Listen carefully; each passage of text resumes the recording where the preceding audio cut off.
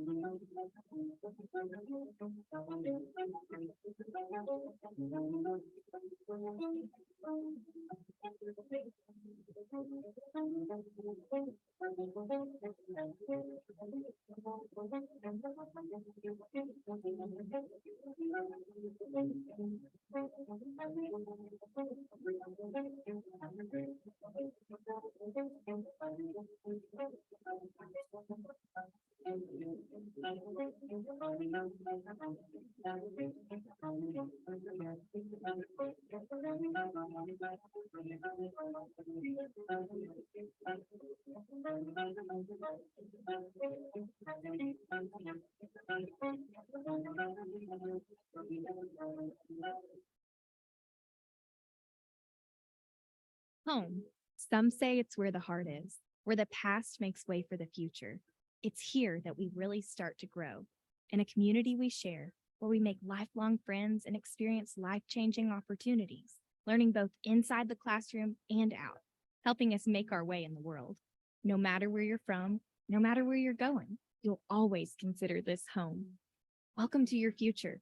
Welcome home to A State. Book a campus visit today.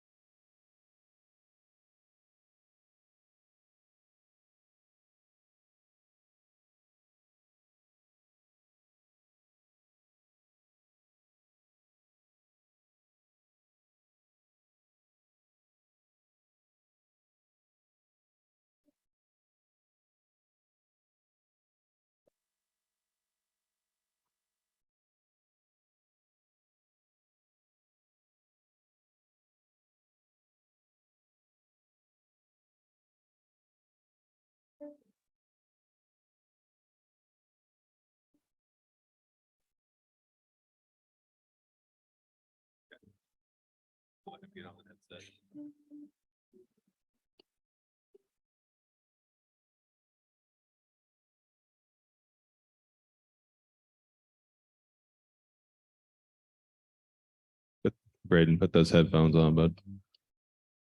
Testing the other microphone audio. Sounds good. Thank you.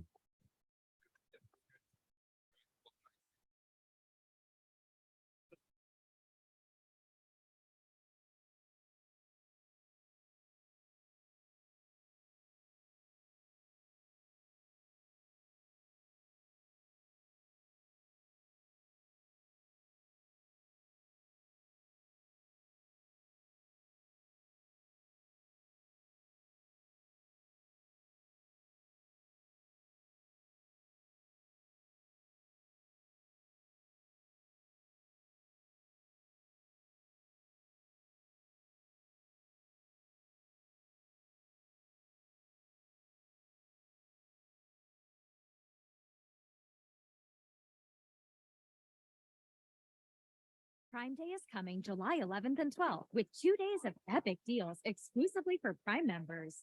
You'll feel like a big deal. Deals from electronics to home. It's on Prime Day.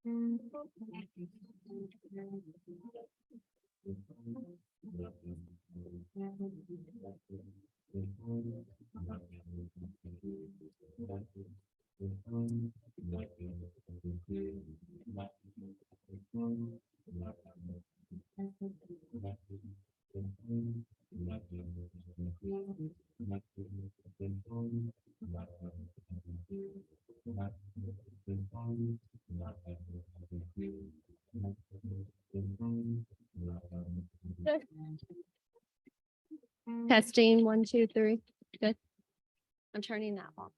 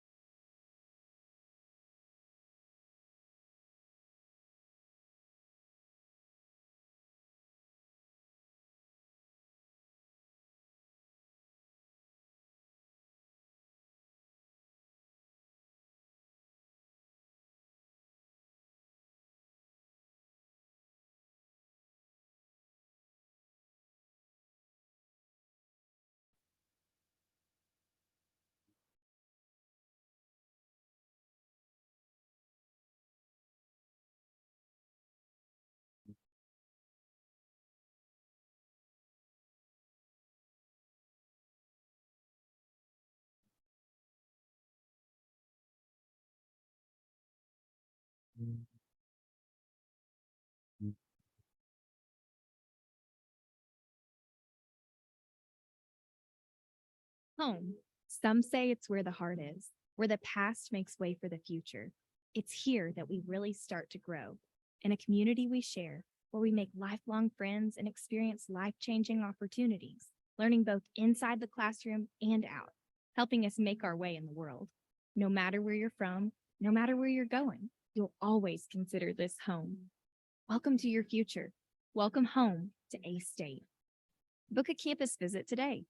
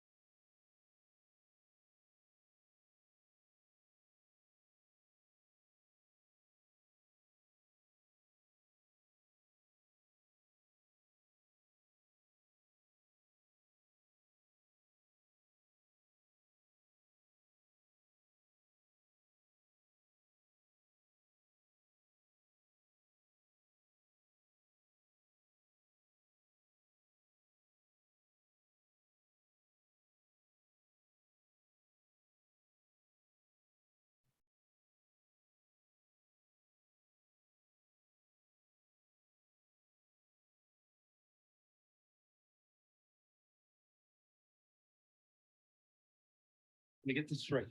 Your dad stole $10 million from the Russian mob. Is that right?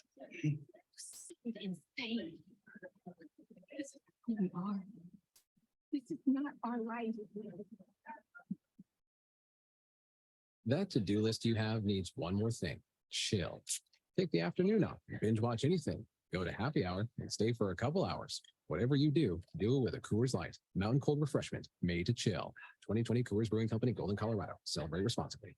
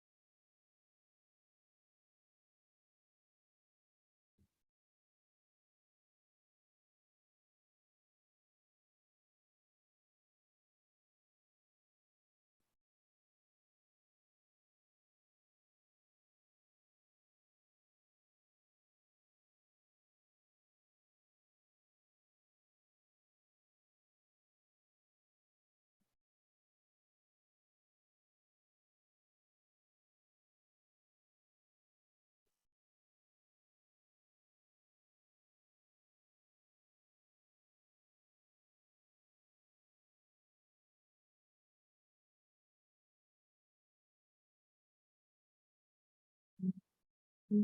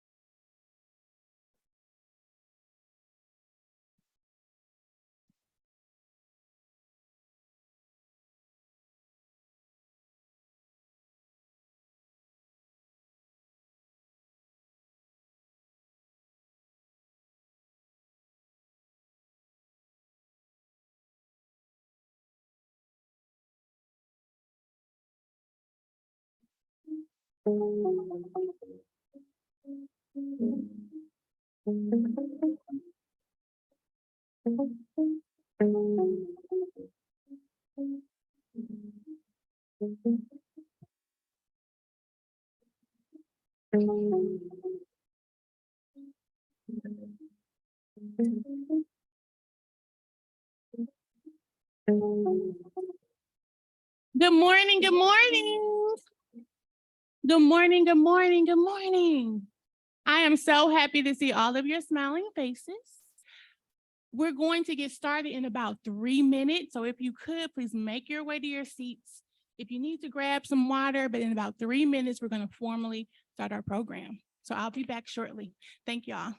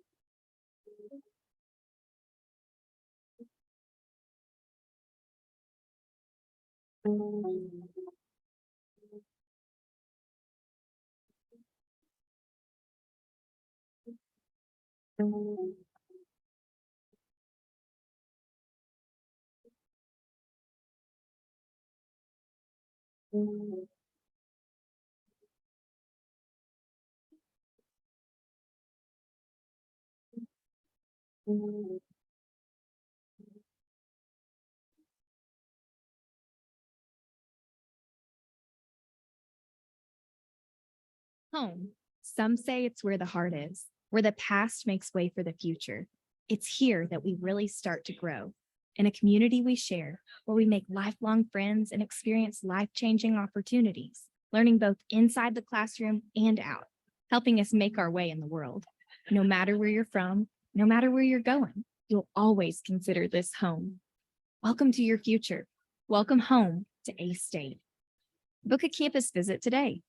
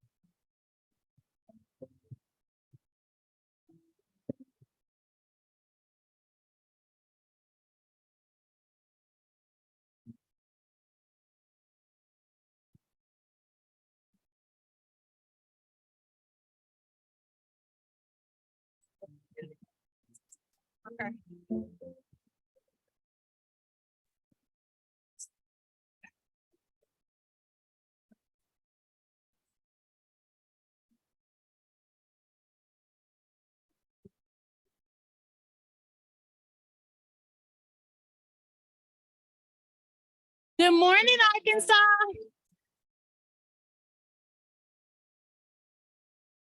Oh, please, please, at this time, we're going to formally get started. That first good morning was just a little intro. We're really going to kick it off now. So please find your way to your seats. I'll give everyone a few seconds. Settle in.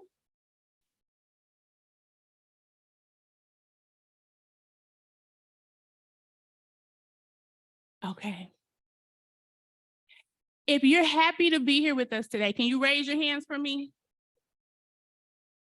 We are so happy and excited to have you all joining us in person, but we also have a number of individuals who are joining us virtually. So we just want to say good morning, Arkansas, to them one time.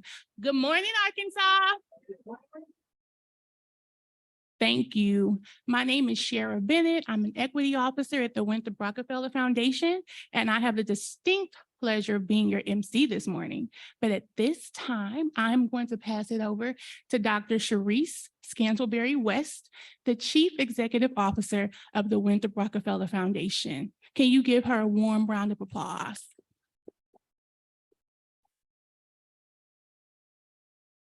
Hey, good morning, Arkansas. I feel like, you know, that movie, Good Morning, Vietnam. Good morning, Arkansas. So when I came in, I heard some shout outs. I heard Jonesboro. I heard Fayetteville. Let's get some more. What we got? What we got? West Memphis. All right. What else we got? What else? Come on, come on. One more. Cross it. Hey, girl, what's up? Cross it in the house. Who else we got? Hot Springs, yeah. We all need to take time out and go to Hot Springs. Because I think about the baths, but I never go to them. You know what I'm saying? We got to work on that. Got to work on that. What other places we have? Everybody else from Little Rock? Springdale, okay, Fayetteville, Camden. All right, cool. Cool, cool. Well, I know we'll get to know one another throughout the day. Now, as we even call out those names, what narratives come to mind, right? So when we think of Fayetteville, we think they got all the money, everybody up there rich. They take all the attention from Little Rock and Camden and everywhere else, right? And then when we think of Crossett, we think Toyce, because, you know, she is the queen of Crossett. But other than that, we think of, you know, on our way, we pass it on our way to Louisiana, right? We don't actually stop and hang out. It's just somewhere to pass through, you know. Hot Springs, first thing I thought of was the baths, right? But there's a whole lot going on in Hot Springs than the baths. Lots of beer. Okay, you heard that. You want a good beer, you go to Hot Springs. Waterfalls. Yeah, yeah. Yeah, and then just the narrative of our state, right? What narrative do we hear about our state? The natural state. Yep, that's a good one. Razorbacks. If anything, that's probably the most famous commodity other than Walmart, right? Walmart is like way over here, and then Razorbacks start about here, and then all the others, right? What other narratives do we think of? Rural communities, absolutely. And do we think of those rural communities as an asset or just, again, a place to pass through? Just a place where folk live, right? And a place not to pass through. Yeah, yeah. So bless you. So narrative, we all live in narratives, right? We all tell a story. We tell a story about ourselves. We all tell stories about where we're from. We live in these narratives constantly. Constantly, there's a narrative. You can't escape it. You absolutely cannot escape what stories you tell yourself and what stories tell about others, just simply from where you're from. You tell someone, you go to a conference and you tell them you're from Arkansas, and then they may say, oh, you married your cousin? Y'all still wear shoes down there? Have y'all started wearing shoes yet? And then all the civil rights things, right? You know, Little Rock 9 and the like, right? People are still stuck in a past history that is not our present, right? So again, that's all based on narrative. Well, at the foundation, we started working on something called ALICE. Many of you may know ALICE. It stands for Asset Limited, Income Constrained, Employed.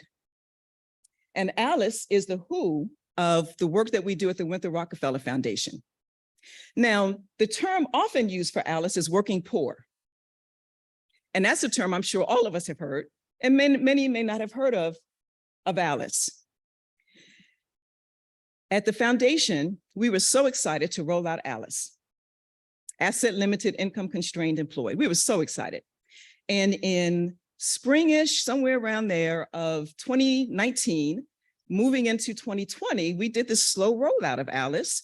And we had one of our first facilitations on ALICE with some colleagues, important folk, people who we said were allies, who we thought were on our side. We did primers. We gave them copies of the draft. We did talks before the talk. Then we got ready for the facilitation. And in this facilitation, we were going to do this thing around the hero's journey. So we talked about ALICE and the date of ALICE. And I'll tell you that in a second. But we talked about ALICE, the date of ALICE. And then we did this facilitation about the hero's journey. So with that data, we asked people to break up into groups. And in your groups, you are to come up with, well, who is ALICE? Based on the data, based on all the prep that we had about this, who is ALICE? What is ALICE? Let's talk about ALICE in different parts of our state. Basically, for Arkansas, most folk who are ALICE are white. All of ALICE work, have jobs, some even 2 jobs. Most are couples, not single parents, but couples. There are some single parents in there, but they're couples. And, you know, some have kids, some don't, because again, ALICE, you're working, you know, but just can't quite make ends meet, right? So these are people who are working. And I'm going to say that about 50 times, because trust me, they are working, right? We are not talking about the chronically poor or those chronically in poverty. We're talking about folk who are working. But the challenge is they do not make enough money to make ends meet.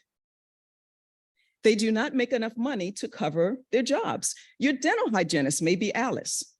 Some teachers in our state are Alice. Many of us in this room probably grew up Alice. I know I certainly did, right? So we get into these groups, we did all this good data, we had these discussions, get into these groups, and people could not get past their narratives.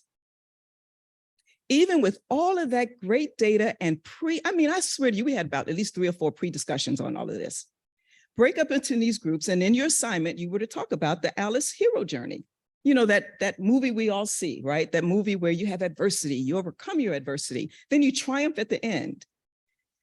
We wanted folk to, use this data to tell Alice stories. They defaulted back into everybody was single parent. Now I just told y'all, you just read full time. They said everybody people get coupled up. All of them were Black. Well, how many times we got to tell you these people white? They all had deadbeat dads. I was like, deadbeat dads ain't even in the study. Could not get past it. Could not. And when I say to you, these folk, allies, these folk were our friends. We were going in there with a good heart, good spirit, everything. Could not get past it. Even we reconvened these groups like a year or so later and still had someone raise their hand and talk about generational poverty. I was like, I told you they work. What part are they not on welfare? Do you not, they not get what? I mean, I'm sure in your work, you have that same thing, right? I mean, it is crazy. And this is not this is not about data. This is about the stories we tell. And even in going through all of that, it dawned on me, wow, the courage that it takes to even stand before a body and say, you do know what you've been telling yourself for the past 3 years is not right. And the boldness for us, we were told, boldness for us to even challenge, calling these folk Alice and not working poor, because the challenge is we want to keep that moniker. That moniker is so important because it's familiar. And we know it, and we've all bought into it. But we can't seem to use our brains to disconnect all of that and say, Then the conversation, we done said 25 times that these folk have jobs, but they still need support, still need childcare assistance, still need Medicaid assistance, still need SNAP, and they still need, because the jobs now in Arkansas and across the country, because I give this talk and people want to tell me about the country, across the country is the same.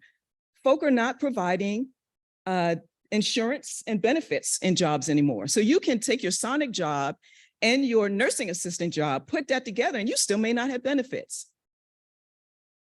And do you know, I still got folk talking to me about it's their responsibility and their fault.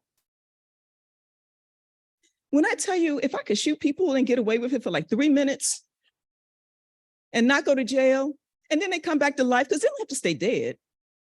I just need to because it just drives you nuts.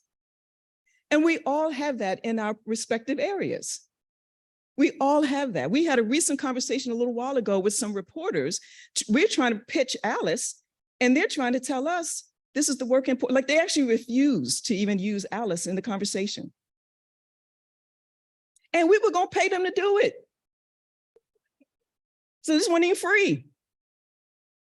But we had to walk away from that conversation because I'm certainly not going to give you a $50,000 grant for you to keep talking about some stuff that we don't need to talk about no more. Arkansans have high school diplomas. Arkansans work. Arkansans are providing all of the necessary. When we talked about those essential workers, those are who we're talking about, Alice. All of those folk who went to work to make sure that we had decent health care, quality health care while we were going through that pandemic, made sure we had food on our tables at Tyson's and farming and the like, because they still had to go to work, that made sure that there were emergency services. Your emergency EMT tech may not make enough money to support his or her family. There are parts of this state, right now, there are teachers going to work every day who do not make a wage to support their families. These folk are coupled up, y'all. If one more person tell me about a single parent, I'm gonna scream. Now, I'm not saying they're not single parents, but the majority are coupled up. They booed up. Now, they may not be married, but that's okay, because that's changed too. We still in the old narrative about marriage. It's all changed. The arc has changed. The reason we have Starshine today and pulling folk together in this room is because we know your struggles. I told you part of my struggle. I've heard from many of our grantees, many of you in this room, what the struggle is. We still can't get folk to stop talking about illegals. I'm like, make it stop. For every $1 Arkansas spends on an immigrant, we get a $7 return. There is no drain to Arkansas's economy by having newcomers come to the state. There is none. But we can't let that go. It is so hard. But I tell you what we can do, collectively, we can work hard on it. Collectively, we can move our state in a different direction. Collectively, we can share these stories and support one another in changing the narrative, changing the frame, changing how we talk about ourselves and our families. Collectively, we can do that. I understand the power of the Winthrop Rockefeller Foundation behind our resources, our dollars, our name recognition, the like. But by ourselves, we can't do it. I can't even pay somebody to change from working poor to Alice. So clearly I got no power, right? But collectively, we can push. Collectively, we can actually launch a campaign that says, make it stop. Collectively, we can do those things. So that's why we're here today, is to talk about and to work together. Because one thing I do know about our state, one thing I do know about human beings is that we all want the best. Even if we speak about it negatively, we actually want the best. We want the best for our state. We want the best outcomes for our families. But you know you can't get the best if you keep criticizing it. You don't get the best if you keep making fun of it. You don't get the best if you keep speaking negatively about it. And that's not to deny generational poverty, because it's there, it's real. That's not to deny folk are working hard. That's not to deny that wages have not kept pace with inflation and change. It's not to deny that we do have families who are struggling. It's not to deny any of that. None of it. But 2 or 3 families might be personal responsibility. 70% of your families is not. 70% of your families mean there is something chronically going on in your state, in your community, that you cannot wash away or wish away because you got personal responsibility.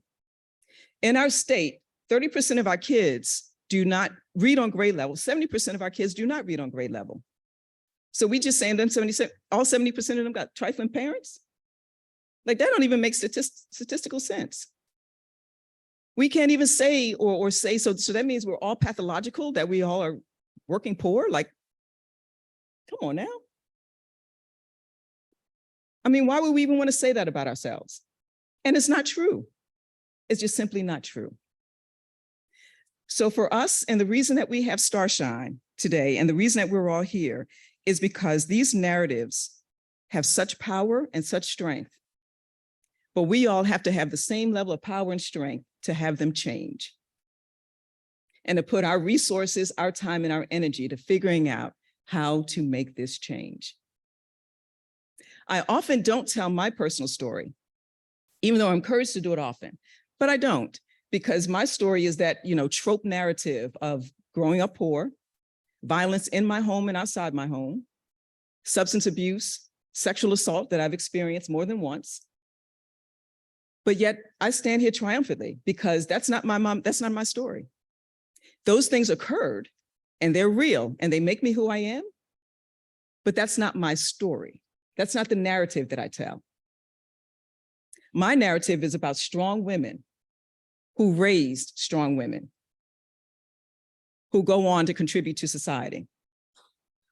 All of our Alice families are strong families working hard with the best vision they have for their families to contribute positively to Arkansas.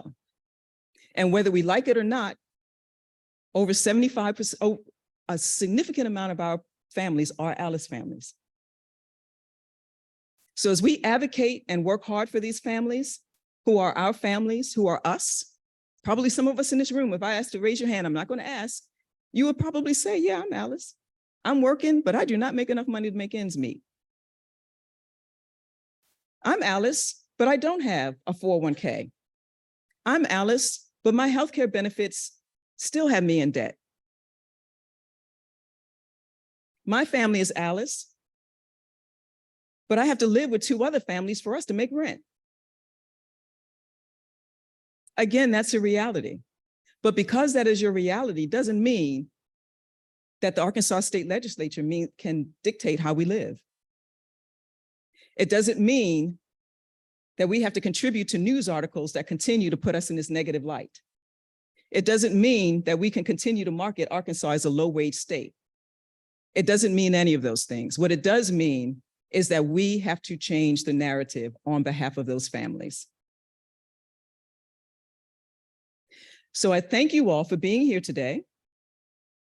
We are grateful that we have this many people who say, you know what, I want to know what this is about, and I want to figure out how we can effectively change the narrative, how we can effectively change this. So this is about investing in our families, so we can change this. So this is about making Arkansas the best Arkansas it can be, because whether we like it or not, these are our families. This is who makes up Arkansas. And poo-pooing them, being negative about, speaking negatively, what does that do? That ain't helpful. When has anything negative somebody said about you was ever helpful? I mean, it might be something interesting, like, oh, I don't like her hair. Lovely. Good information. Don't look at me. I'm not sure what. Not much more you can do than that, right? But how helpful is that? Oh, they were over there living 3 to the house. Now, nobody ever go over there and say, why y'all live 3 to the house? Well, what can be done to get you a home? Well, what can be done? You rent. Oh, that's lovely, you rent. So how can we move you to home ownership if that's the goal?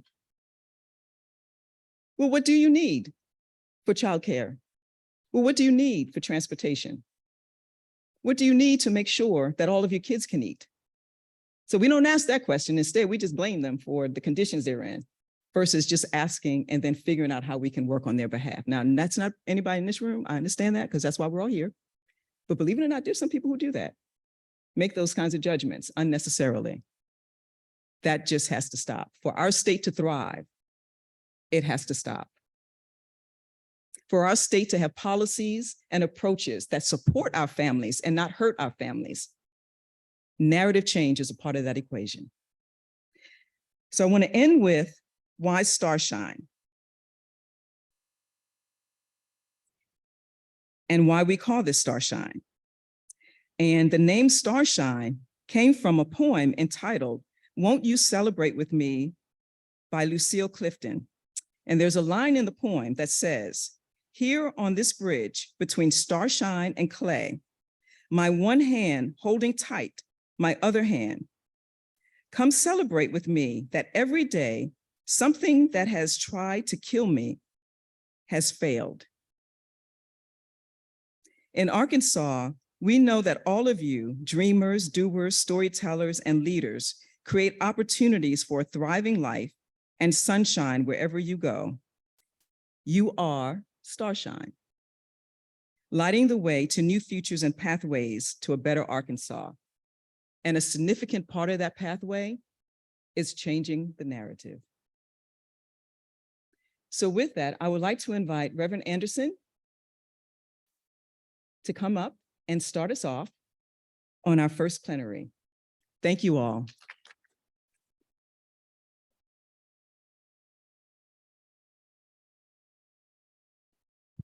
Thank you, Doc. And she won't like it, but because I've got the mic, I'll do it anyway. Can we give her one more round of applause? You know, for gosh, 23 years now, I've had the pleasure of working with Sharice in a couple of different places. And, you know, I count myself lucky that I get to go to work every day. And that's the leadership that I get to work under, right? And it really does make what's difficult work much more easier than it could be. So we are really appreciative of her leadership, particularly at Winthrop Rockefeller Foundation here in Arkansas. Let me take a little bit of a poll real quick.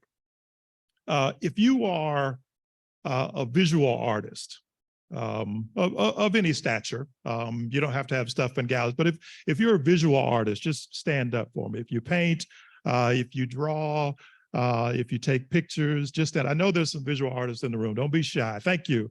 I knew you all were here. Come on, let's give those folks a round of applause. If you're a poet, let's start there with the pros. If you're a poet, a blogger, come on, let's give our poets some applause. There's probably some people standing up that you didn't even know were poets, right? If you're a photographer, a filmmaker, if you make documentaries, if you take pictures, a lot of you are already standing up because you're taking pictures. Just wave your hand.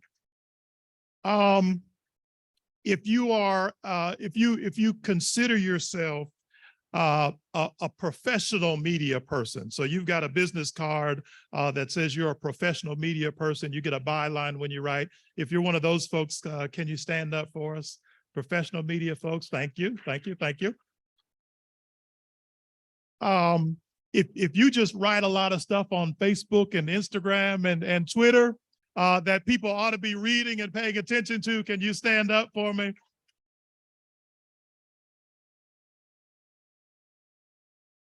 And then to Sharice's point, if you're a person that just dreams of a better Arkansas, not because it's fantasy, but because you know that it exists in places and there's the potential for Arkansas to be better. If you're a dreamer and a visionary, can you stand up for me?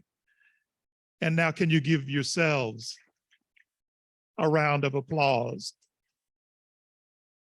Because to Sharice's point, like that's what we're here today to do. Like all of us together, artists and writers and poets and bloggers and social media citizens and news reporters and broadcast journalists and radio folks, all of us together who believe in a different Arkansas have the power, as Sharice said, to create a narrative. The way that I've been describing this conversation to folks is, and it's okay, it's just us here together today, but the way that I've been describing this conversation is that the narrative that unfortunately dominates now is not Arkansas's narrative. It's a narrative that over time, and there's lots of history to it, 50, 60, 70 years, it's a narrative that's been created to divide folks. And our purpose is to bring folks together to combat that with the truth of what Arkansas is.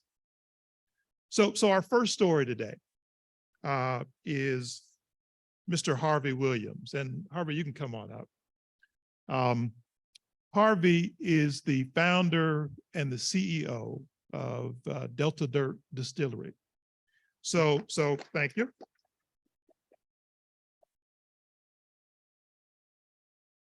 And so right here, bright and early, at 9:30 in the morning, we're going to talk about drinking.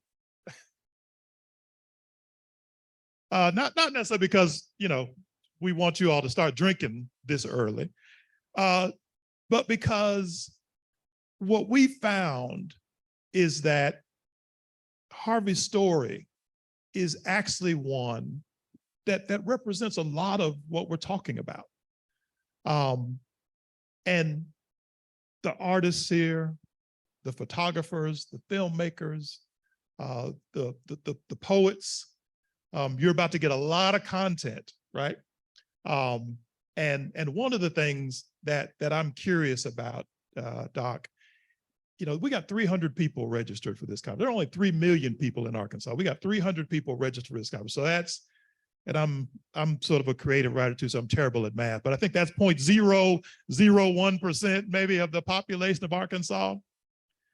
But if every one of the 300 people that are registered here, touches 10 or 15 or 20 people through your social media, through the conversations you have after this conference, through a poem that you write about Delta Dirt Distillery, through the pictures that you take that you might post. If every one of the 300 touches another 10 or 15, and those 10 or 15 touches another 10 or 15, that eventually, we might get somewhere close to that 3 million folks in Arkansas that can hear some of these stories about the potential. I like that. Tell us about Delta Dirt.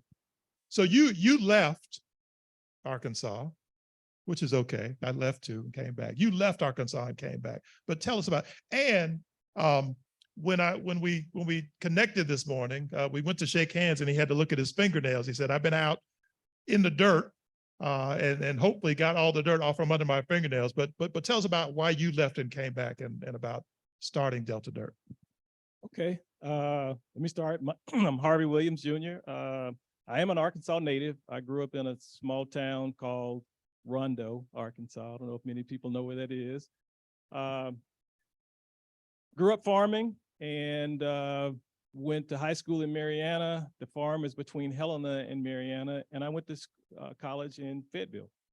And I did like many people in the Delta, in the South, you have an opportunity to go to college if you want to go and then take a job. And typically that job is outside of the Delta. And I am guilty of that. 26 years removed from the state of Arkansas, I came back and wanted to do something. I wanted to do something, and there was always a pull and a yearn to come back and be closer to family. Our roots run deep here in the state, and I'll tell you a little bit more about that later. But always wanted to come back, but you have to have opportunity or figure out a way to create opportunity. And this farm, I wanted to do something with our farm that my great-grandfather started. And this distillery sort of checked those boxes for me. Opening a business, building a brand, creating a product out of something that we grew on the farm. So if you haven't had the product, I would encourage you to, not this morning if you don't want, but try the sweet potato vodka that we've created from our farm. But so you grew up in Rondo. Your family has a farm, and yeah, you should absolutely tell us more about that. So you got a couple generations, right? Right. Of folks here in Arkansas. You went off to corporate America. I did. Yeah. So I spent 25 years working for the likes of Cargill and Sara Lee, and had a really successful career after college.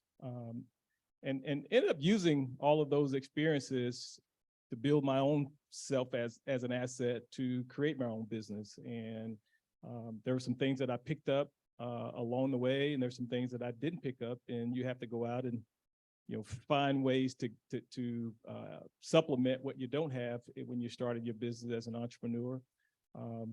But yeah, I went away and had a successful career, and now I'm trying to, I won't say start over, but I am starting a new business. 2 years ago, no one would have heard of Delta Dirt Distillery because it didn't exist.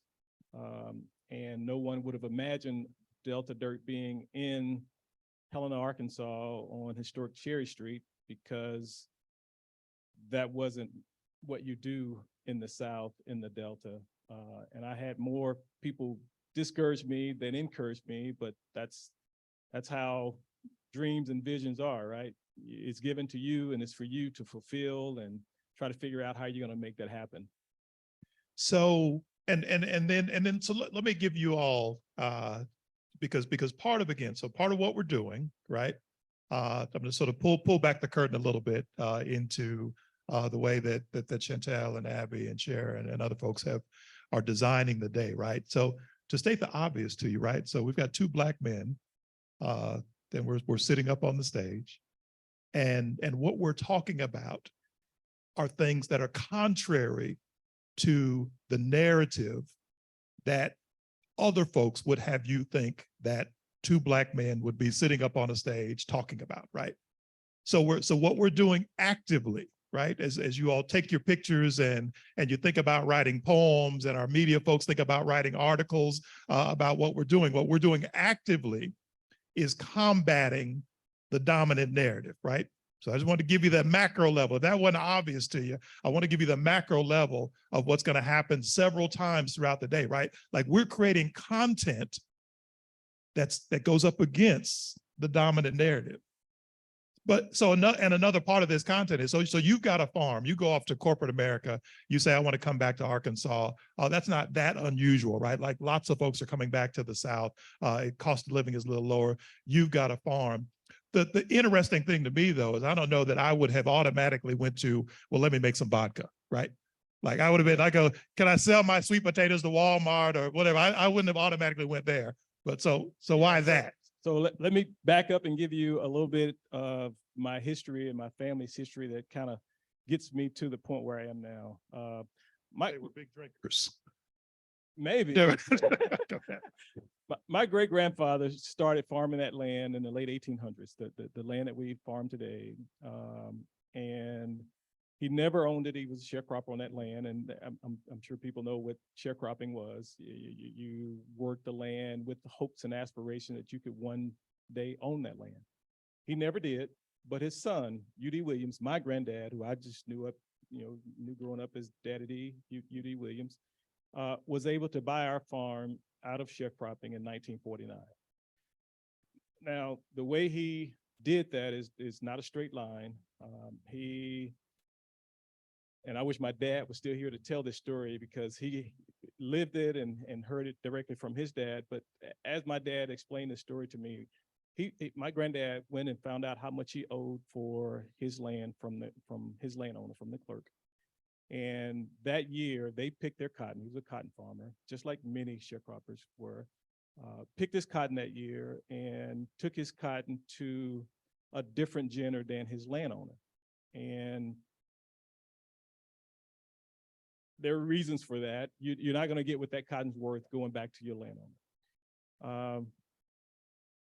Which I won't get down a tangent, but many of you here have heard of the Elaine Massacre, which happened here in the state of Arkansas. That was all about cotton farmers getting together and trying to get what their cotton was worth versus what their landowner was giving them for it.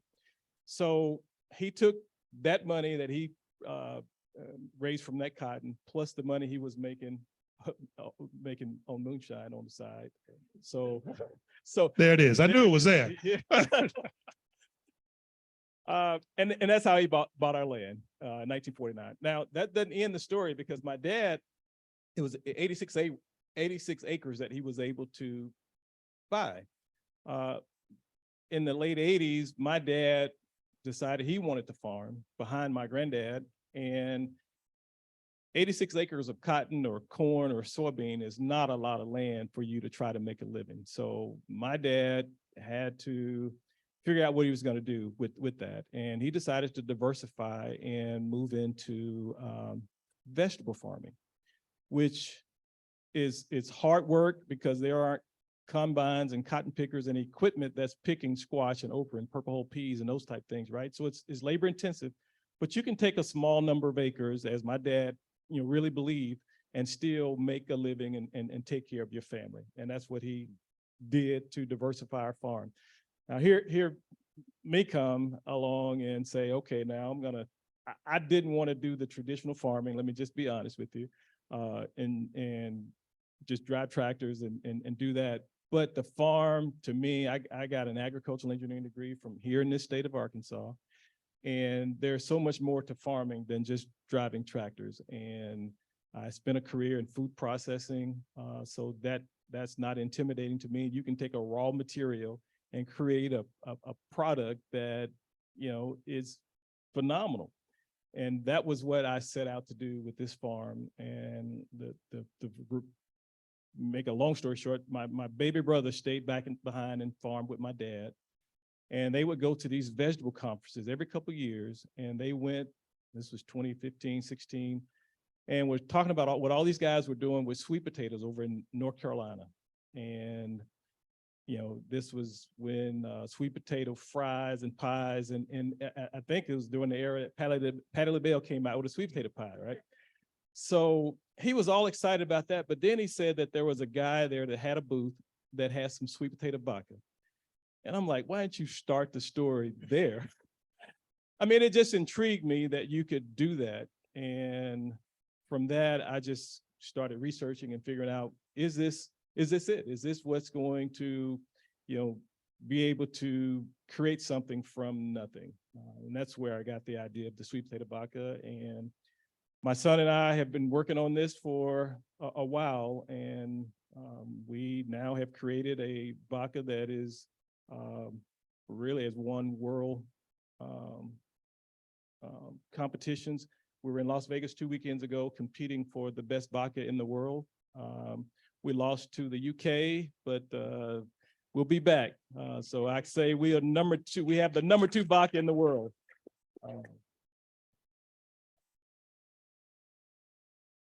So just, and you all just bear with me while I do these, because I want to make these things obvious, right? So this is the story about ingenuity. I'm talking about his grandfather, right? This story about ingenuity and this vision for something different, and hard work that it took to raise the money, right?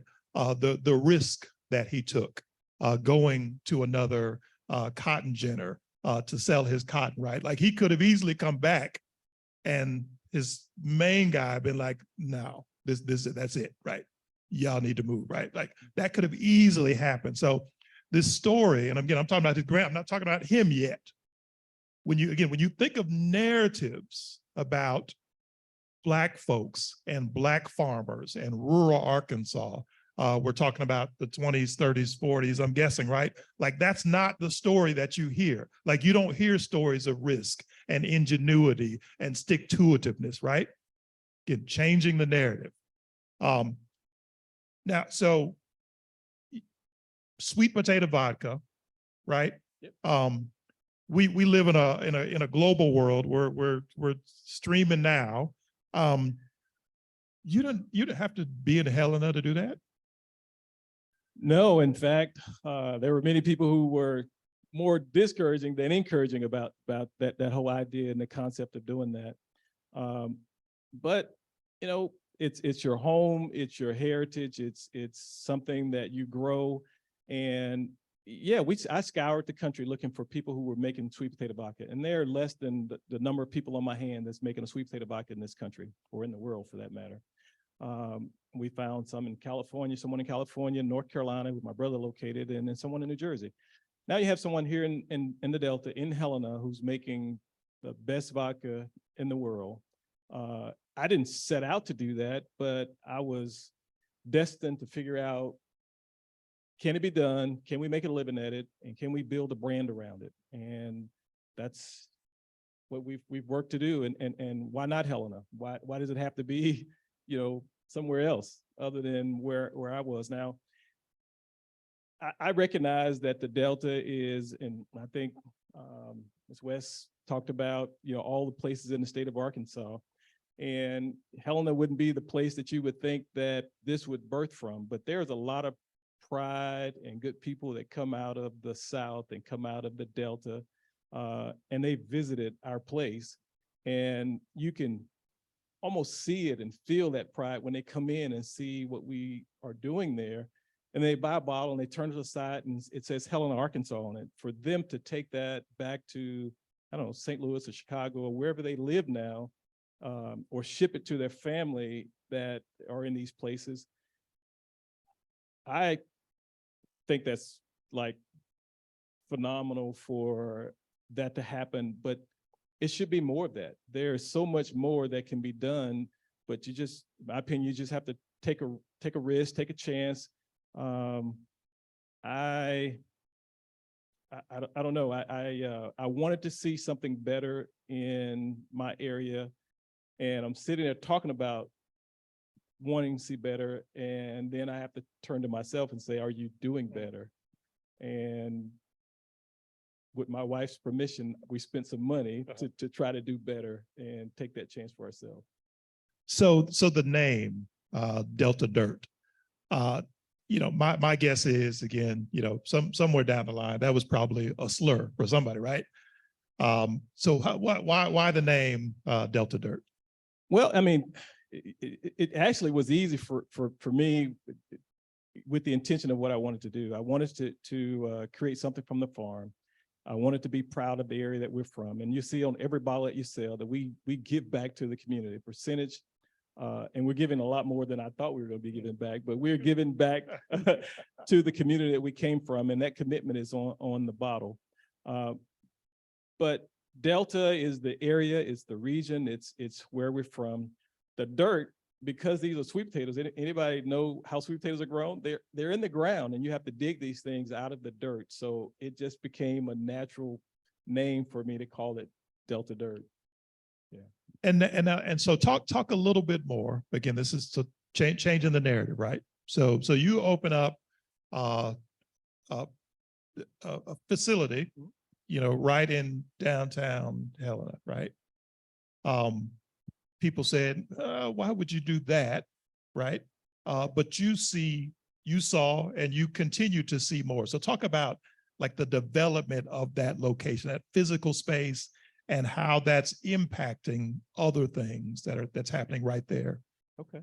In Helena. Yeah, I'll start with the first time I took my son to that building. And I have two sons that are working with us in the distillery every day. They're 27 and 31. Young men, right? But we have been fortunate enough to be able to pay them to work full time in this business so far. Well, I remember driving through the town, going to this building and I could see he was looking out the window and looking at the decay and the decrepit and the buildings. And I said, what are you thinking? Why am I doing this? What are you doing? And he said, yeah, kind of. And I said, well, think of it this way. It's not for what you see out the window now, it's for what it's going to be. Say that again one more time. The way I was explaining to my son was, it's not for what you see now, but what is going to be. Just to get him thinking that there's more beyond than what's here, but we have to create that. So anyway, we decided to put that business on Cherry Street. That wasn't the first location. There were thoughts of putting it in my hometown of Mariana, putting it on the farm. But Helena, I mean, it does have a rich history. It has the King Biscuit Blues Festival that's gone on there since 1986, 30 something years, right? So it brings in tens of thousands of people a year. And the city gets ready for that 1 week, and that's their glory week. And then it's over. I'm like, no, we should be having a festival every month of the year when it's warm weather in Helena. So let me go back to Dr. West when she was talking about these towns, right? So if Helena, and I tell the story, if Helena was Fayetteville, they would get think tank people like you smart people in the room. Here's what they would do. They would put them in a room and say, you're not leaving until we figure out how we're going to take Helena from here to here. One of the first questions I think they would ask is, what assets do we have that no one else has? Helena sits on the mighty Mississippi River. Right on my back door of my building is the levee to the Mississippi River. So you guys would then say, okay, now there's marina, there's restaurant, there's a beach, there's this whole water scene. Okay, great. That draws people in. What else do you have? Helena and the Delta has some of the deepest blues music of anywhere in the world, really. People left that area and went to Chicago, they went to St. Louis, they went to Detroit. That music originated in that area. And we should be having blues music playing in stores up and down that historic street. The college should have a curriculum that if you want to learn blues and blues genre and the history of the blues and all of that, that should be a curriculum. People from Germany, people from all over the world, people all over the country should be coming to Helena to learn about the blues. What else do you have? You have a historic street with buildings that Hollywood pays a lot of money to put these scenes up. That should be the scene of movies, whether it's Westerns or whatever it is, it should be the place where people come. So I don't think people see the potential, the way the potential really is there. But I mean, you guys are talking about narratives. This is about changing the narrative so they see Helena different than they see it today. Right. So if we were preaching now, I'd say, write this down. What assets do you have that nobody else has? Because that's the first step in creating these new narratives, right? Like you gotta see what you got that other people don't have that's valuable to other folks. I told you, so you're preaching, I'm just letting you know. You're called, you just may not know it. So that's point number one, right? So so you got the think tank people, right? They're there talking to all the folks in Helena. And that's the first quote, like what assets do you have that nobody else has? So that's point number one. So once you've got all that, what's the next step? And y'all write this down. This is point number 2. He got 3 points. Somebody's gonna do a poem and then we're gonna take questions. I didn't know I had 3 points. You do, I promise you, that's prophetic. Number 2. Number 2, you have your own, I had my own vision or dream about what I could create from my farm in that town. I may have not had all of the resources. I may have not had all of the skills to do that, but I had my own dream and my own vision. So I had to figure out how to bring that to life, right? So buying the building, creating the product, just doing the work of making that happen was a lot of work. And I knew that I wasn't, I'm comfortable with manufacturing, not comfortable with social media. I'm not comfortable with, which I have a youngest son who's phenomenal at that. Finance, you lean into people who can help you bring your vision to life. People can help you with those things, but they can't give you, nor should they be allowed to take away your vision for what you want for yourself. I guess that's number 2. That's number 2. Point number 1, what do you have what are the assets what do you have that nobody else has? Point number 2, you got to have your own vision for yourself, right? You have to have your own vision for yourself and what you can do.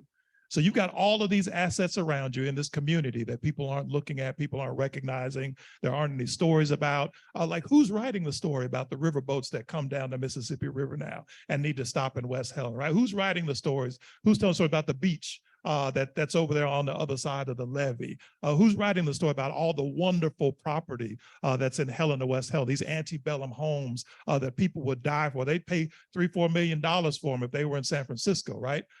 Who's writing those stories? You've got these assets, but then you've got to have your own vision for your role within the context of those assets. So you situated yourself in the context of those assets. So that's point number 1. That's point number 2. And then what did you do? What's the third part? I made personal sacrifices myself to spend my own money in the case when investors weren't looking at you then, or it was outside of their realm of what they would do. So you tap into people that can help you. You tap into yourself. You make personal sacrifices and not pay yourself for a little while, but figure out how to make that happen and bring your own dream to life. And then don't compromise, because people come into our distillery today and they walk in and they say, this is not Helena. And that makes me feel fine. It makes me feel okay, but why not?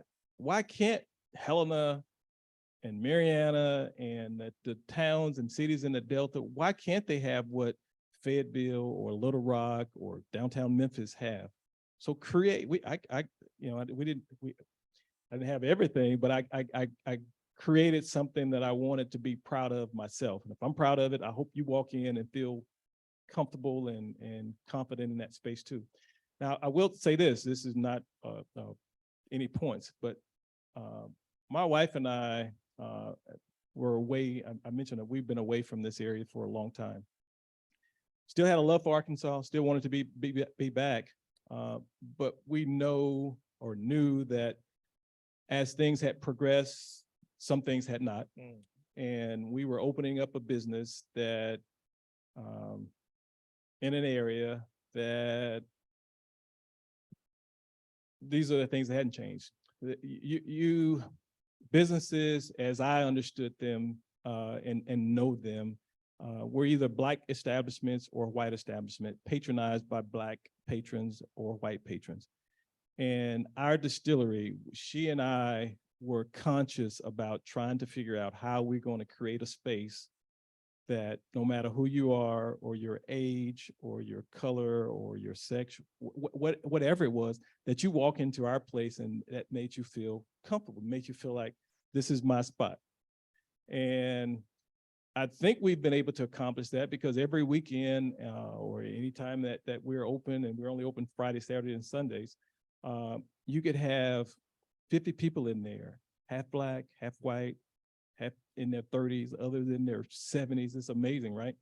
And there's no group that appears to me to feel uncomfortable. There's no group that appears to allow the other group to make them feel uncomfortable.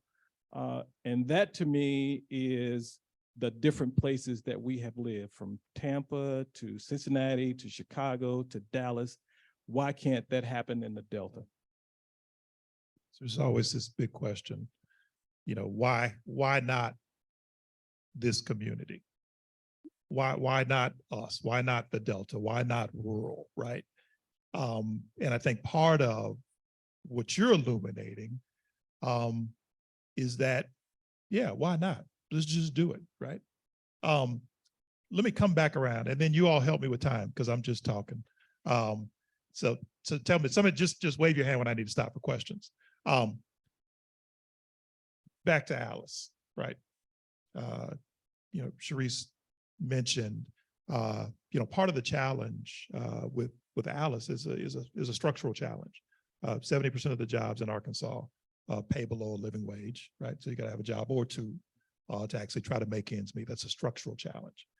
Part of addressing that structural challenge from our perspective is really about helping small businesses to grow, because the reality is, the data is that actually small businesses, nonprofits, and our nonprofit infrastructure, those are the things that actually employ most of the people in Arkansas, right? So one of the ways to get at this wage gap is by investing in small businesses. You're making a lot of money, aren't you?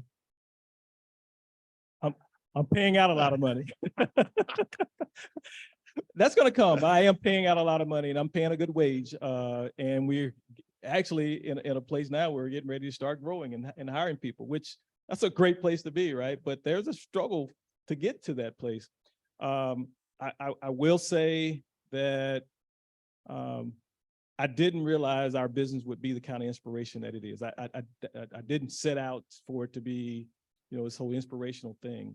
And it has been, and we've had people to come in and say that. There was a young lady who, give you a quick example, a young lady who came from Georgia, and she had air property, and she wanted to do something with that farm, with that property.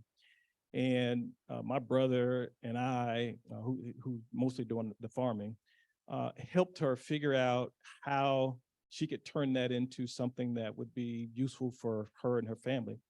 And she sent us an email back in the spring, so excited that she was able to get a USDA grant to put a well on her air property that was handed down to her, and was going to be growing hay and some sweet potatoes on that land.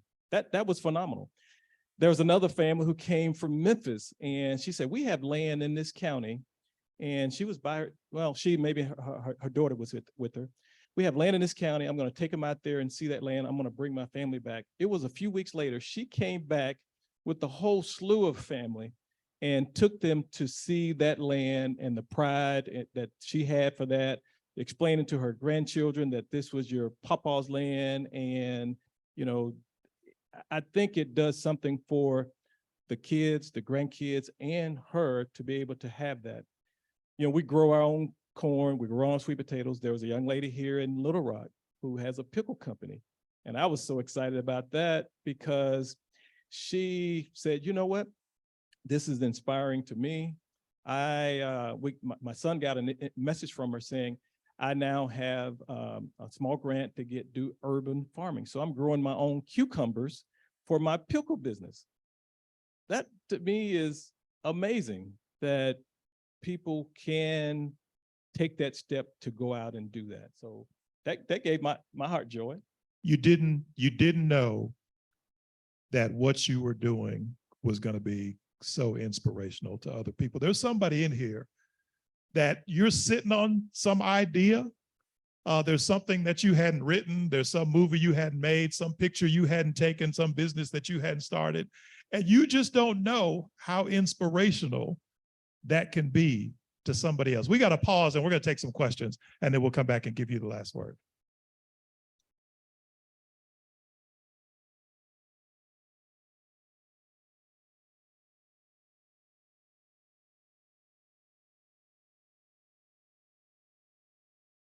Hello, my name is Abe Hudson. I have frequented his facility many times. Don't tell him all about it, Harvey. Great product. As he said, I've seen the diversity in his space, the value his product creates for the community. And one of the things that I love that you said, why not Elaine? Why not Helena? And so I ask you this question for a young person who might be in the valley of decision, or challenged right now about whether to move back and try that idea. What would you say to someone who made money an obstacle to realizing their vision? And how do you get over that on a daily basis? Because a lot of folks think that that piece of it is over, but it is a continuous piece, finding financing for your business, finding investors. How do you deal with that on a day-to-day basis? And how would you speak to someone who's in the valley of decision to start a business as you have in the Delta region of Arkansas? There's money out there. There really is. I didn't know where to tap into some of those resources. Now I do. So I would say to that person or persons, keep looking, keep talking, connect with people who can connect you with someone else. My wife is, I don't know, she's the faith leader of our family because she always says, listen, that door closed, but that's because God has another one that's going to open up. And that has been true every single time. And I'm still stressing over the last door that got closed. And she's like, no. And as it turned out, the building that we're in was the third one that we tried to get. And this is the best location, the best spot, the best situation for us. And there have been example after example of that. So I say, it's your dream, it's your vision. Keep asking questions, keep trying to get help and reach out. We have started something here in Helena because, you know, people are asking me to help them figure out some of this stuff. And I've been as generous as I possibly can with my time and thoughts to help them. We started something down there where we are trying to help entrepreneurs, people who have that idea, and they're business owners, people who own buildings like in downtown Helena, right? So we're taking those buildings and working with that owner, and we got a small grant. So we're gonna pay start with a business competition, a pitch competition, right? So that person who wins that competition and you've got your business far enough along that you're ready for a storefront, we're going to pay your rent and pay your lease for 6 months, a year, while you build your brand, build your business. That can help. I mean, that could go a heck of a long way to making that happen. So I'm trying to get people to rethink what help looks like, because just giving someone a check is not always the answer either. you have to really help them with whether you're making money, what it's really costing you. I can tell you for me, I had some small bottles, 375 bottles out there. And when I got some financial acumen deep dive, I found out I was really losing money on that bottle, and I switched. It didn't take me very long to say, I'm discontinuing that, and I'm doing more of this, and I'm stepping up on this next liter bottle, right? But you learn better, you do better, and don't waste a lot of time, thinking about it. Got one more question. Mr. Williams, congratulations. I heard about your operation a couple of years ago, and then I was really anxious to go out there. So I wanted to speak as a customer. I drove from Little Rock to Helena, 120 miles, and walked into your place, and it is great. It's places you can sit on the side, and places where you can buy T-shirts, and there's a lounge and there's glass back there. You can see the distillery going on. I walked in and I bought 6 bottles from you. Thank you. Yeah, you are. And I just love your vodka. That sweet potato. I'm not a vodka drinker, but that sweet potato vodka, you didn't have to tell me it was world famous, because it is. It's really tasty, and I recommend it to you all. And I have to admit that I bought all those bottles that you lost money on.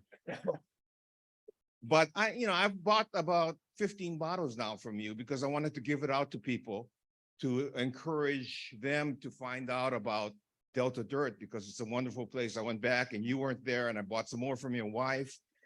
And it's just an inspiring thing. I'm not a vodka drinker, but I'm a bourbon drinker. So I'm waiting for your bourbon.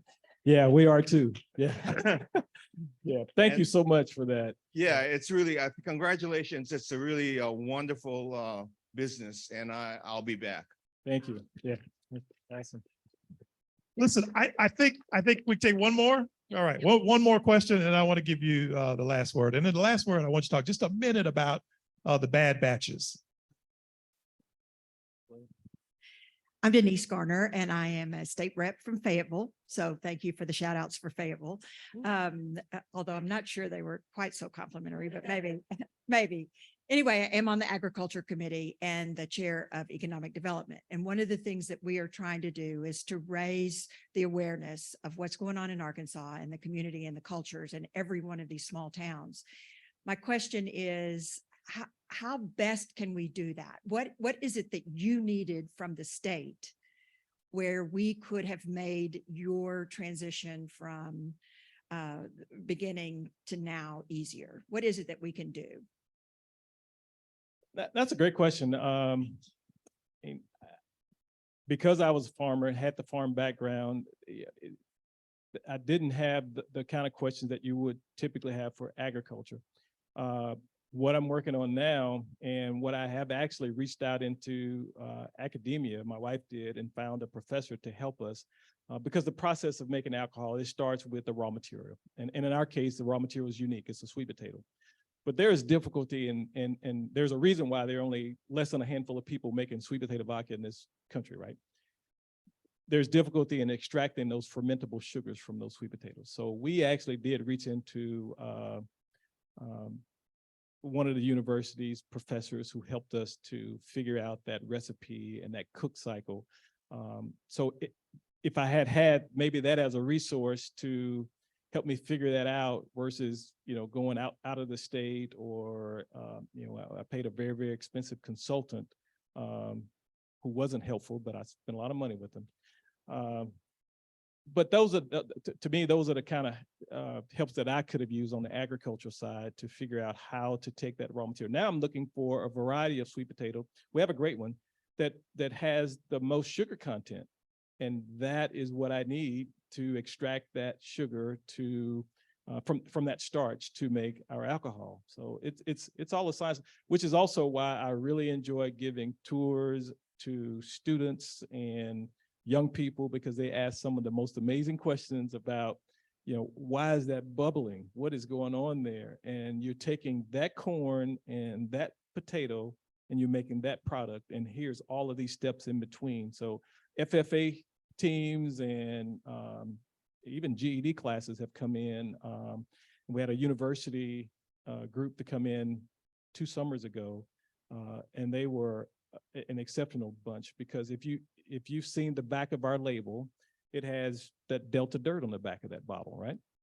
You've seen the gin, our tall cotton gin, it has that Delta cotton on the back of that. And you mentioned the bourbon. I don't have anything, I haven't released the bourbon, but there's nothing on the back of that bourbon. Well, this young lady who was a senior ag student asked me what was I going to put on the back of the bourbon label. And I wasn't planning on putting anything on that label. And I told her it's not a clear spirit. And she quickly said, you may be missing an opportunity, because as they drink your bourbon down, you can reveal to them what you want to have on the back of your label. So I'm thinking about putting my grandfather's picture on the back of that bourbon. So Last word. Talk about so this is Delta Dirt is inspired, folks. It's a multi-generational operation. I guess if you count your sons to you're talking about 5 generations of it. So it's obviously it's something that's near and dear to you. The bad batches be easy to give up. So speaking of my sons, I'll start there. Both my boys this weekend right now are in New York City, and we're launching in the state of New York. So we love Arkansas. I want this to be the state drink, right? Because no one else is producing it like we're producing it. So Arkansas, every Arkansasan needs to at least be aware of it. And even if you don't drink, please come to the distillery. I'll serve you a great cup of coffee. I'll, lounge in the space or whatever. But they're launching in New York, and they'll leave there, and we head to Chicago. Anyway, your question was about the bad batches. The bad batches. The difficulty. Yeah. The perseverance. We actually, the first batches that we made was 100% sweet potato, and it was that was my intent, is to make a sweet potato vodka. So I was cutting sweet potatoes, cooking them, fermenting, distilling. We had this small still that I bought, this little R&D still. I got permission from the ABC to do that, by the way. But anyway, that was good, but it was not great. And it had too much of that earthy sweet potato taste to it, and we couldn't figure out what we're going to do. So my son and I, the youngest one, we started grinding grain and blending that with corn or wheat. We did some barley, and it cut some of that earthy flavor that you got. And then we landed on sweet potatoes and corn, which I think it ended up being a great balance. So you still get some of that earthiness, but you get some of the sweetness from the corn also. But we had tons and tons of bad batches. And I won't say it's discouraging, because you're learning from every batch. It's expensive. It is somewhat discouraging because you didn't get it right. And I was determined not to release something that I wouldn't be proud of. So I may have put more bad batches on myself than maybe I needed to. And then that in December, I can still remember the week, it was the week before Christmas, December 2020. It was my son, my wife, and I, we were tasting that final batch, and we said, this is it. This is it. And we had been doing this for 8 months or so, right? And before, I did not give my son permission to do this, but before I knew it, he had put those bottles on Facebook, and within hours we were sold out. And that's the difference in these young entrepreneurs and this old head here. I'm like, wait, we got to get it perfect. We can't be doing that. But you know what? It was a good experience, and you get good feedback. And even on the label, now you see the sweet potato and you see the orange sweet potato on there. So there is a level of perseverance that's necessary no matter what business you're in. There's a level of sacrifice and perseverance, but you can have fun. I mean, I worked for a company for 25 years, and I'm not saying I didn't have fun. And I'm not saying I didn't work hard. I am working just as hard, having fun, building my own business, building my own brand. And hopefully this is something for my sons to Absolutely. carry on for themselves. Absolutely. Thank you, sir, so much for sharing your story. And thank you for having me. Yeah. So raise your hand. Come on, Sharon. Raise your hand if you already knew Harvey's story. All right. 30%, right? Raise your hand if you were inspired by Harvey's story. Wave your hand if you think other people need to hear that story.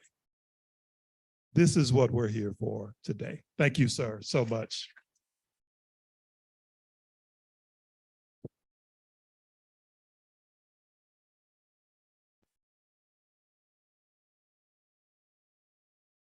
That was just phenomenal. Another round of applause for Harvey today. So we're at the portion in our agenda where we're going to talk through the run of the flow for the show today. And we hope that at this point you are truly feeling inspired for why we brought you in this room today.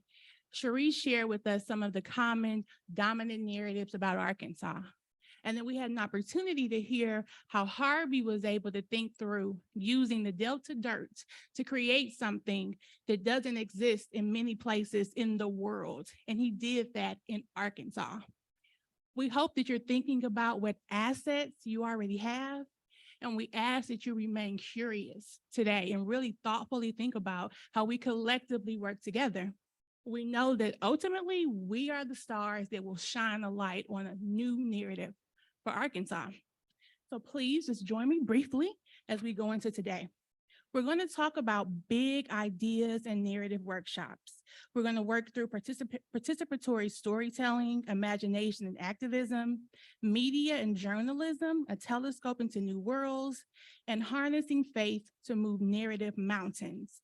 So the first three of all of those workshops will happen on the next floor upstairs. And then if you want to participate in the challenging dominant narratives about power and accountability and grant making, that will occur right here in the ballroom. We also have 3 hashtags that we'd love for you to share. Corey called out all of our folks who are bloggers, who are informal bloggers, who like to post across social media. So our 3 hashtags will be 1, hashtag Starshine Summit. You can also use hashtag AR for Our Narrative Change. And then, of course, our 3rd hashtag will be WRF, because we want to make sure that other folks outside of this room are able to track the work that we're doing. Additionally, another few housekeeping items. Let me see. This lady right here in this dress, can you raise your hand right there? She has on a green wristband. I want to call your attention. You will see green, red, and yellow. They're indicators of people's COVID preferences. So if you see green, people feel very comfortable with you coming and talking to them. If you see yellow, I'm comfortable, but give me a little bit of space.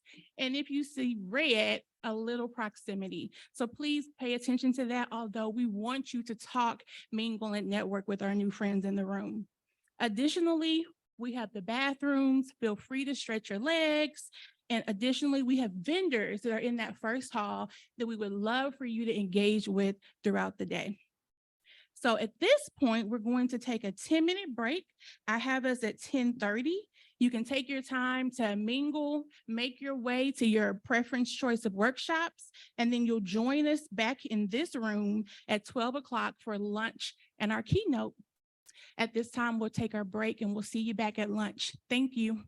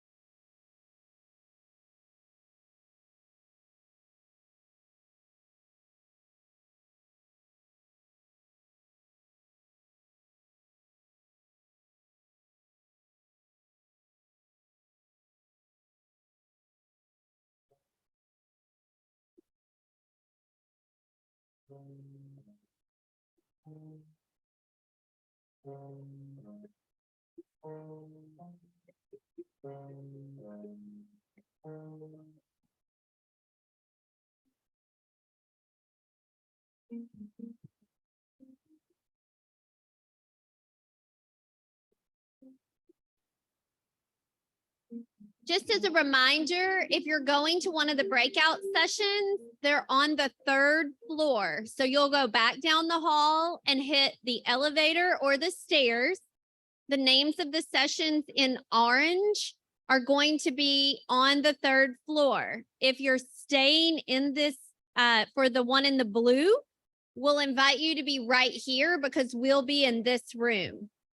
So if you're not staying for this session, we will love to have you go upstairs for those breakout sessions.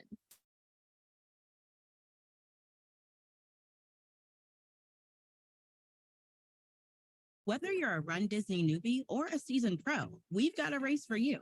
So come run through the Disney theme parks, find fun for the whole family, earn magical medals and more. Tap or click your screen or visit rundisney.com/welcome to learn more.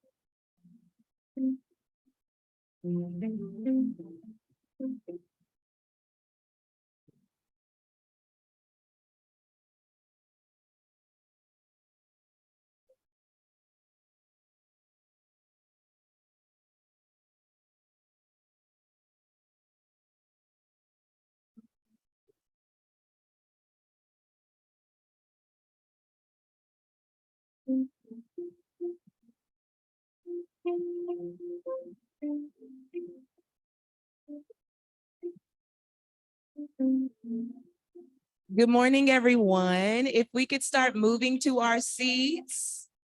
I know we're all excited, but we got to get started on our session. We're going to get started in 1 minute. If everyone can move to their seats, give that last hug or dap, and get settled in for the session. Thank you.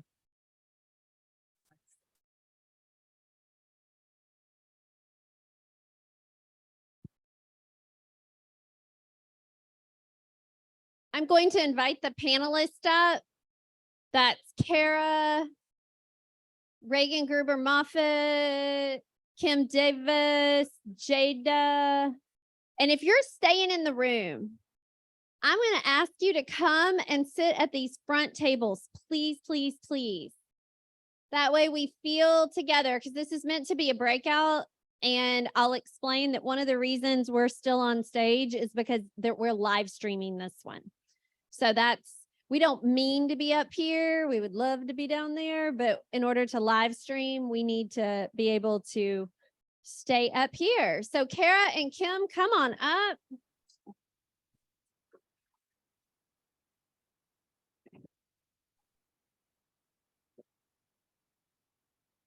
No, you're fine. You're fine. And Jada, if you're in the room, no Jada's in, okay.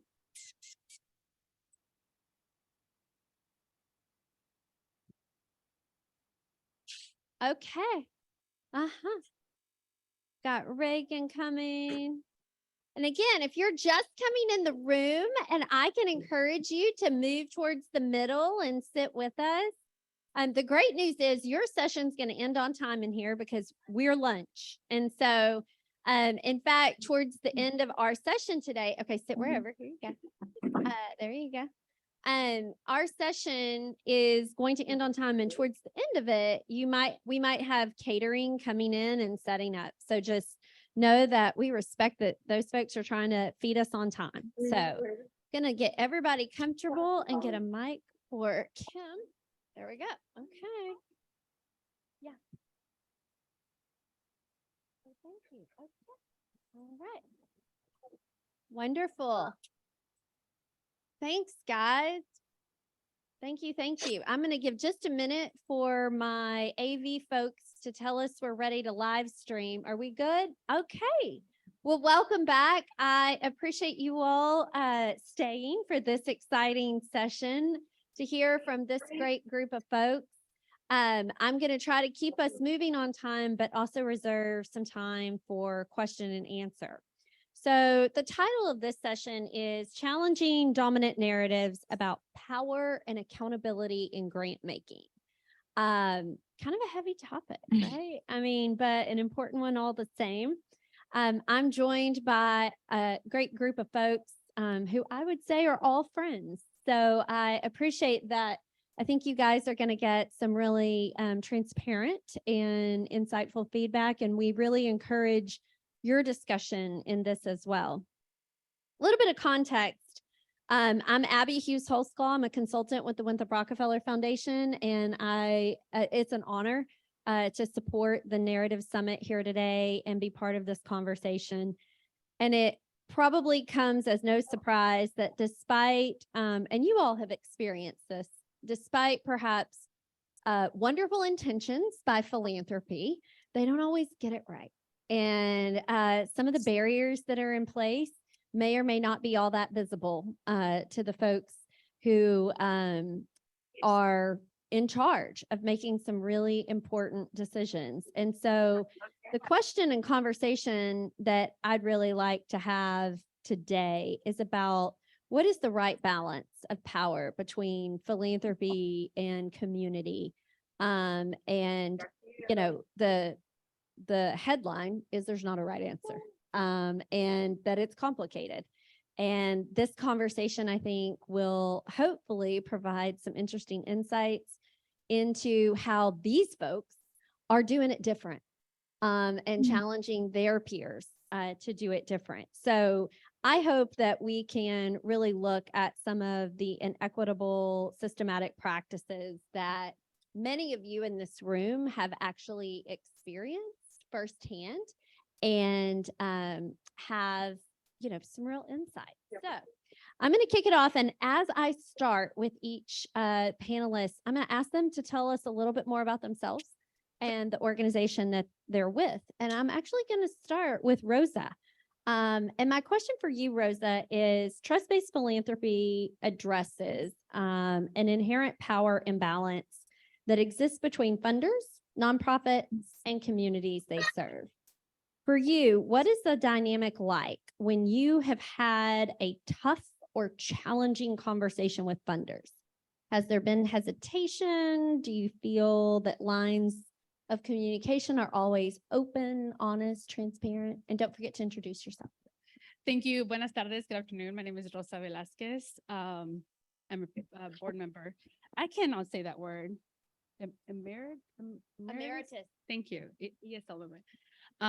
So yes, I think for me, it's mostly the component of building a relationship, right? Building relationships with your program associates.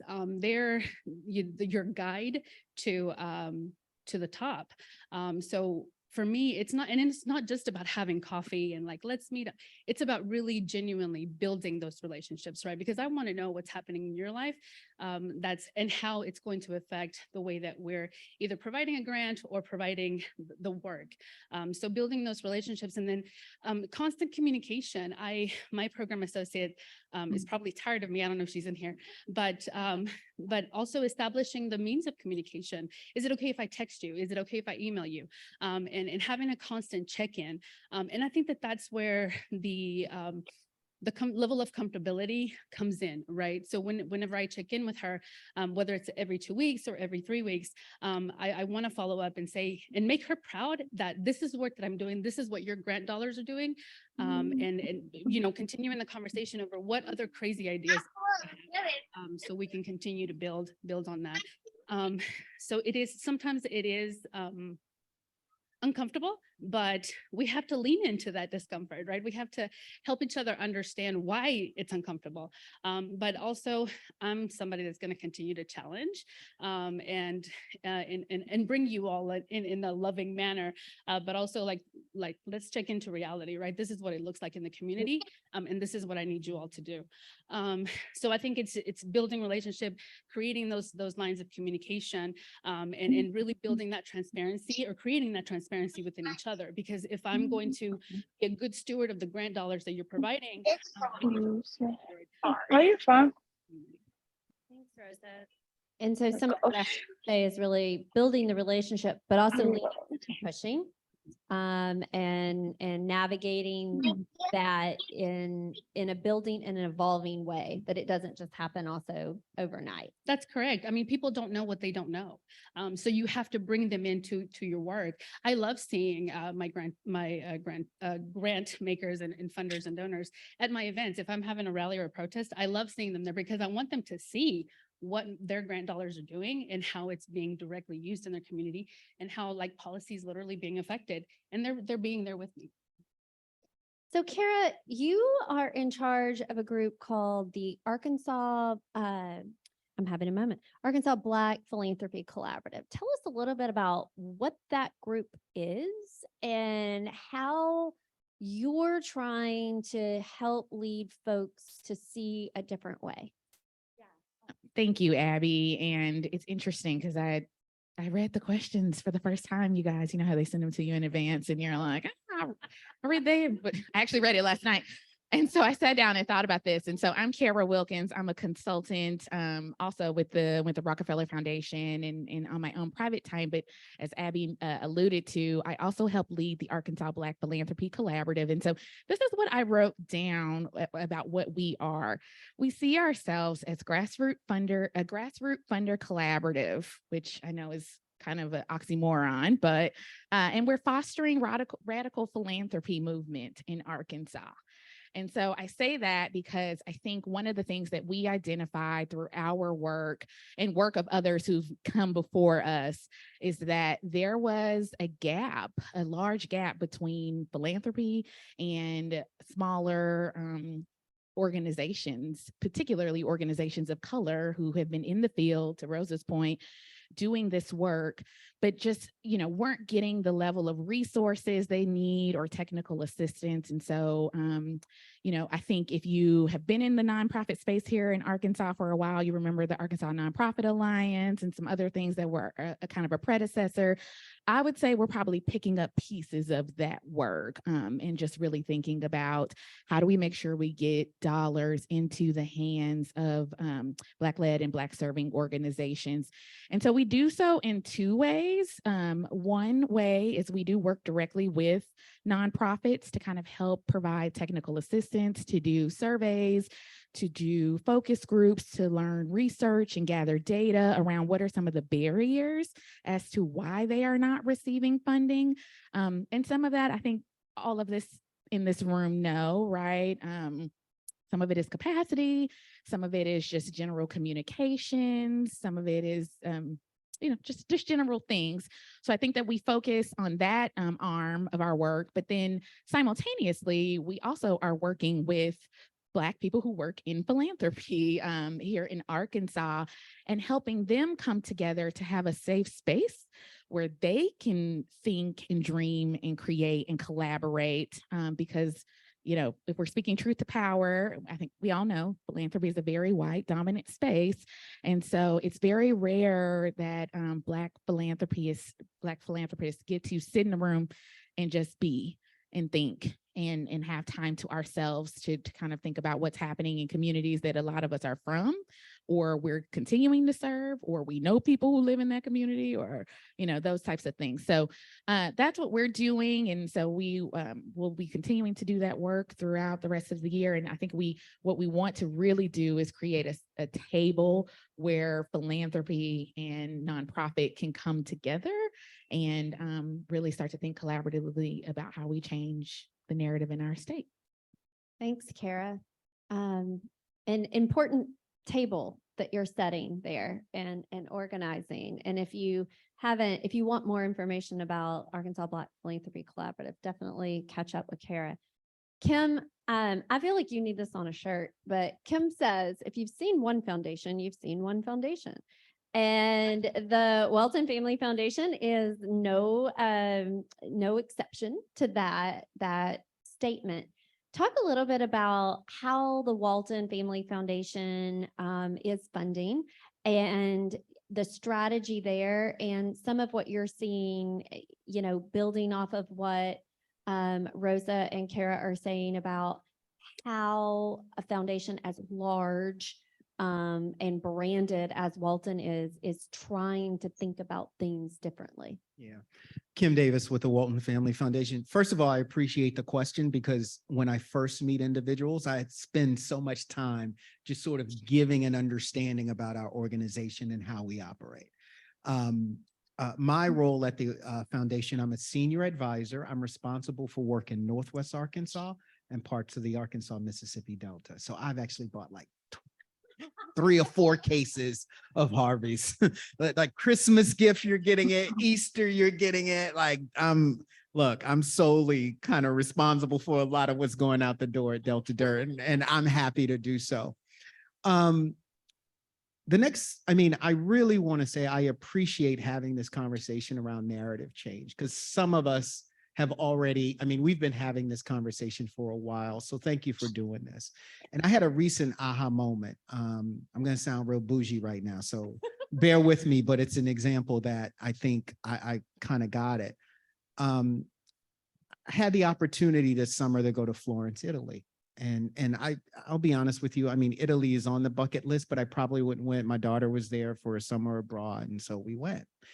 And Florence is known kind of through the Renaissance art world.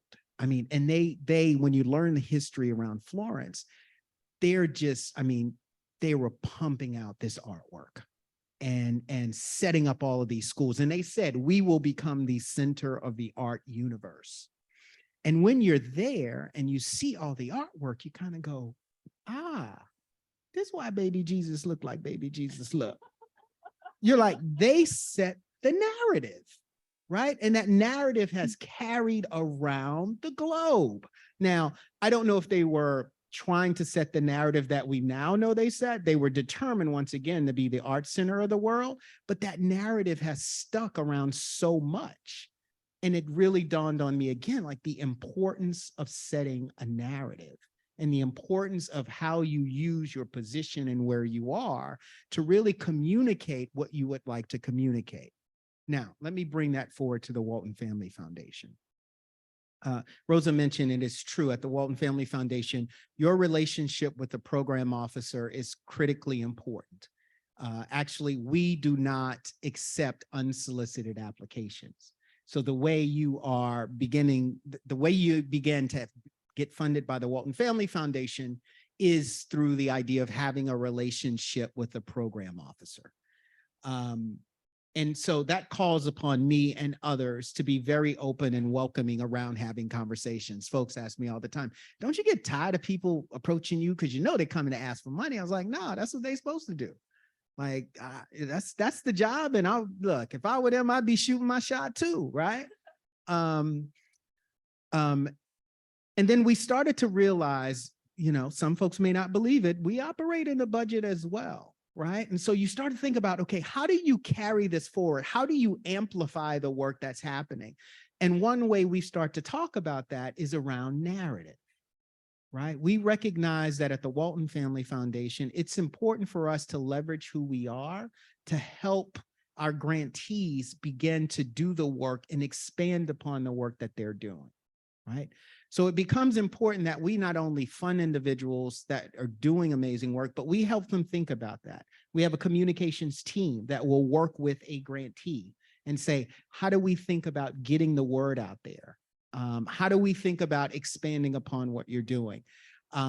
We have, you know, it is not uncommon for me. I was in Clarksdale, Mississippi a couple of weeks ago because a grantee was launching a book around the work that he's doing in the Delta and said, hey, Kim, would you come and sort of narrate a book conversation? Absolutely. If the Walton Family Foundation can help build upon the work that you're doing, we want to do our best to do that.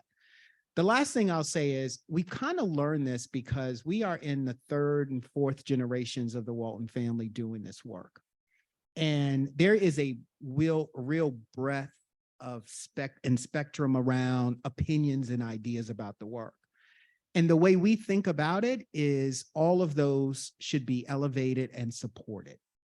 And so we understand the importance internally of helping family members elevate their voice, bringing it to the table, making it a part of the conversation. And so naturally, we think about that when we think about our grantees as well.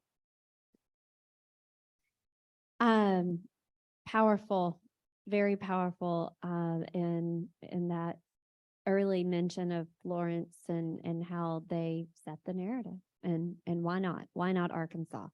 And you heard Corey say that. So Reagan, you started a lot of trouble here in Arkansas before you recently moved to Texas, and we'll think about having you back at some point very soon. But Reagan Gruber Moffitt, I would love for you to introduce yourself in your new role and specifically talk a little bit about having been at the Winthrop Rockefeller Foundation, now at St. David's Foundation. What's happening in philanthropy and the field more largely around their interest in narrative change? Well, I'll start by saying I'm so glad to be home. Man, it's good. And I should let y'all know that I just talk about y'all all the time. But maybe that does reckon back to narrative, which is some of my earliest work in Arkansas was with lots of you in the room of making this case about why Arkansas, like that some of the stuff happening here in Arkansas is unrivaled across the country. And I think we don't often enough tell our story and attract the resources back. So just know that I'm going to tell you what my day job is, but my side hustle is to keep Arkansas on the map and keep money flowing here. And so really, really grateful to be back in this room. But I've joined the St. David's Foundation based in Austin, Texas. And I told somebody in the room today that I have the same job there, but everything else is different. You know, everything about Texas and the foundation I work for. And I'm lucky enough to serve on the board of grant makers for effective organizations and asset funders network. So get to hang out with other funders quite a bit. And I'd say there are some things changing in the field. One thing that's changing is that, you know, we have all these rules and I'm a lawyer by trade and we say, gosh, we got to do this and we got to do that. And this is so necessary. And you know what? That pandemic happened and we realized that's nonsense because we figured out how to do it without all of that for 2 years. And so as we start to re-enter, hopefully what is a phase of some normalcy, I see a lot of my peers going back and really trying to reinstate this, but part of the beauty is we've proved that it's not necessary, that there really is a much more direct relationship we can have with community. And that is the basis of trust-based philanthropy.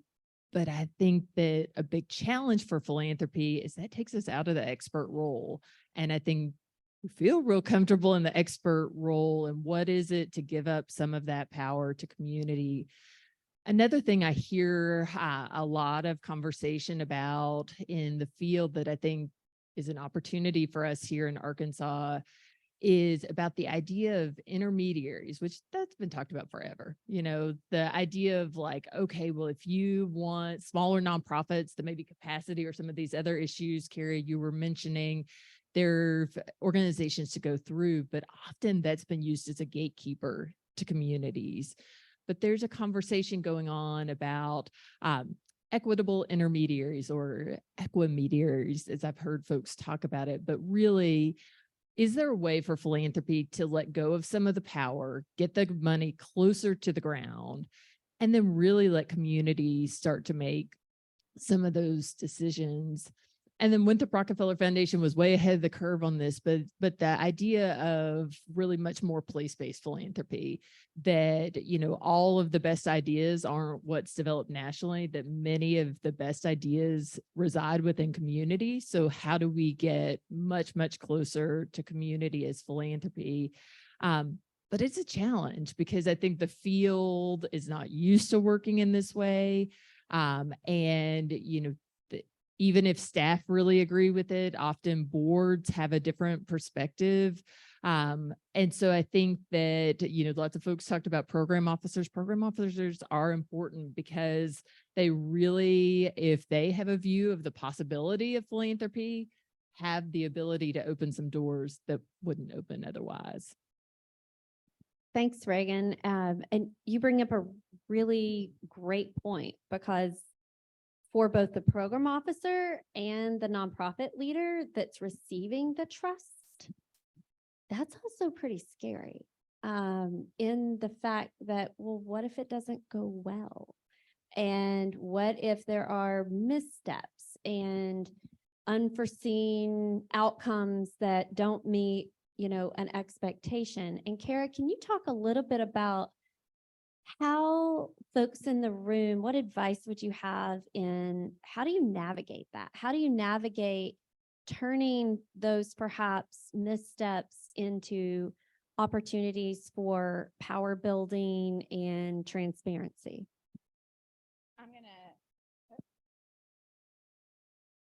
I'm gonna give you the Kara answer, then I'm gonna give you the Arkansas Black Philanthropy Collaborative answer. I'm going to start by saying it's okay to make mistakes And I think there's learning on both ends. Actually, this is it. This is both answers. There's learning that can happen on both ends when those things happen. Back to Reagan's point, I think this what are you calling it? Equimediaries, and this idea of how do we help do grant making in a way that really lets the nonprofits drive is going to be a key way to help push through some of these trust issues that have historically happened in philanthropy. And I think that when you do that, you have to leave room for both the nonprofits to be able to be honest and upfront about their challenges, whether they are internal in terms of the reasons why they weren't able to do the thing they maybe said they were going to do, or if they were external factors.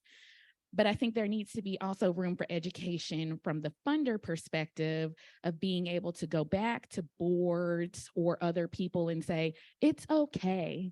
Because it really is, right? I think we apply this like fear to failure thing to every place else except for philanthropy. For some reason in philanthropy, like if you didn't get it right, because that's not what you wrote, you didn't write that down 6 months ago, then people are penalized. Let's be honest. But if you work in small business, you work in whatever, they tell you very quickly, like, get in there, learn it. If it's not working, pivot. So that's what we need to be doing, is applying kind of that philosophy of helping nonprofits be able to have flexible capital, to have space for them to be able to learn and grow. If it doesn't work out, it's okay. The nonprofits need to have the space to be able to communicate that back to their program officer. And the program officer needs to have safe space within their organization to be able to kind of help explain why that's okay and what are the lessons that we can maybe learn from this. And so that's my personal opinion. I think that's AVPC's opinion too. Pivot. I like it. Pivot. So this question's for Kim and Reagan. So often, and every foundation is different, legitimately. So the process and the bureaucracy and exactly how you get from point A to point B and ultimately get a check looks different. Some even still cut checks versus electronic deposit. You know who I'm talking to now. Talk a little bit about like just basic do's and don'ts in your mind. I mean, Rosa lifted up build relationship with program officers. So in your mind, what are some of the just practical do's and don'ts that you would offer to folks, especially we have funders in the room as well as nonprofit leaders as well and other stakeholders?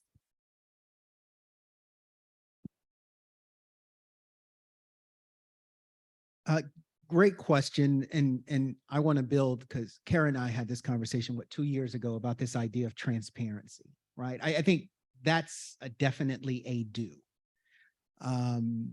It's critically important because we see ourselves, I think most funders feel this way, but definitely with the Walton Family Foundation, we see ourselves hopefully as thought partners in the process, right? And so we want to help you figure out what we might be able to do to support you in executing on what you have visioned or the impact that you may have.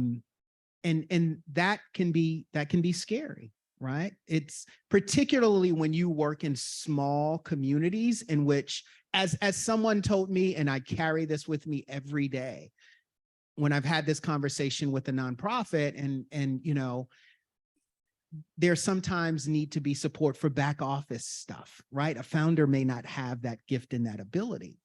And it dawned on me one day when a nonprofit leader said to me, Kim, if you were working with Dr. King, would you want him in the street or behind the desk? And I was like, snap, right? I mean, because what she was saying to me was, I do this work for the community and the population that I serve, not to be stuck behind a desk filling out paperwork and tracking grant outputs and outcomes, right? And that's fair. I really appreciate that. But what that then means on my side, because we see ourselves, once again, we're trying to have an impact, not only in the philanthropic space, but we're also trying to have an impact when it comes to helping decision makers understand what they need to know. And the only way to do that is if we're getting the information we need from those folks on the ground, right? We like to say those closest to the problem are closest to the solution, right? So there needs to be this partnership in which I'm getting the necessary information that I can then filter up to decision makers that may have a broader impact around the work, right? So I think it's fair for a funder to say that. I think it's fair for me, in all honesty, to sort of say, but here's what we need, and come to the table with the resources and or connections to be able to fill that gap. Because when I'm on the phone with the chair of the USDA and I'm talking about the Arkansas Delta, and they say to me, Kim, we make rules and regs and we're making them with the information we have no information in how this plays out on the ground in the Arkansas Delta. Because that information is not being captured, it's not being presented in a way, and so it's not a part of our thought process, right? So that transparency becomes really key. Not transparent to try to figure out how we weed you out. In all honesty, it's transparency, Walton Family Foundation, it's transparency to try to figure out how we fill the gap. Did Kayla ask you what she needed? I know she was in here. The last thing I will say, and so that's a she didn't say it. I do want to say one thing that I am very proud of in working at the foundation. There are many things, and there are really challenges that I have with how we work, right? I'm not, the idea of the front door, you know, a program officer being a gatekeeper is not always the way I think this should go. There's a real equity issue there, and I acknowledge it. But one thing we've tried to do is we have a program officer, Abe Hudson, who's on the ground. We're one of the few national, international foundations that has a program officer in the Arkansas Delta doing the work that we care about every day. And to the credit of the family, when we started talking about this next iteration of the strategy, they said, before we go anywhere, let's go ahead and agree that we're committed to having someone on the ground. Once again, those closest to the problem are closest to the solution. And the fact that we look at the program officer as a gatekeeper in so many ways, we need to have as many gatekeepers or multiple ways in which folks can connect. So a real do is around the transparency, but understand why we want to know. I mean, the other side of that is the don't is around the surprises. Right, as you sort of mentioned, and I'll be quick with this, Abby. Say more about the surprises. I mean, as you sort of mentioned, so within our foundation, there's a conversation with the program officer. We have a strategy. Your work aligns with our strategy. We begin to talk about, okay, how can we support this work? Because we think it helps advance the strategy. We then, as a program officer, we will go to our team of folks and sort of say, okay, we think this is a good grant to make. And then they send us through the gauntlet. Why? How many? When? You're going to do this? What about this? Well, I heard they were doing this. And did you think about, like, you go through the gauntlet? That's the first hurdle. The second hurdle is you then bring that to the foundation, right? Our Denver office Skypes in, our Jersey office Skypes in, right? And then it's the gauntlet again. Tell us why. And did you contact those person in Chicago? Did they learn from, and you got to go through that, right? And then that leads to the approval. We have family members are very involved with our work and very connected, right? They open the paper, they have relationships, right? When I get that call and it says, hey, Kim, I read in the paper, or I heard organization XYZ just closed their doors. What's happening with our grant? I can't be in a position. I don't know. That's not the right position I want to be in. I want to be able to say, well, actually what they did was just move locations, right? They realized that instead of being on the outskirts of town, it was better for them to be in downtown Helena because they were serving the school. And so now kids can walk from the school to the after school program. Oh, okay, that makes sense. Wow. Right. So now I've positioned it. I've given them the answer they need. I've told them more about the program. They're like, wow, that's really smart. The next time you come up, they're like, hey, they're doing some smart stuff with that program. Right. So the don't is, kind of if things are happening, let us know, make us aware, because we want to try to figure those things out. Help me help you. Help me help you. Help me help you. Pivot, vodka, and help me help you. These are the things I so far have taken away from today. Reagan, do's and don'ts. I have And don't leave out the don'ts. They're juicy. I have noticed that Kim has not given me any of this vodka that he's purchased, so I'll be looking for some of that vodka. The beauty of having your smart friend go first is you said all the things, so I'm gonna amplify just a couple of them. I don't know of any foundation in this country that has a mission to give money. They have a mission. So I think that often relationships become transactional of partners on the ground, nonprofits come in saying, I'm coming to you to get money, instead of an acknowledgement that foundations really do have a mission and are trying to get something done. And the beauty and the magic happen when there is alignment between the missions of the foundation and the missions of the organizations that are doing the work. So I think a do is to find that alignment. Like, instead of entering to a foundation really looking just for the money, looking for where is that alignment. I think the second is don't be a salesperson, like a used car, but like, if I say it this way, because I think it is a detriment to relationship. And then maybe the last thing I would tack on is, we talked a lot about relationship with the program officer, but I would really say that the deepest and best relationships are when you form the relationship with the organization. And so, yes, a program officer can be your primary conduit to that relationship, but then a lot of the things that Kim said start to make a lot of sense. So, think about some of the best or worst relationships in your life. What do? You've got to be authentic. You've got to be real. You got to tell the truth. You've got to act with integrity. You never surprise.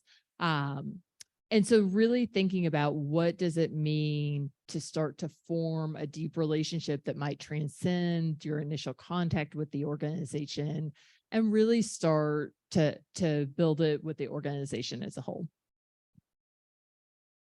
That Abby, can I just say Please, Kim. one, I will make this quick, because I want folks to practically understand, particularly in my case, how I work, and to build on what Reagan said. The salesman bit, like, the idea of creating a situation of hopelessness is not a great place, right? We want some hopefulness. We understand that there's an issue that you want to address, but there's also a way to solve that, right? And so the idea of painting the most dire picture is not always the way that's going to get you, the dollars. Because then we're like, this is just not going to work, right? It's just so bad, it's not going to work, right? Which is why Harvey is important when he talks about Delta, Dirt, and Helena, West Helena. Because if you were just to drive through Helena, West Helena with no context, no connections, you're like, okay, why would anyone do this? Well, because you don't know Harvey, right? The second thing that I would say in regards to some of these things is, we need to be really understanding, and this is from a foundation standpoint, I'm getting better at this, right? My way may not always be the way, right? And that's okay, right? Allowing folks to have the flexibility to do what they do, and really partnering with them in the way that you can, as opposed to trying to micromanage. I don't need another thing on my plate, so micromanaging is not happening on this side. But that's critically important as well. Thanks to you both. Those are definitely some nuggets, but it does lead to, you got to be able to talk about success and what's happening. And that's not always defined the same between philanthropy and grantees. So I'm curious, Rosa, how should funders define success? What are you seeing? And I want to explicitly read this question out because it's good. And I'm going to mess it up if I try to do it by memory. But do you sometimes feel that traditional reporting metrics which primarily fund white dominant culture organizations with substantial development capacity. And again, in Arkansas, that's perhaps less so than some, are measured equitably and take into account intended outcomes for nonprofits of color. Talk a little bit about that. There's a lot of work that needs to be done.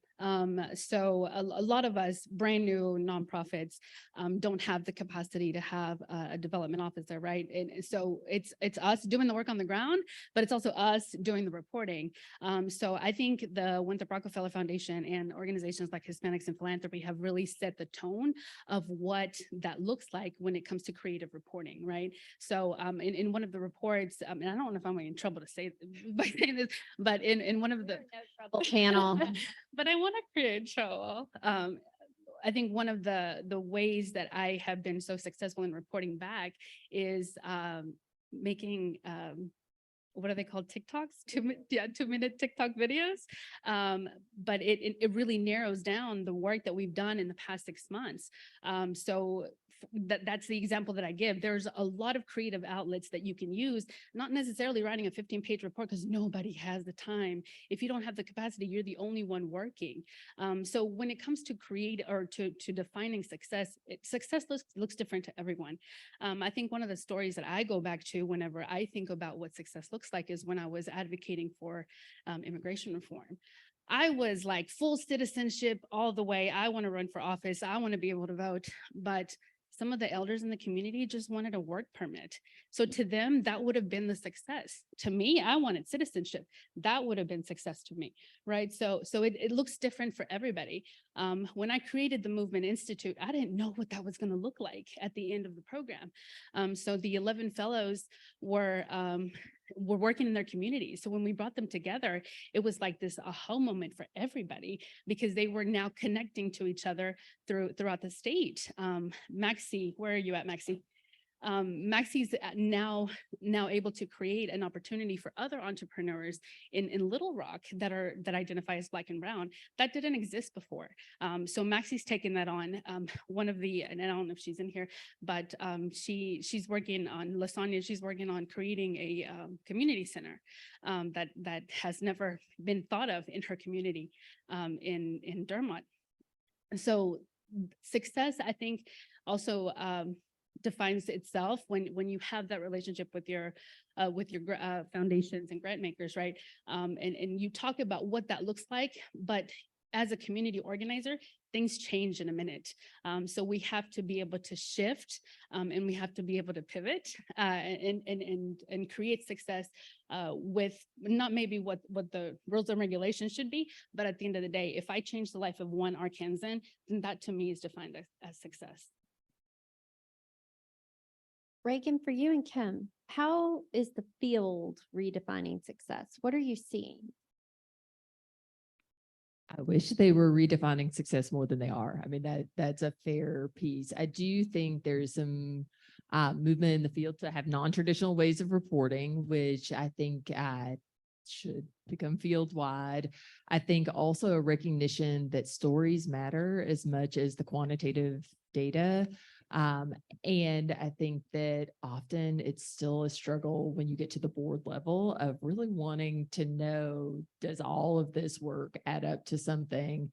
And it's tough. And I think it is often the role of foundation staff to serve as that translator of being able to see and understand and really get some of that news to the board. But I don't think it's changing quickly enough.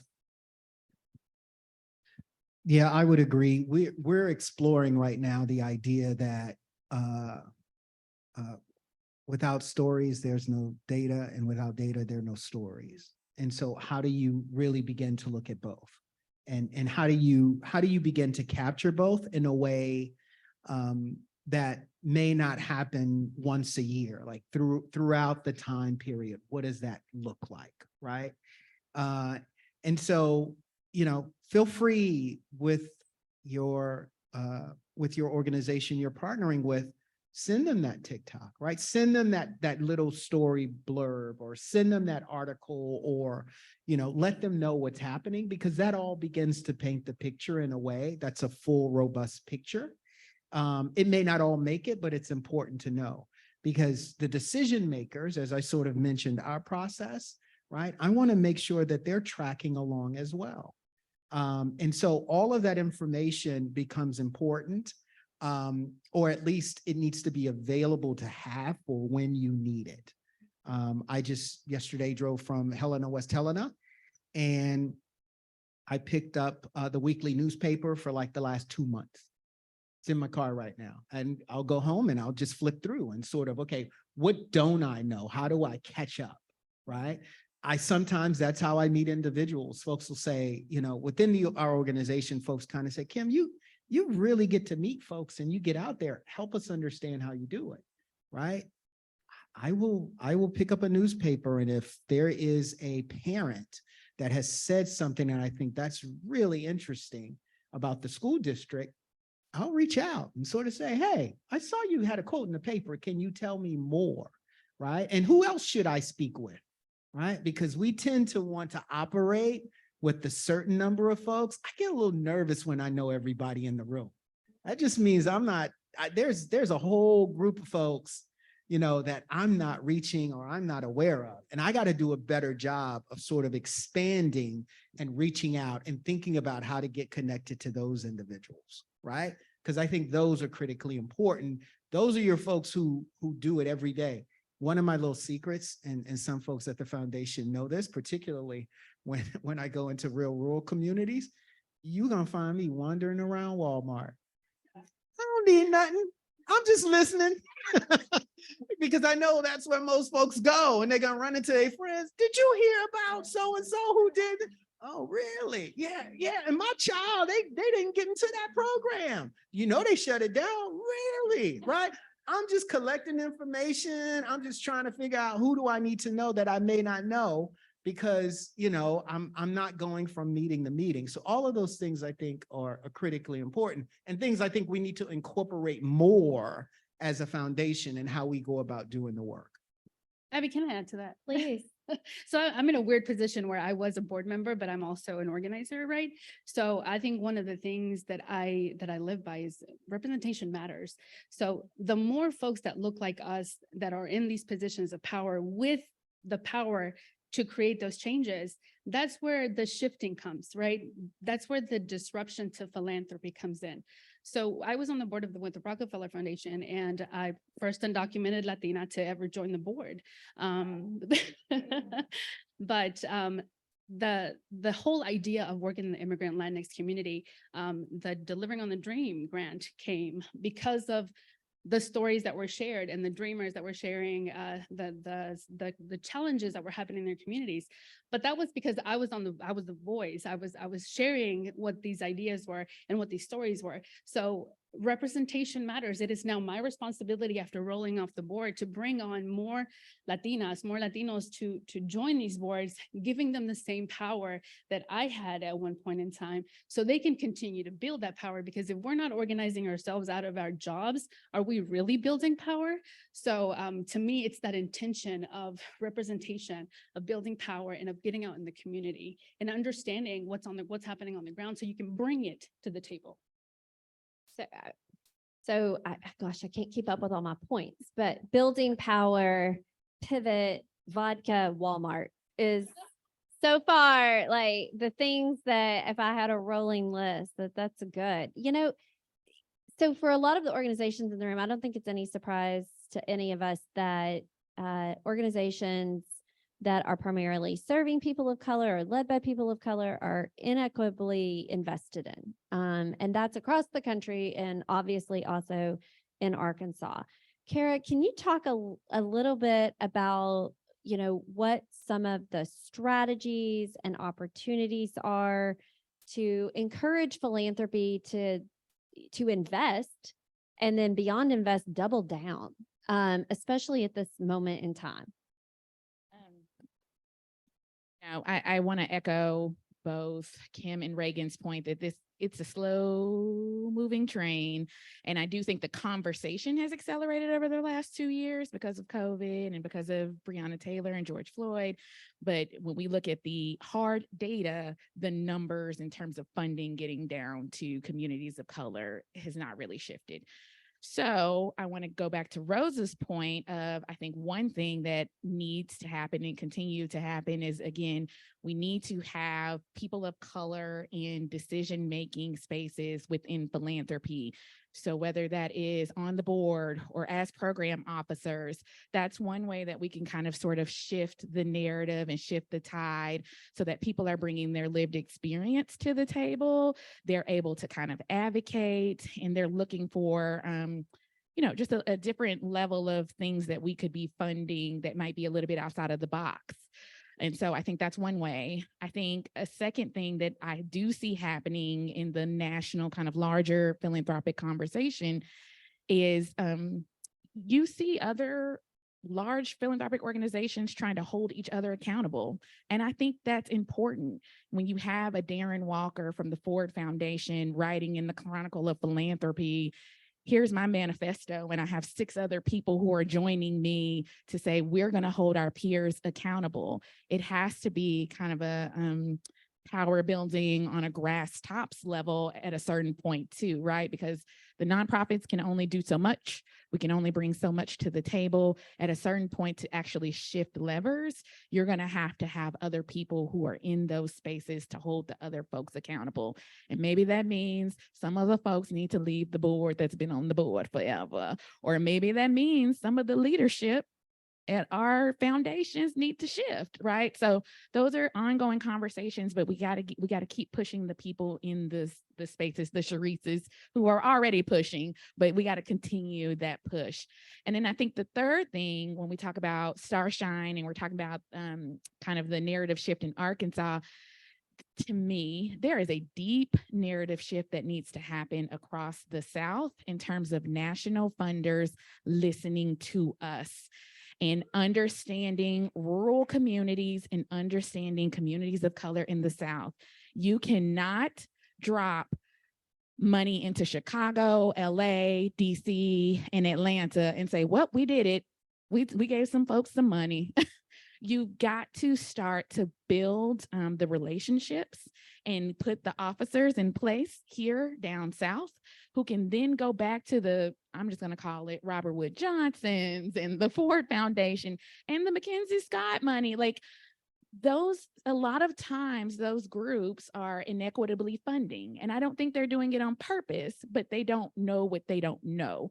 So we have to keep pushing for them to come into our communities and learn with us. And so that's where Winthrop Rockefeller Foundation and Walton Family and St. David's can continue. Reagan joked earlier, but we've had through ABPC like 1 or 2 people contact us that I know they wouldn't have contacted us if Reagan hadn't said, you need to go find out more about Arkansas Black Philanthropy Collaborative. And even when the people talked to us, they were like, we've never funded here. We didn't know. We don't know.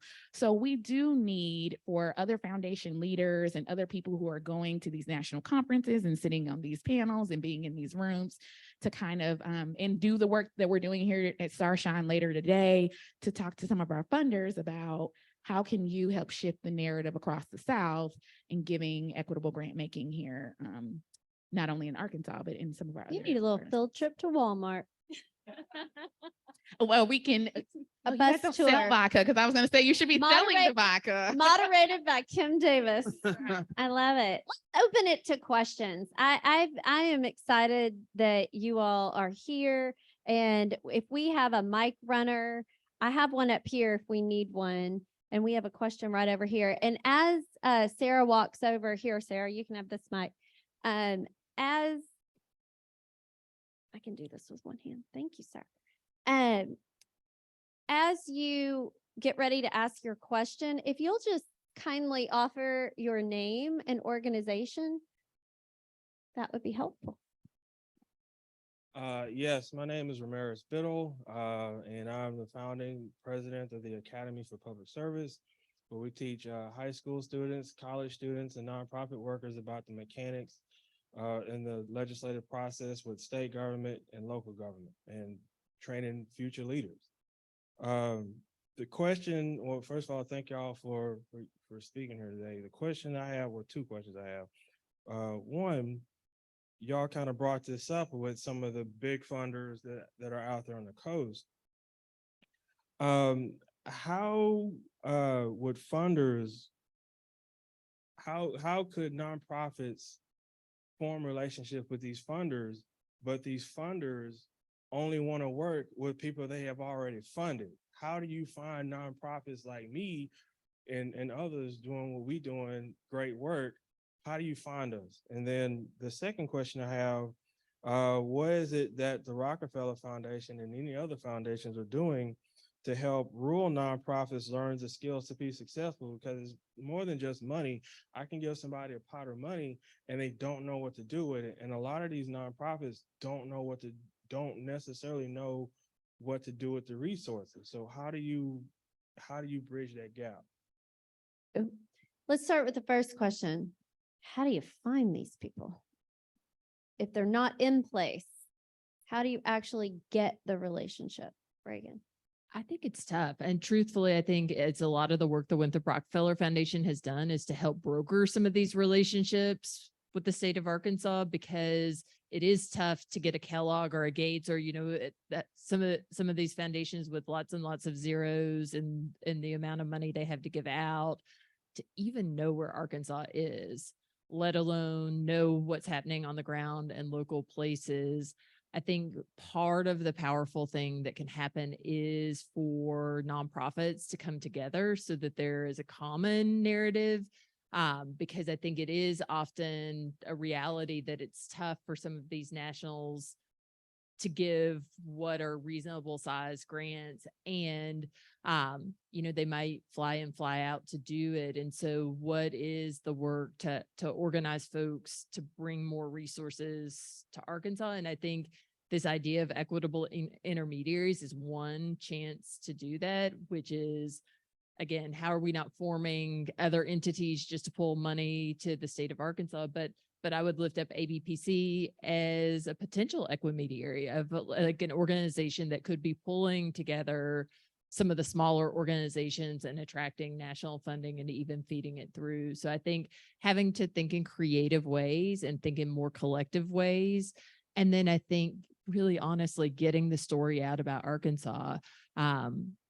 Maybe there's some negative narratives, but I think there's an absence of a narrative about Arkansas nationally, and how do we get ourselves on the map? Yeah, I appreciate the question for a couple of reasons. I won't get into those. I'll answer your question directly. One, philanthropy has an obligation and a duty to do what you just talked about, right? We should own that, a large part of that. Right now, how we own it and what we need to own it, I think that comes from a lot of the nonprofits, right? Once again, that information sharing, that narrative, right? So there are two things. One, when did we start Delta Philanthropy Forum? 2018, 2017, right? Reagan and I were having a conversation and we were talking about, okay, we are both, our organizations, when she was Rockefeller at the time, I was with Walton. We're doing some things, but to your point, there are all of these foundations. I mean, $1,700 per person in New York City, right, is what foundations are given. When you start to get to the South, it dips considerably. What is it? Yeah, it may be $450 for the South. And when you go to the Delta, it might be $50 a person like that. And so we started having this conversation and we started to loosely form an organization called Delta Philanthropy Forum, where we began to pull funders together and say, okay, we understand that you may not have the relationships and we may have better relationships with folks on the ground, but let us be your conduit and let us be your trust verification, because that's it. On occasion, they'll call and go, we want to do some work, but we just don't know who to do work with. And as was mentioned, Reagan says, oh, you need to talk to ABPC, right? So I own the responsibility that we have in that space, right? Walton has just funded a 3-year sort of staffing up of that Delta Philanthropy Forum, because what was happening was we were coming together, but it's not really our day job, right? And so we were moving things and having sessions and having conversations, but we need somebody to drive that every day. And so Winthrop Rockefeller put some dollars on the table, Walton put some dollars on the table. There's another philanthropic organization to do what you talked about, reach nationally, how to get them plugged in. That's the first thing. The second thing is, I mentioned to you, I was just in Helena, West Helena. Part of the reason we were there is because hopefully late fall, we plan to do what you just said with nonprofits, have a nonprofit convening to help organizations understand and build upon the skills that they may have to attract additional dollars, right? So once again, we've now gotten to a place where 5 years ago, we weren't doing that type of work. We were just sort of pushing dollars out, creating relationships, having impact that way.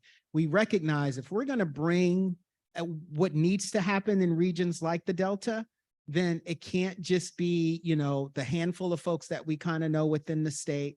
We got to think nationally. How do we drive them to the Delta? And then how do we prepare nonprofits to be able to, one, create relationships, receive, right? Receive the dollars and operate responsibly with those in a lot of ways, right? I mean, it's kind of hard to go from a $50,000 operating fund and then you kind of ask for 3.5 mil. It's kind of like, let's get you there, but it's just not going to happen in one fell swoop. So those are a couple of things internally we're like actively involved with to try to answer that question and get better results. Before we go there, there was a piece of that, of his question about capacity building. It's not just about money. The grant and the investment of the dollars, yes, but how to use it. Can you all speak to that? I just was gonna, so to that secondary point, the capacity building has got to be ongoing. It cannot be where people just drop in, there's a training, and then you're leaving. And I think, you know, one of the things that I've seen with the Rockefeller Foundation try to do, or to try to think innovatively about, is let's say there are 5 nonprofits in a community all working on education, and maybe something that we see that everybody needs is an accountant. Well, how can we help fund the accountant that everybody can use? Because not everybody is ready to go straight into having QuickBooks and learning QuickBooks in one webinar. And now all of a sudden I know how to run all the financial management in my organization. That's just not true. So I think there needs to be a step where funders can help, either by having these conversations where they can kind of suss out like, hey, we need a grant writer, or hey, we need a compliance person, or hey, we need a lawyer. Like we need somebody to help us draft legal documents as a first step. And then while that's happening, there still needs to be ongoing capacity building training so that people can then start to incorporate that into their nonprofit. And nonprofits, I also think, need to write for that.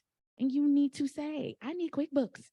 Like, I need a person to help me do X. I think that's okay. I think that's okay. That's back to asking for some of that operational support, that the investment you're asking for isn't 100% programmatic, and a transparent realization that you need these additional pieces, access, or relationship building to get those outside of your organization if perhaps you don't have the internal roles. Chantel, we have another question. And remember to please introduce yourself. Okay.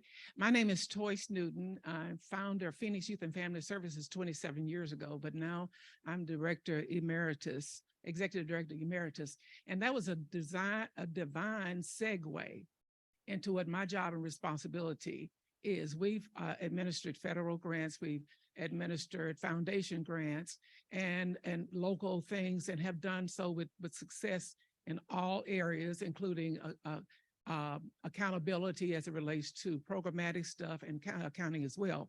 And now we find ourselves, I've talked to at least 3 of y'all, in a position that, yes, we can get the grant. Yes, we can perform, do the performance of the grant. Yes, we can report back. But what we can't do is continue to operate effectively without unrestricted funding. Let that soak in. Every dollar we get is directed toward a service, is identified as something that you must do with this dollar and show us how many of you did. But nothing is available. I will not that I'm aware of. And I've talked to Shara, I've talked to Kara, I've talked to Reagan, I've talked. And because if you have an organization such as ours that has demonstrated effectiveness, but can't move to that next level, whether it be digital promotion of your program, whether it would be new ideas and coming up, there is absolutely, or if there is, please give us some direction how we can grow. I've served on foundation board, the Rockefeller Foundation board, so I know that part of it. I know the mechanics of it all, but we have to have assistance in moving forward, both in techniques of fundraising and how you do it and how you do it right, and having funders to realize and having funders to talk to other funders, Kim, about what we do. I know an organization in Southeast Arkansas that does a job, this job well, or that job well, but unrestricted funds is one of our biggest challenges. And it's my opportunity to have the challenge to work on that. That is just underlined, bold, exclamation point. And I know there are some exciting conversations in philanthropic circles about what would that look like? What would the transformational investment in nonprofits for Simply Enterprise Capital look like? Did any of you want to weigh in on that before I? Yeah, so Please. for me, general operating has been incredible. I know that there were some last minute challenges that we faced whenever we were executive directors that we had to dig into the grant to be able to pay. And that was so helpful because it was unrestricted. And again, I think the Winthrop Rockefeller Foundation and Hispanics in Philanthropy have done a really good job in laying the foundation for that type of work, because even though it was unrestricted general operating, the success looked like graduating the 11 fellows, right? And then moving on and supporting them on the ground. So that, yes, it is a conversation that needs to be had, but I think we should look at the funders that are already doing that as a means to continue to do that and support organizations here in Arkansas. Thanks, Rosa. I think we have time for one more question. Hi, I'm Tyler Masters. I'm the board president for the Equality Crew, which is one of Arkansas's first and only youth-focused LGBTQ groups. Something that we have run into, and it's incredibly frustrating, is the U of A had a program called the Ideals Institute, which was an incredible program that taught us so much about what this gentleman over here was talking about with capacity building and budget and grant writing and blah, blah, blah. And now they're dissolving their DEI groups. And so that institute is now going away. And so in conjunction with that, what we've run into is some of national contacts that we've been able to make. They're basically shutting the door on Arkansas groups because of whose administration. There's a lot more I can say about that. So are there resources that we can use to kind of help tell the narrative that our keynote speaker was talking about at the beginning of, like, hey, it's not just us running around with no shoes dating cousins down here, that there is real work that we're doing, because we have a need, especially after each legislative session. We just need help kind of telling that story and accessing data that we may not have to be able to communicate that there is a huge need for what we're doing, specifically for LGBTQ youth in a state that's becoming increasingly hostile for them. Great question. Thoughts from the panel on why Arkansas is a more important investment right now than it ever has been? Kara? Well, I'm going to broaden that question just a bit, because I think you're spot on, though, in terms of policy and the way that I talk to funders, or when we're having these conversations. It's when our funders aren't able to show up for us in these policy spaces, it really impacts their giving on the back end, right? And so to Kim's point, they have budgets, right? we like to think that they don't, but they do. So when you see, for example, yesterday with the affirmative action ruling, immediately afterwards, I saw a tweet from the UNCF, which is the fund that helps to put money into HBCUs. And they were like, we need money, because now these students who may not be able to get into other schools are going to have to come to HBCUs. And so we need philanthropy to kind of step up. So I say this to say we have to continue the conversation of helping our funders to help us, because they are really the voices on the state and local and federal level who are going to get some of these things shifted. And when we explain it to them from a cost benefit analysis standpoint, it's a little bit different than just kind of, oh, well, this is the right thing to do. It is the right thing to do to support LGBTQIA students. It's the right thing to do to make sure that Black students and then all students have equitable access to colleges. It's the right thing to do on a lot of things, but unfortunately, that messaging is not resonating as much anymore. So we have to ask our philanthropic leaders to kind of step into some of those spaces that they historically maybe have stayed out of.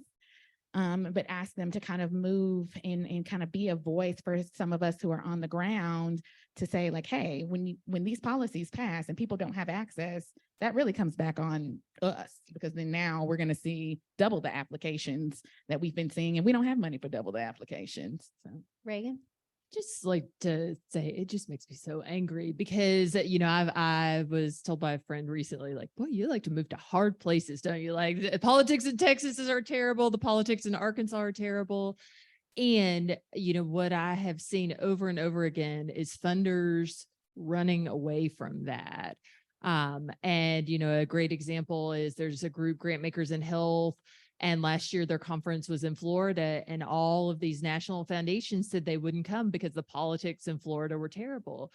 And my message is, why would you not run to the places? And I think that our role in shifting the narrative is to really, like the opening plenary, show the beacon of light. And there are funders groups for almost everything. And man, funders like to influence funders. So there are spaces. So funders for LGBTQ issues, they have an initiative called Out in the South. And I think part of what we have to do is in all of these spaces, start to show, yes, it's hard. And that's actually exactly why these resources need to be here. And I think some of that is elevating, as Kim talked about, this message of hope, that, we cannot reinforce the existing narrative that, yes, things are so bad here. We've got to acknowledge the reality, but then we have to create a picture that there's new possibilities. And I think a part of us creating that narrative is to get together in coalitions where it is not speaking on behalf of individual organizations, but it's speaking on behalf of the ecosystem and the ability to actually get something done here, because the belief that we can get something done in education or health or LGBTQ issues will benefit the ability of all of our other social justice organizations to get funded too. Thank you so much. Well, it is my job, and this is a hard job, to break us so that lunch can be set up. I want to go back to the panel and ask for one very quick final thought or recommendation that each of them would like to leave you with. And I'll start with Kim and go towards myself. And then I've got a few details before I turn it over to Shara. Kim? Yeah, I guess I hope that you take away from this more than anything that we all have a role in playing and moving everything forward, right? We rely on you. Obviously, we accept the responsibility of you all relying on us. But when we're not sort of, putting right foot, left foot, it gets very challenging. And we can't continue in Arkansas to miss out on some opportunities that have always presented themselves, but we haven't been able to sort of march in that rhythm. I feel good about the direction we're going. I feel good about getting more aligned around this work. And having organizations like Winthrop Rockefeller kind of at the front of the parade, sort of, holding the banner. But let's continue to sort of have these conversations so that we're getting on both sides what we need to have more of a robust impact in the communities and organizations in which we care about. Thanks, Kim. Reagan? We can do this. We can. And I think we have to create the narrative that it's possible and believe that narrative and not just tell it to other people, but wake up and breathe it every single day. Thanks, Reagan. Kara? I want to give nonprofits the not permission, but I want to encourage you all to please move out of your scarcity mindset. Ask for the money. You need it, you're doing the work, and you're doing great work. Take time for rest as well. But please don't limit yourself because you think if I ask for 50, then, maybe they'll give me, no, ask for what you need. And to move it even a step further, if you are in an area where there may be like 4 of y'all doing the same thing, because let's be honest, y'all, I love us, but we love a nonprofit. Get together and ask for the money together. $1 million for all 4 of you is going to be better than $25,000 for just one of you. So we've got to stop thinking that we're competing against each other, and we've got to start making more collaborative grants so that we can show a better, stronger Some voice. amens out there. I We think. love a good coalition at Walton. I mean, it's actually in our strategy, coalition and capacity building. So Bam. we love a good coalition. I hope that y'all took note. Y'all took note, right? Yeah. We have to keep sharing our stories. We have to keep disrupting the spaces that we're in so we can continue to benefit the community. The funds are out there. We just have to be creative in how we're asking for them. And we have to shift the narrative in Arkansas. One of the things that I always remind folks is that Arkansas is not a red state. We're a non-voting state. So that's the narrative that continues to be outside of the state. But let's change that. And we can by continuing to work together, continue to come to these spaces so we can share that narrative when we are put in national spaces. Like I was in San Francisco a couple of weeks ago and I shared that and folks were like, wow, we just need to continue to invest so they can become a voting state and start shifting those narratives, right? So let's continue to share our stories. Thank you. You guys join me in thanking this panel for their great insights. They're here all day, so keep chatting with them, and we're gonna break. If you need a quick break, please stretch your legs, and we're gonna get lunch set up in a few minutes. And the keynote is at 12.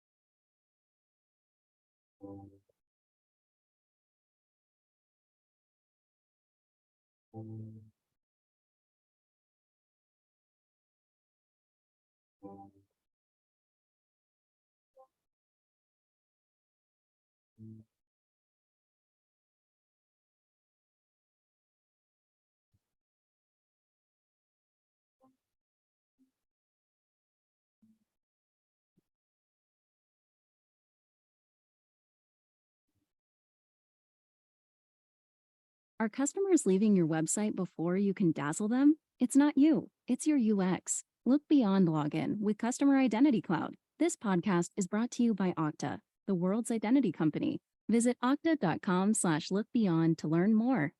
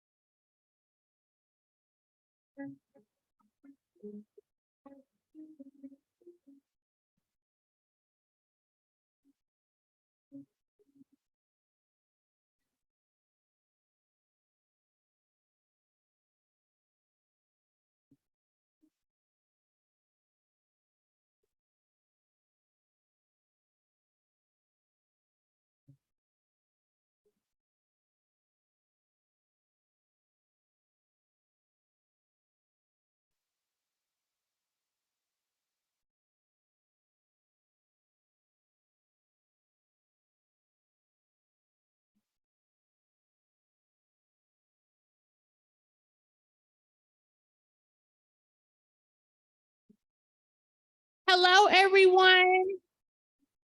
Hello, everyone. Can you please make your way to your seats? We love to see all of the conversations happening, but can you please take your seats for us?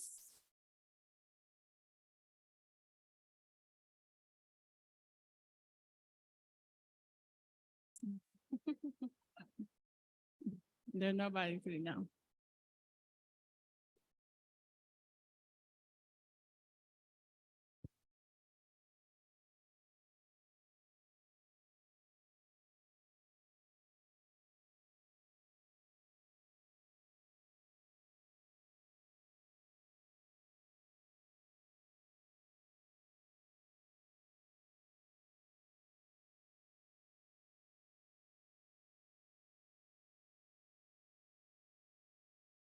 Okay.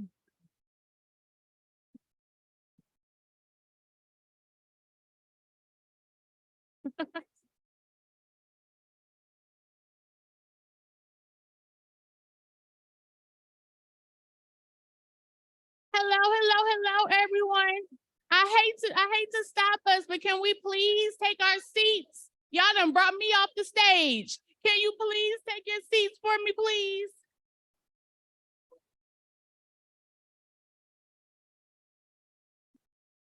Thank you.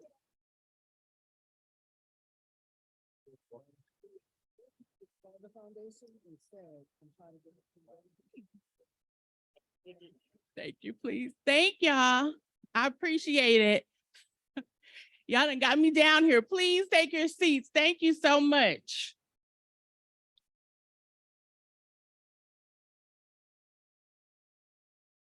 So we love it, and we know this is not going to be the last opportunity to keep talking, but in the interest of time in our program, we do want to go ahead and get our lunch and our keynote.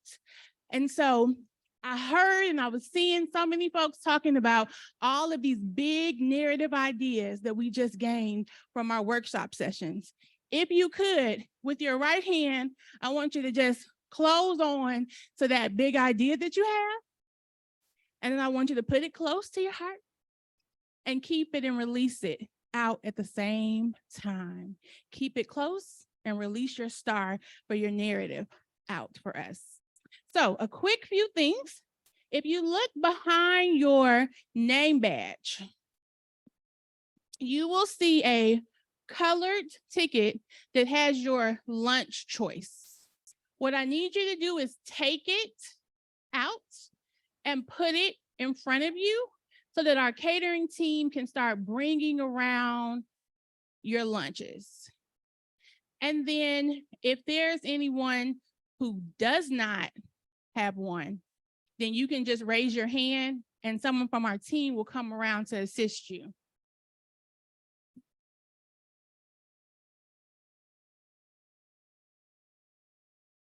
At this time, I am going to call Reverend Chantel Hinton Hill to the stage. Thank you all for clapping for her. She is a senior equity officer at the Winthrop Rockefeller Foundation. She leads our narrative change work. And a large part of what you all are experiencing today is due to her. And she doesn't want me to say all of this, but I have to. So I'm going to bring Chantel to the stage. So I'm going to do the panel phrase.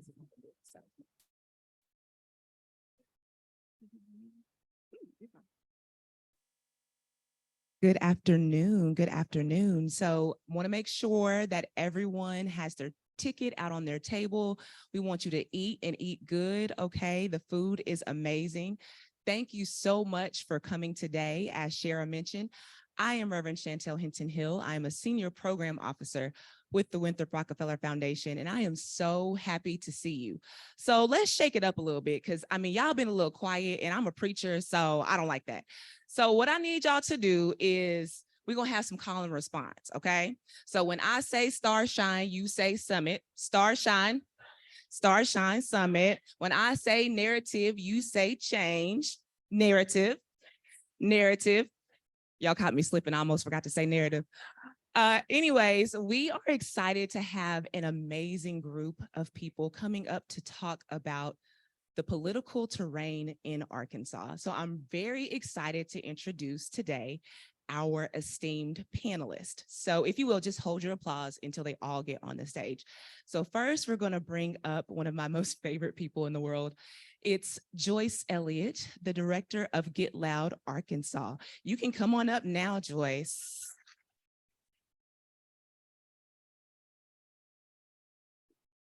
We are also going to bring up to the stage the Honorable Senator Clark Tucker. Come on up. And we are also going to bring up, last but not least, my dear and new friend, Christina Pena, who is the founding partner of AB Narrative Firm. Come on up. Y'all can take a seat. So one of the things that I'm excited to do today is have this conversation with you all. Your mics will be under the chairs.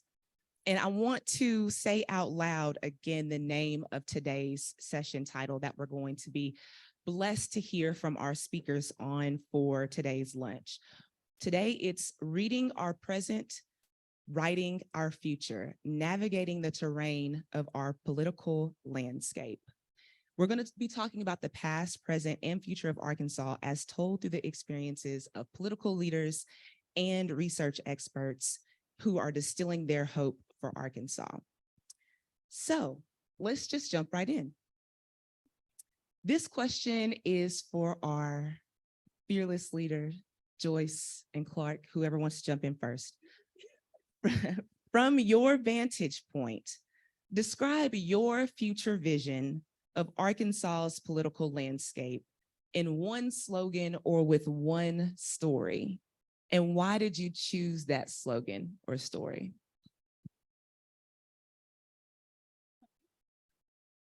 So a story that comes to mind, to put it in a little capsule, what I would love to see with Arkansas's future political landscape is where we're focusing on Arkansans and policy, and we're lifting all Arkansans up, and we're focused less on whatever happened to be on national cable television news the night before. And I have a story that I think really illustrates the dichotomy of politics in Arkansas right now.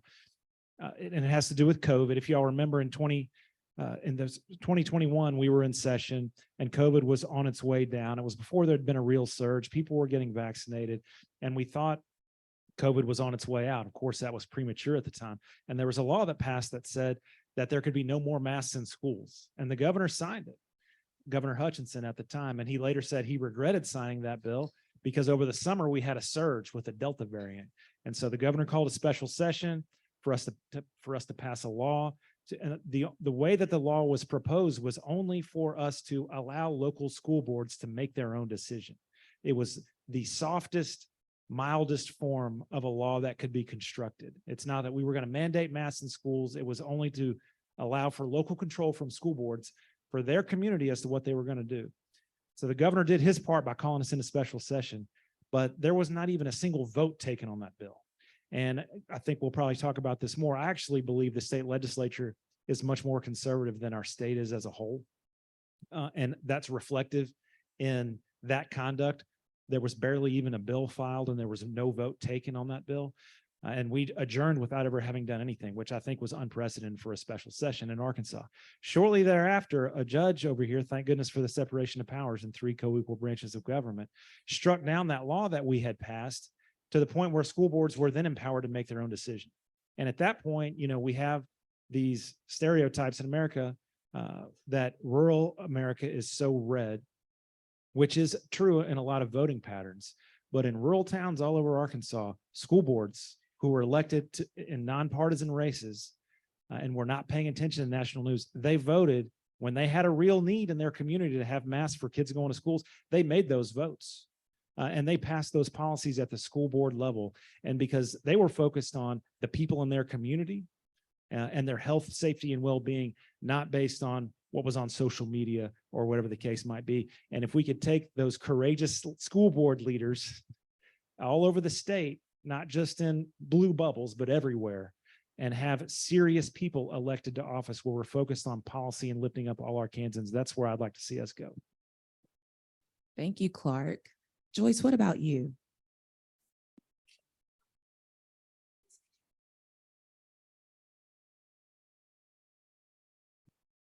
It's kind of like my dream, of course, about what Arkansas politics would look like there for Arkansas.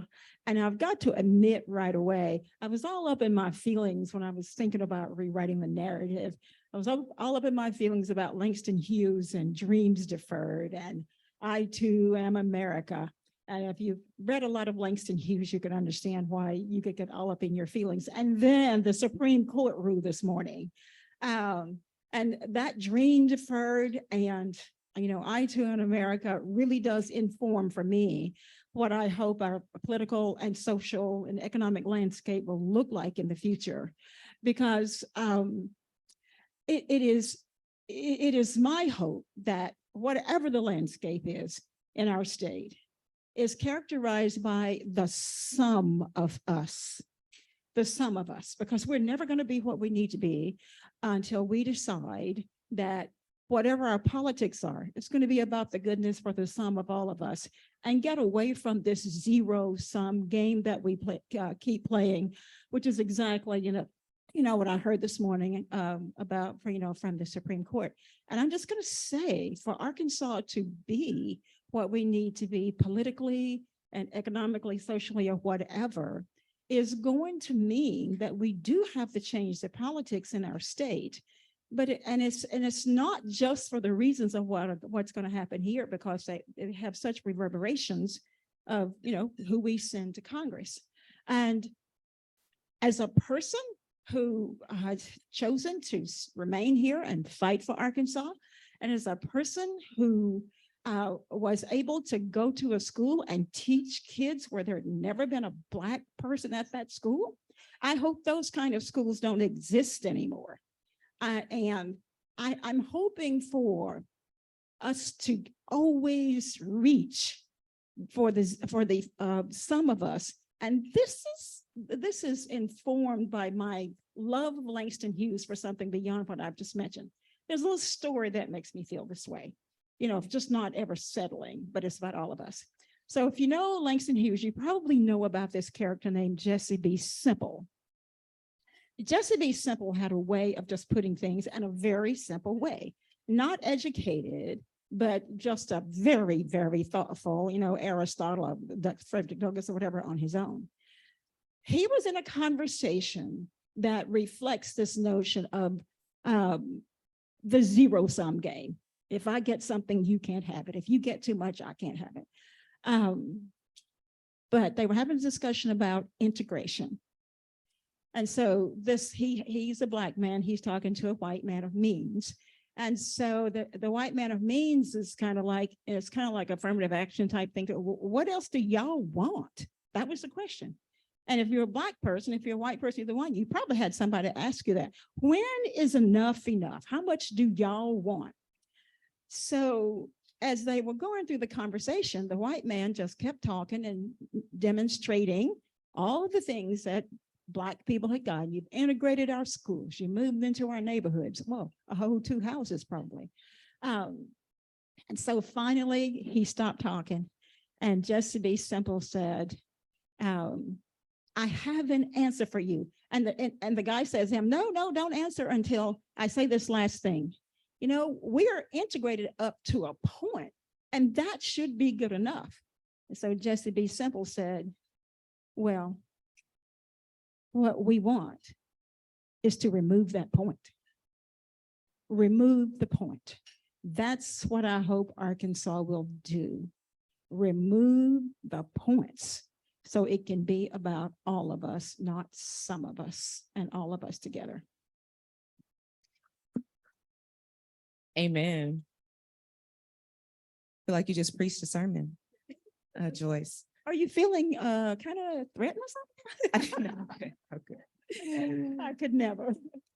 So let's talk a little bit about what it's going to take to get us past those points that you talked about, Joyce. We know that the past legislative session and this particular election season, even the Supreme Court rulings that have come down nationally, have been challenging for all of us. And we know that legislators and leaders on the front lines are really trying to find solutions. In an atmosphere fraught with so many political implications, what must be illuminated about the current state of our democracy here in Arkansas, and how do we overcome those challenges to get to the future vision you described? Because let's be clear, things aren't great, but things aren't horrible. There is actually hope that I think each of you can talk about today. So tell us, what do we need to share about Arkansas's democracy here?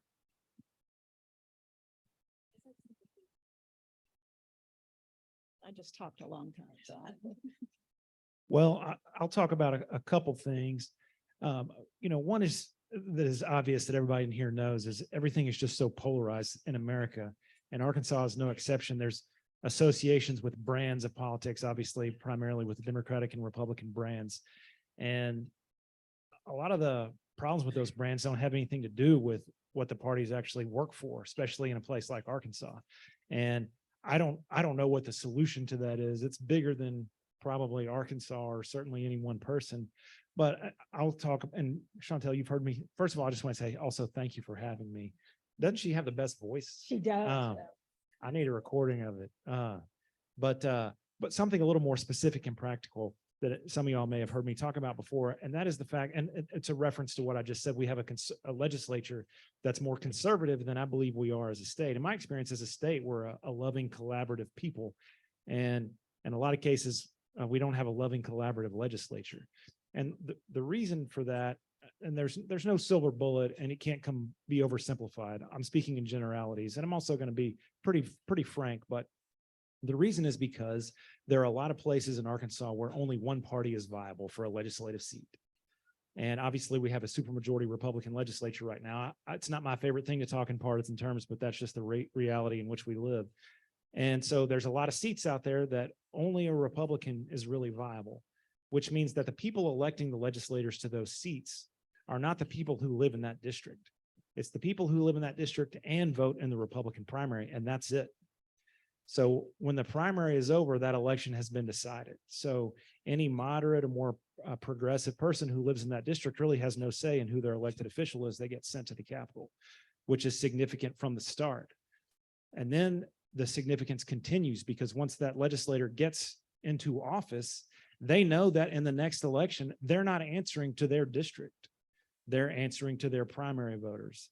And these are the people who are the ones paying most attention to the most incendiary language on social media and watching the most incendiary national cable news and that sort of thing.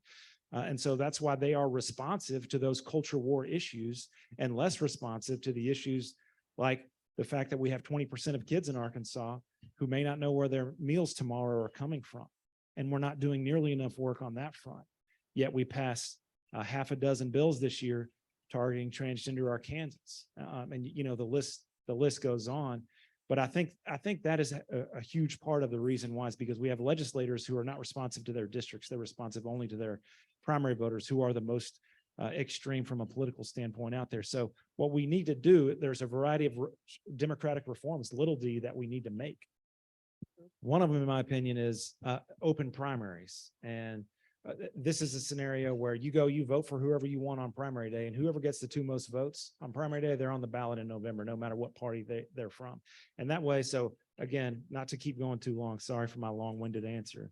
But in these rural parts of the state where they're heavy red districts, you'll have two Republican candidates on the ballot. And that would be the same case as it were in May, but in November, you have everyone participating in that election. So you have the same two candidates, the same two districts, but the electorate is much different and the electoral outcome is much different and the behavior in office will be much different, in my opinion. So that's one thing where I think we could move to have a legislature that's more reflective of the people we are as a state. I'll just add, I think, one piece, and thank you so much for having us. So for us, we've been doing narrative change research and audience-based research in Arkansas for the last 3 years in relationship with the foundation. And really what we see is a real connection between communities around a sense of equity, around what is really valued. That's those central sort of values that really are underpinning across audiences, across demographics and communities within the state. That is being drowned out constantly by cable news, by outside forces, by lots of outside money that is really not a reflection of anything we've seen of real people in the state. The other piece is they tend to also dial things down to just the most basic version, basic message that they can sort of cut across and really amplify in this like really nasty way. Being able to actually, I think, in terms of thinking about how can we combat against that, is meeting people really with where we're at, meeting Arkansans with really the values that you all share together, and also understanding that each community, Black voters in Arkansas, Latino voters in Arkansas, none of us are monoliths. No community actually has one message. There are so many things that we care about, so many interesting pieces that we can lift up and try to build connections through. So for us, in terms of our research, being able to see, actually, these are the elements that we can talk about that really go past all of those pieces they want to talk about on cable news and reflect the reality of Arkansas today and in tomorrow. Well, I think there is a lot beyond legislators that we can do to try to help save our democracy, because as it turns out, elected folks do not exclusively own our democracy. So, but I think you probably don't realize how much influence you have on what I call the bad behavior of elected folks sometimes. That's not everybody. And I want to be really clear about that. But what I want to ask of you and doing your part in saving our democracy is quit giving elected officials a pass to be their worst selves sometimes. And you know how you do that? You do that by not expecting much of them, by the things that come out of your mouth, because you think it's harmless. But the more we keep this narrative going, is everybody's a liar and a thief, and you can't trust them.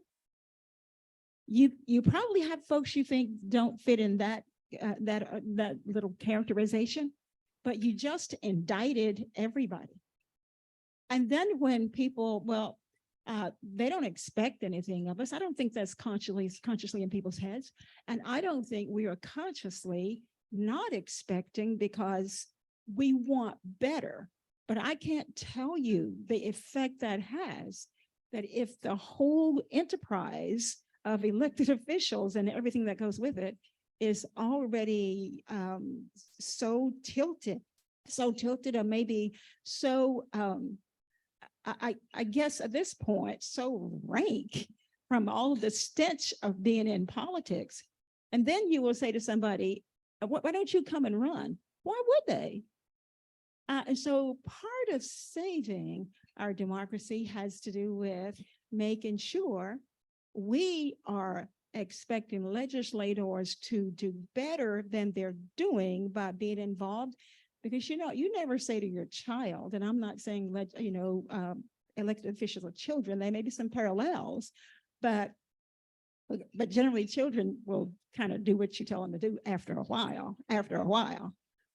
But here's what I think is important is if you are going to expect Clark or whoever to be a good legislator, then sometimes you need to be saying good things out there as well. If there is a person who is doing a bad job, allowing them to understand you see some promise in them, and we want to see good things from you. Y'all, I know it's easy to put down politics.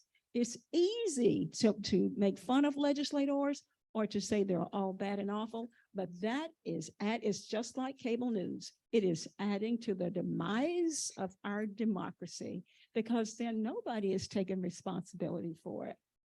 And some of you who say you could run for office or whatever, oh, I could never do that, because who wants to? And I get it, because you just said how awful and dirty it is. So I get that. So don't expect legislators to be the only ones who, or elected folks, I should say, to save our democracy, because it is worth saving. It is what we have. We shouldn't lose it, but we've got to get in here and make it just what it needs to be. And lastly, and our social capital is so much stronger than our political capital. And that's what all of us have out there. So we need to demonstrate every time we meet the legislature, for instance, it seems that there's some group to pick on. The only reason that can happen is because, two things. We have the political capital to do it, the people who are there. The second thing, though, is a big one. The social capital that you could bring forth to prevent it is not there. Because your social capital could trump what goes on. I don't know how I got that word out of my mouth. That was a slip. But it really could usurp what goes on up there. If people saw you on a daily basis, not being a part of, Clark mentioned, the transgender community, that's a big thing now, the trans community, period. What are we doing actually out here in our social capital to not put the folks down, to not send the message to the legislature? It's okay if you pick on them. Have you stood up to the folks in your church lately and said what you need to say? Have you stood up lately in your family or your friends and said it's not okay? That will get back to legislators, but it also gets back to them that you're down with it. They need to know you're not down with it. And that's it. It's such a great example, Joyce, because that itself is really a narrative that is being produced. That narrative of low expectations, which we have really been pressed to believe, even more so in the last several years, of just lowering our expectations to next to nothing for our elected officials and other leaders in our lives. That is something that was done on purpose. It is a narrative being created to really allow them to create space to do whatever they want, to hurt people and to hurt communities, and to do that because we don't expect much from them. And that way they can keep doing whatever they want because no one will run, right? And no one will actually step up because why would you bother? But that is an intentional strategy. It is what we call in our team, like the A story and the B story. The A story is like, oh, politics is toxic. Politics is terrible. We have nothing to expect from these people. But that B story, which we call like, what is the underlying myth of that? That was created. It is a narrative generated to keep all of us from ever having to invest or keep us from actually wanting to organize to invest in changing the political system. And so I think helping to acknowledge that that was a narrative created by a set of people that is constantly reinforced, that can be broken, and that we can change is really important to hold. So thank you for that example. So we've got a lot of good nuggets that I want to shift to our next question that have to do around language and stories and messaging and media, because you've all hit on it.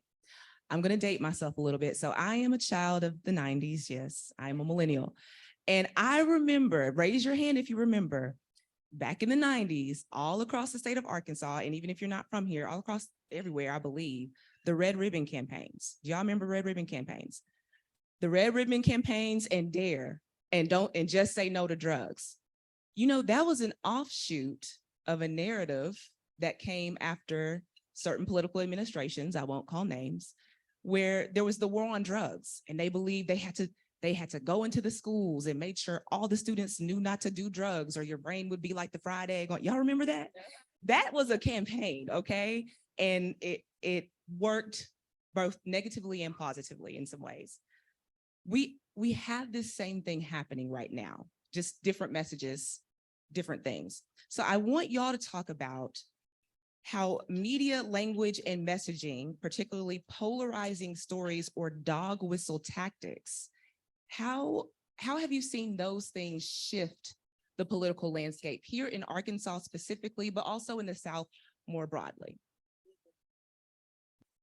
Yeah, I'm happy to jump in. I think we've seen, one big example across the South and across the country is really the dog whistle fight around CRT. That has exploded into all kinds of fights that have pushed beyond even education, but also LGBT fights, racial justice fights, beyond. And that is a classic dog whistle strategy to allow a set of people, very tiny, small amount of people, create a narrative that can actually activate the worst of humanity to push forward a whole set of policies that they're trying to push forward every day, but allows it to do it under a political cover of a story around CRT. In our experience, being able to actually tap into a bit of what we were sharing earlier of like, actually, how do people really feel? What is the real state of regular people in your communities every day? How do they feel about issues? And actually understanding how we can talk about something beyond that. We were doing some work with the African American Policy Forum with Kimberly Crenshaw of thinking about how do you battle back against that narrative that had been produced in this really sort of toxic way, and thinking about how you create the positive version of the story. How do you actually inoculate folks from hearing the kinds of nastiness that is talked about in cable news and create a new narrative? And so one of the things we were working on with her was this story around Teach Us Everything. Kids, we want our kids to learn all the things. We actually want to feel empowered to have all of the different information, the histories, all the pieces to actually take forward what they want to create in the next society, right? We're millennials, but there's now Gen Z, Alpha, like those kids like need all that information. And I think was really effective in the end of being able to produce a narrative and messaging that people could latch onto as an alternative that was produced and created across the South that was helpful in helping people have some other language to hook onto in response.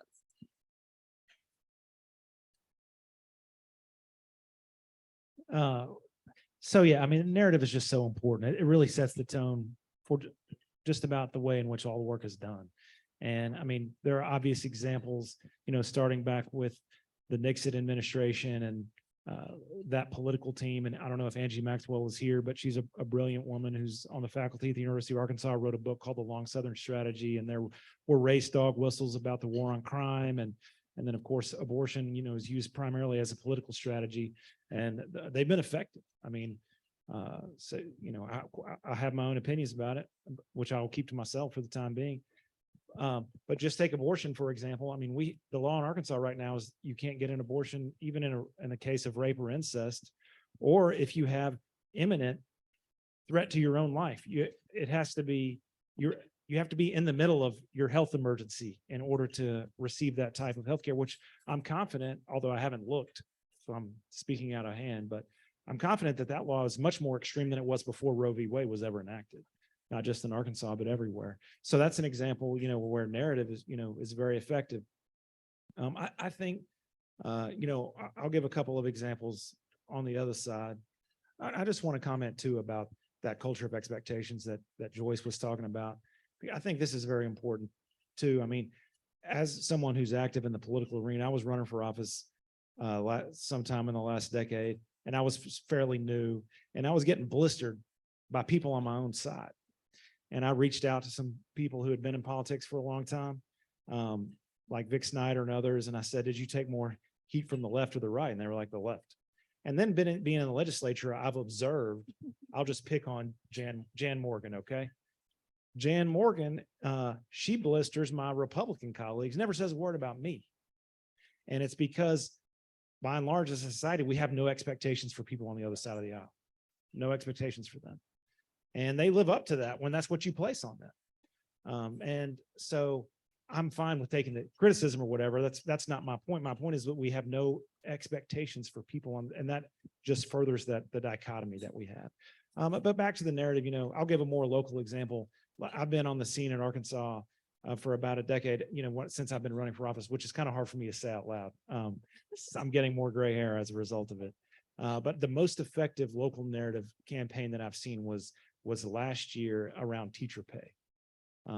Pay our teachers was a narrative that really broke through, what we're talking about, the social media, national cable news and whatnot. And I had friends of mine who live in rural Arkansas who don't talk to me about politics because they probably disagree with me a lot. And they're friends of mine, and they're texting me because they saw this graphic on social media that listed the legislators that supported raising teacher pay and those that didn't.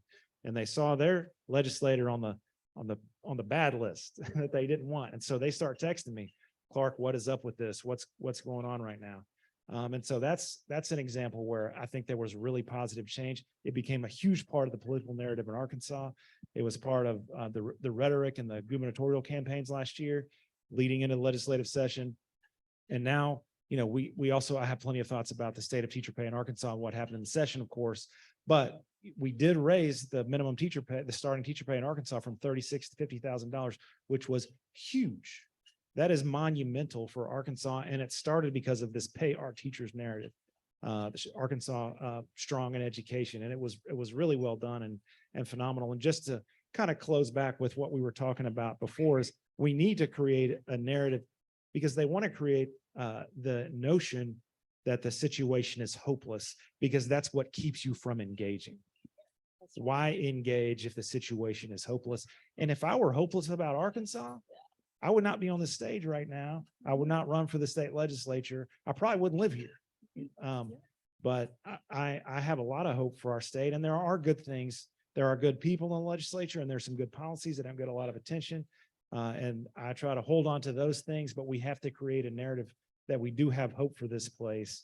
And we are the people who are the agents of change for that hope. And if we can break that message through, then we'll start to see the kind of results that we all want to see. It's kind of like, I was thinking about hope, and that is something that is so important. It's, hope is a muscle. So the more you work it, the more you get out of it. So just remember that. I was not even going to comment on this, but, I cannot get my mind off Supreme Court. I was going to say I'm sorry about that, but I'm really not, because it is just such a travesty. But there is this thing of, as a Black person, this dog whistle of when we mention affirmative action, for example. Well, we just want the best people. We don't want to be sure we hire qualified people, as if somehow affirmative action is synonymous with unqualified people. And it's just in my gut, because I mean, I have chosen to remain in Arkansas all these years. And time again, I have to defend my own self when I've got folks around me who know I'm qualified and didn't say anything, who know that, people who know that. We let these little stories get going and they become real things in people's minds. The reason so many people, I think one of the major reasons so many people are against affirmative action, and because they haven't even studied it, but they have been convinced, because that little narrative that we have created, that somehow the only reason you got there is because you're an affirmative action hire or whatever. And you know you're not. And you know you're not an affirmative action hire just because of your color. You happen to be an affirmative action hire because you were qualified, and you just happen to bring along the melanin that makes it better. That's the reason. And people need this. This is a story that really needs some challenging. And you know, and the other thing that happens too, that's happened with these stories, when we start talking about things such as if we allow affirmative action to be a part of who we are, that other people are going to be left out. This zero-sum thing that it works so well, and it works on all of us because it keeps all of us separated and fighting each other. And the Supreme Court folks know this. I mean, you know, they're not stupid. And I don't want you to ever forget and challenge that kind of narrative with, no, we're not the folks who are really getting the privilege. The ultimate affirmative action lies in the system that started probably earlier than this, that was started in 1619. Who had the affirmative action in 1619 at Jamestown? Not the folks who came on the boat. That's affirmative action that's in the system. It is so baked into the system where you've always had the privilege. And that's not a bad thing for people to have privilege. But what is a bad thing is to pretend like the folks on the Supreme Court, as if somehow they were not always privileged, the very ones, just by the color of their skin. Nobody ever says anything like, we've got to have the best qualified folks.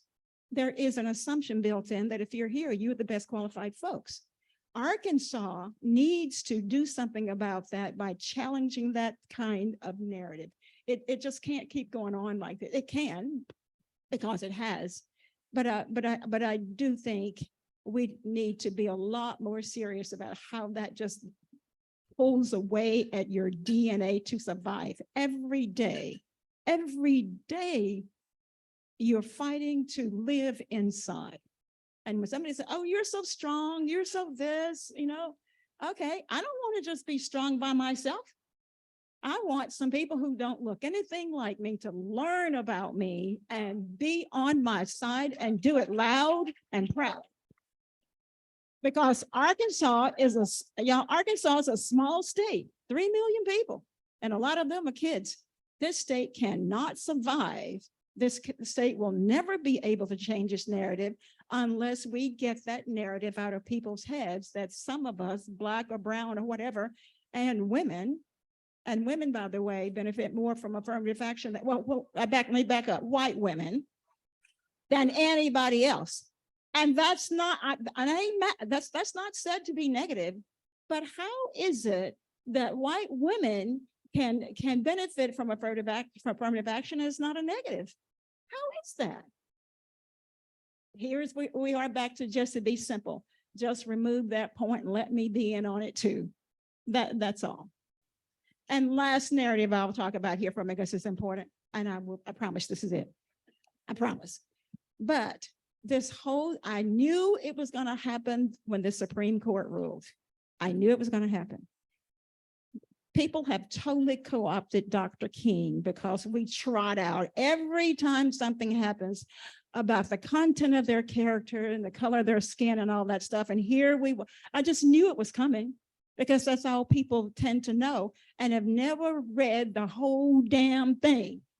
They just have not, because if they had, and people feel like, I don't know how to fight against that because, so the operative word here, y'all, we need to become very facile. We're talking about the difference between equality and equity.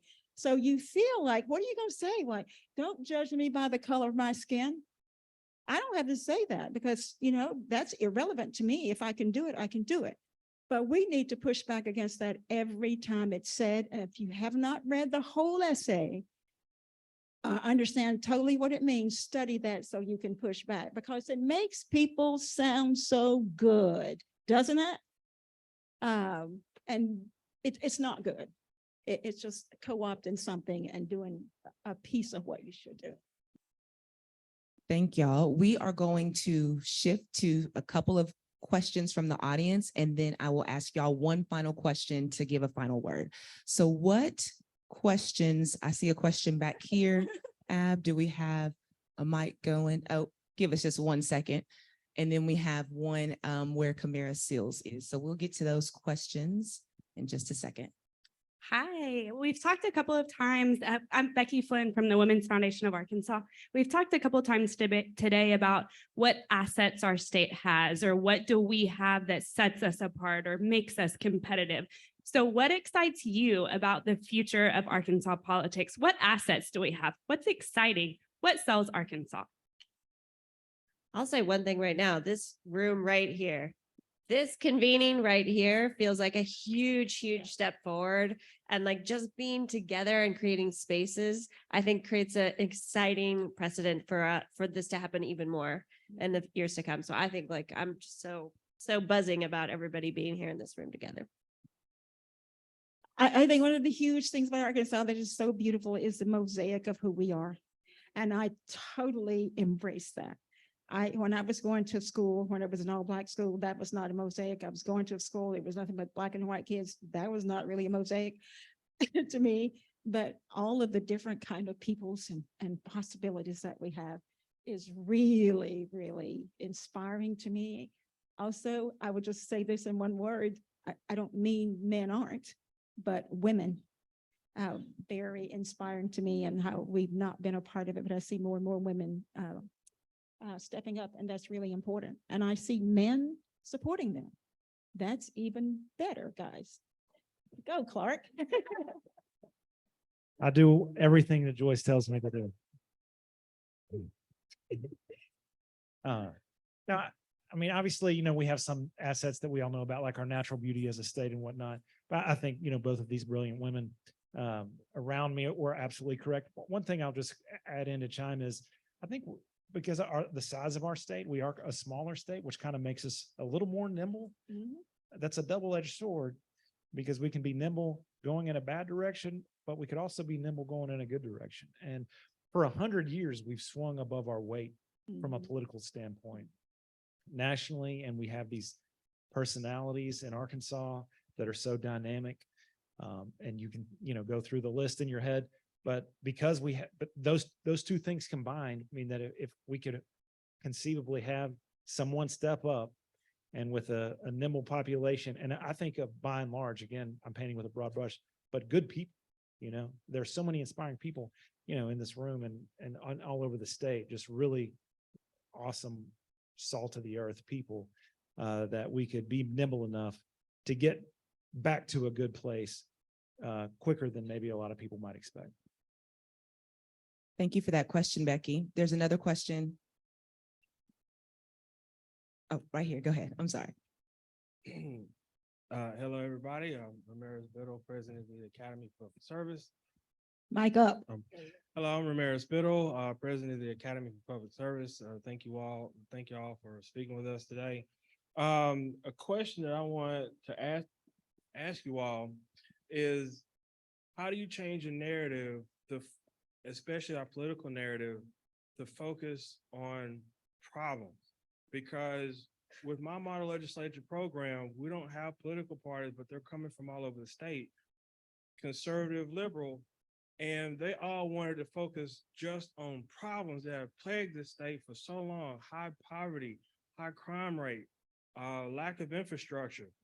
And one student made the point, said, why are we spending so much money on prisons when we can focus so much of our money on things that have a higher impact of return, like education? So how can we change that narrative to focus on pain? Because like I said, one of my students said, no one goes to jail and no one does drugs when they're happy.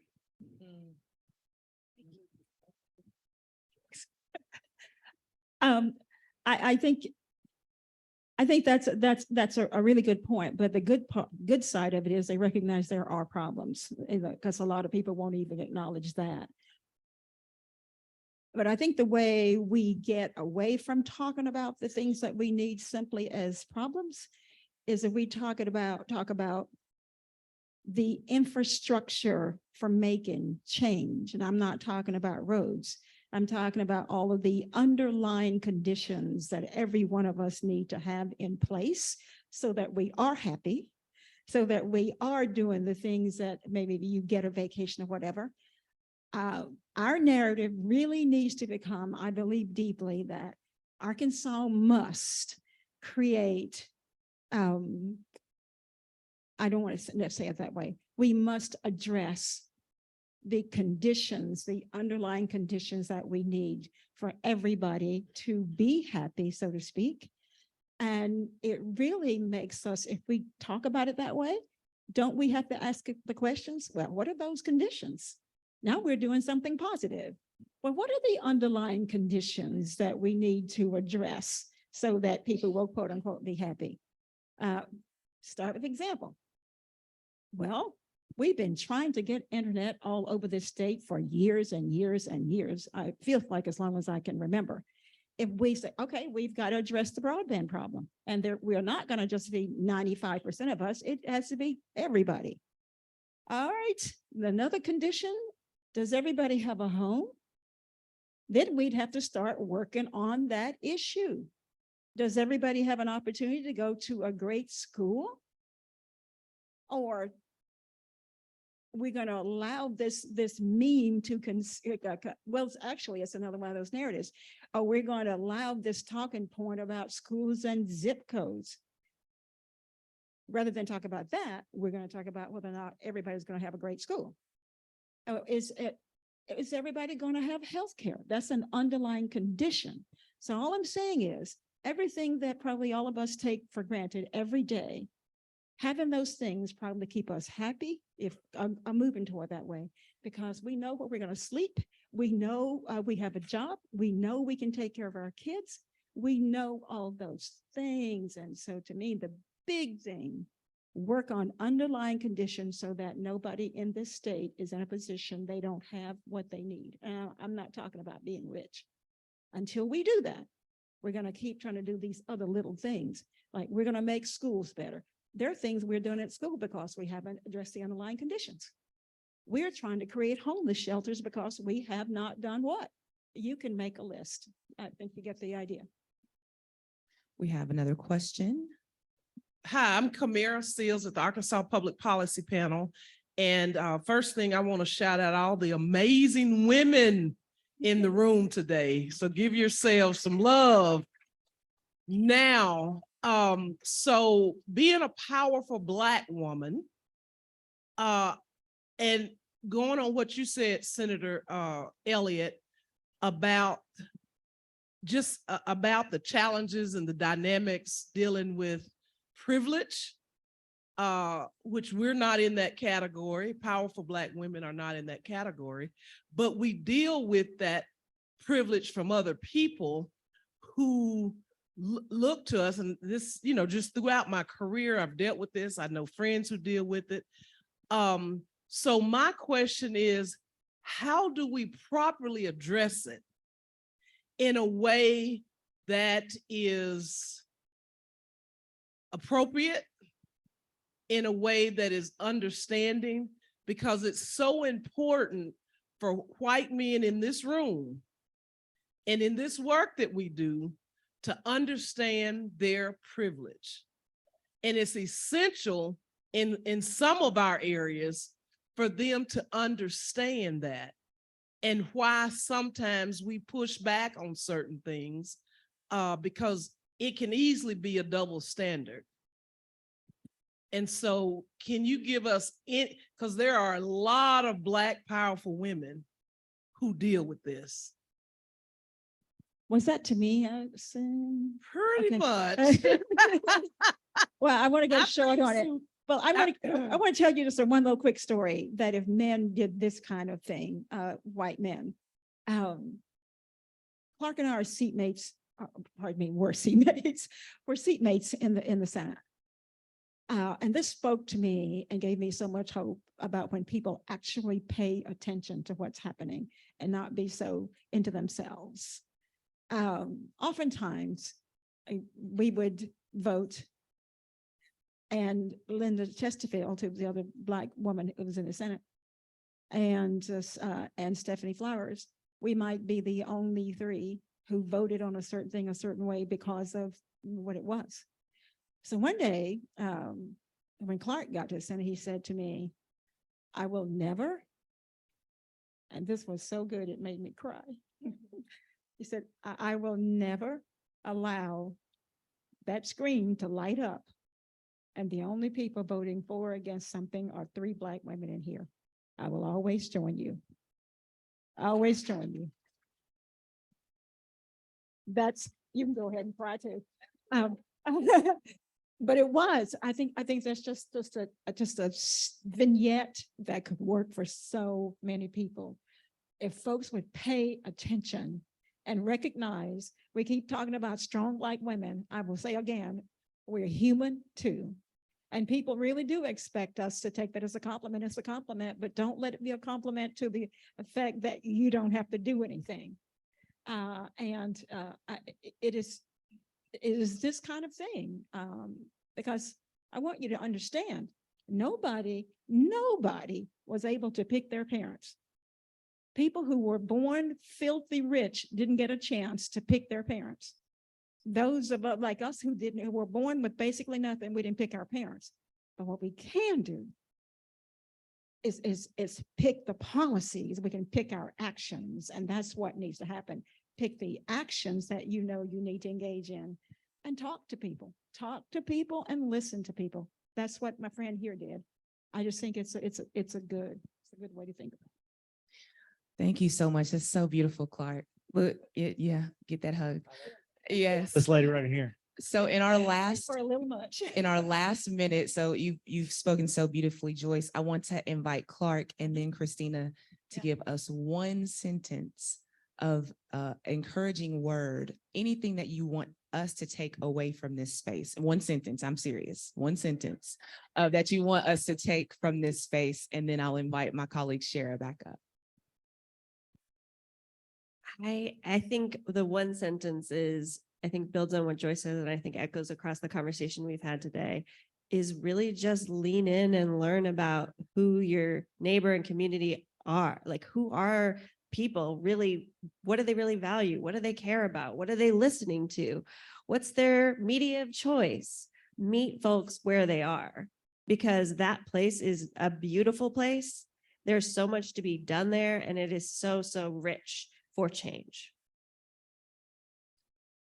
Just for me, I want this to be an inspiring day for everybody who attends and participates. But what I don't want is for you to walk away and be like, oh, that was nice.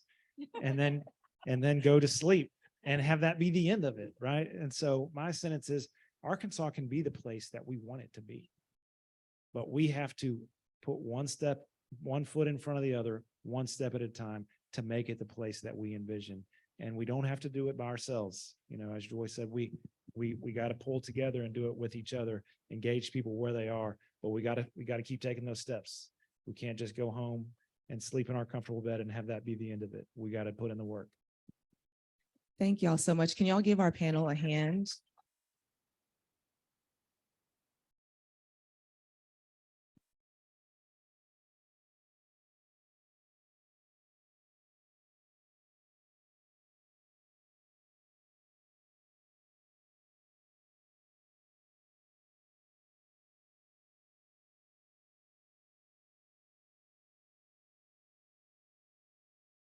So we just want to thank them so much for giving us some continued hope around the work that there is to do in Arkansas.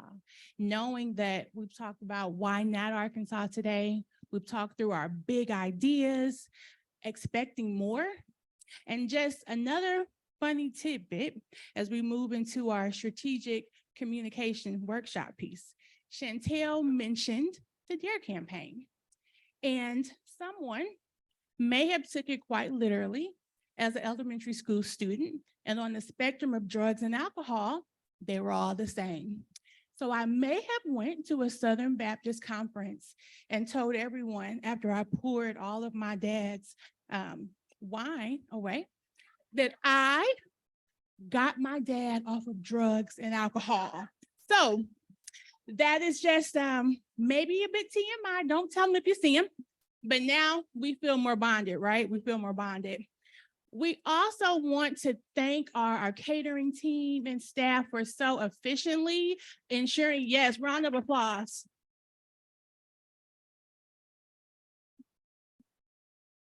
For efficiently ensuring that we were all able to nourish ourselves today as we continue in this work. And the next thing that we're going to do is just talk a bit about our narrative, strategic communications narrative workshops that we have. So if you look on your agenda, and we also have a slide that will tell you the same information. We have equity in action, so ways to authentically reach diverse audiences. We've heard several of our panelists speak that Arkansas is not a monolith. Everyone in our rural communities don't all think the same and have the same perspectives. And we know to do this work effectively, we will have to reach across the aisle and work together. That will happen in the ballroom. So if you want to do that session, you will remain here. We also have the funding narrative change lessons from the Winthrop Rockefeller Foundation's inaugural HEAL Lab cohort, which was a cohort based around partnering with our nonprofit partners around narrative change and strategic communication. And that will happen upstairs in the Hamilton room. And then our third option is the arts, social media, and communicating for good workshop session that will happen in the day. Someone's excited. No problem with that. That will happen upstairs in the Davis room. Now, when I came up the first time, before, I asked you all to take your big idea, to hold it in your heart and to release it. Let's release it a little bit differently. What I'm going to ask you to do is think through those 3 hashtags that I talked about earlier. So the hashtag WRF, the hashtag AR for Arkansas Narrative Change, and the hashtag Starshine Summit. That is how we want you to release your big idea today. So as you transition to your next workshop session, please take time to use your social media platform of choice to release your big idea out to the world today. So thank you all for that. And then we will see you back in here for our keynote, our next keynote at 2:30 p.m.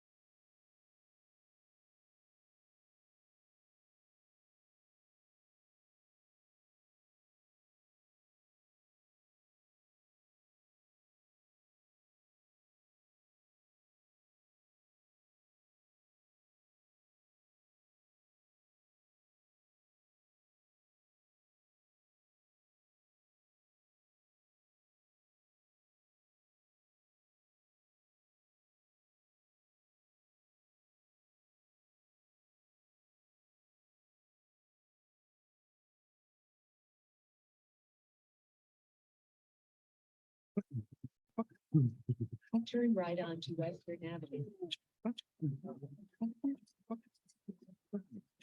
One more. ID light and the all-electric ID4. It's the little things. It's a VW.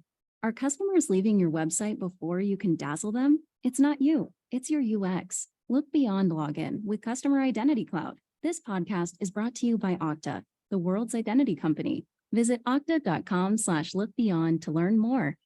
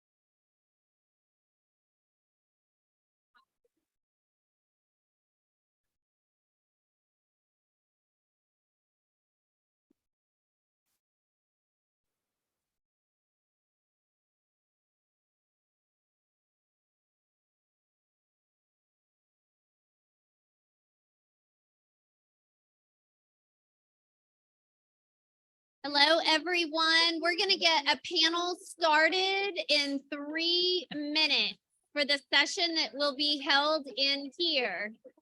So if you mean to be at a different breakout session, I'm going to encourage you to check the agenda and head upstairs to that breakout session.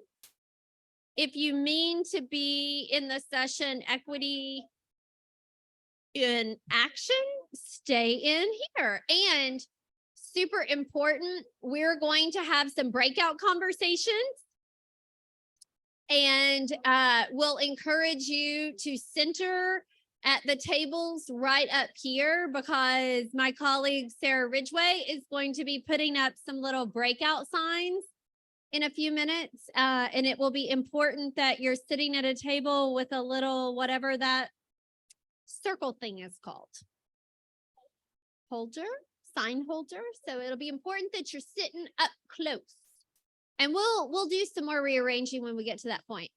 So this is your 3-minute warning. And if you are one of my speakers, and I'm talking to you, Rachel, Jada, and Maxie, I'm going to encourage you to come up on stage.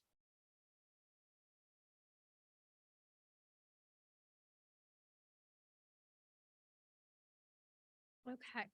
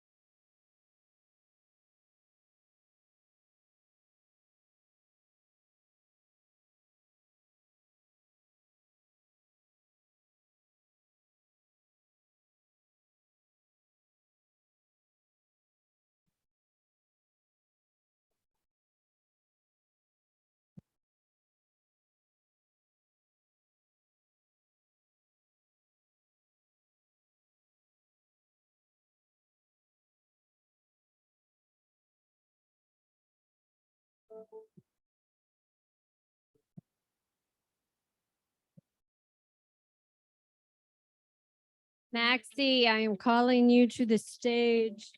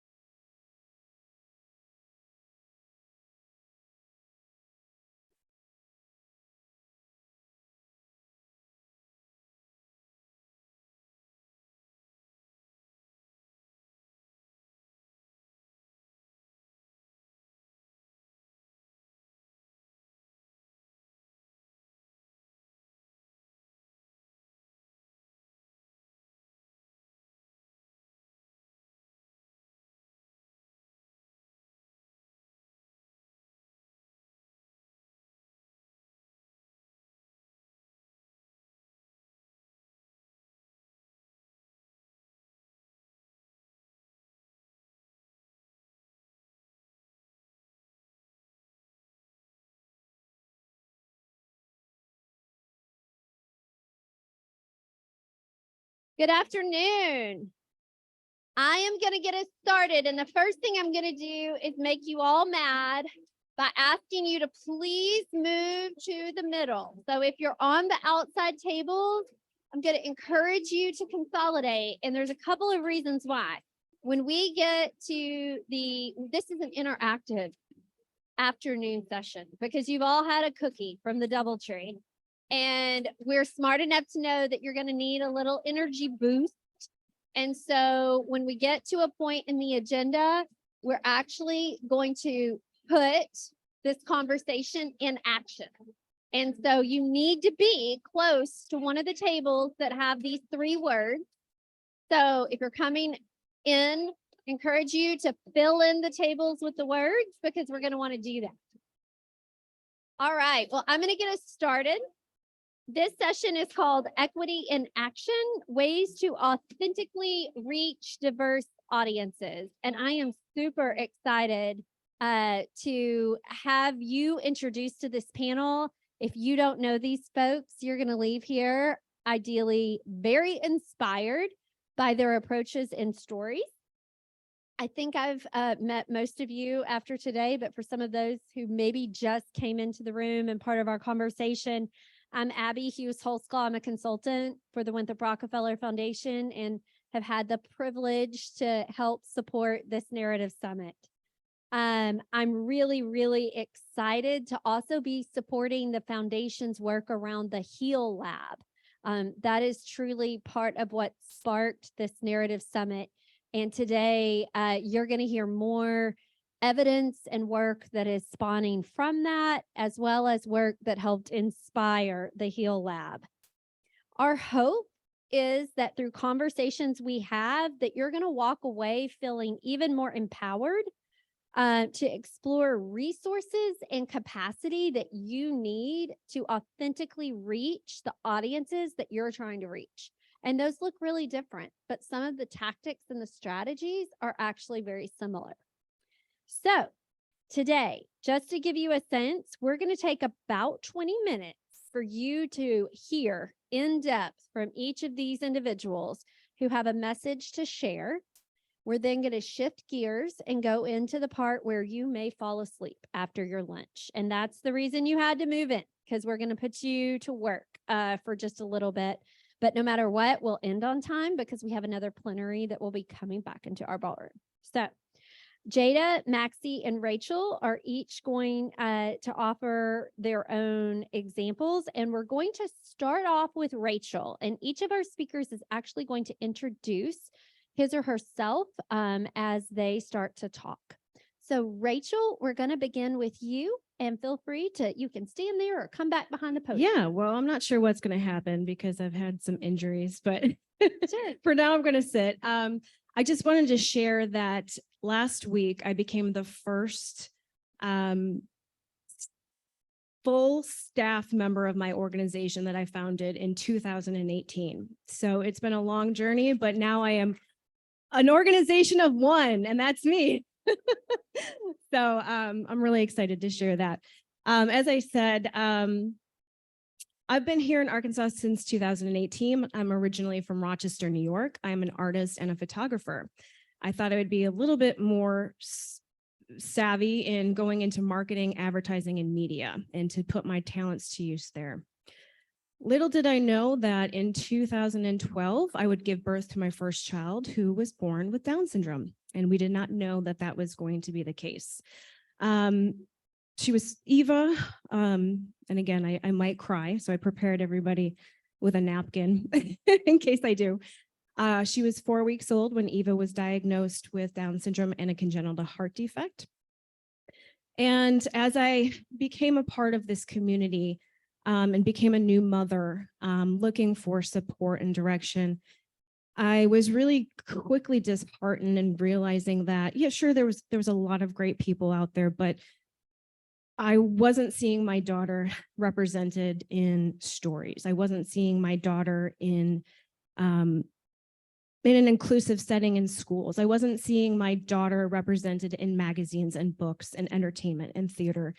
And that hit me pretty profoundly, but also the stories that were coming out of these support groups or spilling out of these support groups was kind of based off of trauma bonding. And you only heard the stories that were really challenging. Oh, it's really hard to have a kid with Down syndrome, or formerly the term that we used is special needs. It's really difficult having a child with Down syndrome. And I said, no, this isn't my story. This isn't my experiences.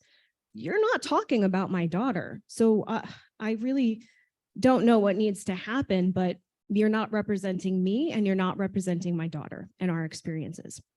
I can't tell you how important lived experiences weights on messaging and how you form this work or your organization or even a brand. And I wanted to change that. So I used my talents in writing and photography, and I went to social media and I started working with brands across the nation, and in fact, across the world. I've been on blogs should we do the slide? I'll show an example. There we go. Okay, that's me. There's Eva. I also have 3 kids, by the way, so Eva's my oldest. I started sharing my story first through blog format in blogs, and they were published in New Zealand, Australia, Denmark, all over the country. And then I said, I'm going to work with you as a marketing professional, and I want to teach you how to become more inclusive and accessible with your messaging, with your branding, and overall with how you create this brand or this work. And it really took off, really took off. And then I became the advertising director of a children's fashion magazine, where I got to continue this work in really redefining representation and visibility in advertising, marketing, and media. And this is very difficult to share this story because this is the first time I'm sharing this in public. If you're familiar with NWA Girl Gang, which is the organization that I founded almost immediately after moving here to Arkansas, I really kept this story really kind of private unless you were in front of my face and I would share it, and then that got passed on, or you knew, who I was and why I was doing it. But my daughter is still young and she's still a minor, and she lives here. So I'm really cautious about how I share this story because she's going into 1st grade. And the reason we're here in Arkansas is because we left the state of North Carolina because they told us that this district in North Carolina said she's not able to be mainstreamed into kindergarten. They said, nope, not an option. There's lots of reason as to why it wasn't an option for us, but we knew that we had to leave because we wanted an inclusive education for her.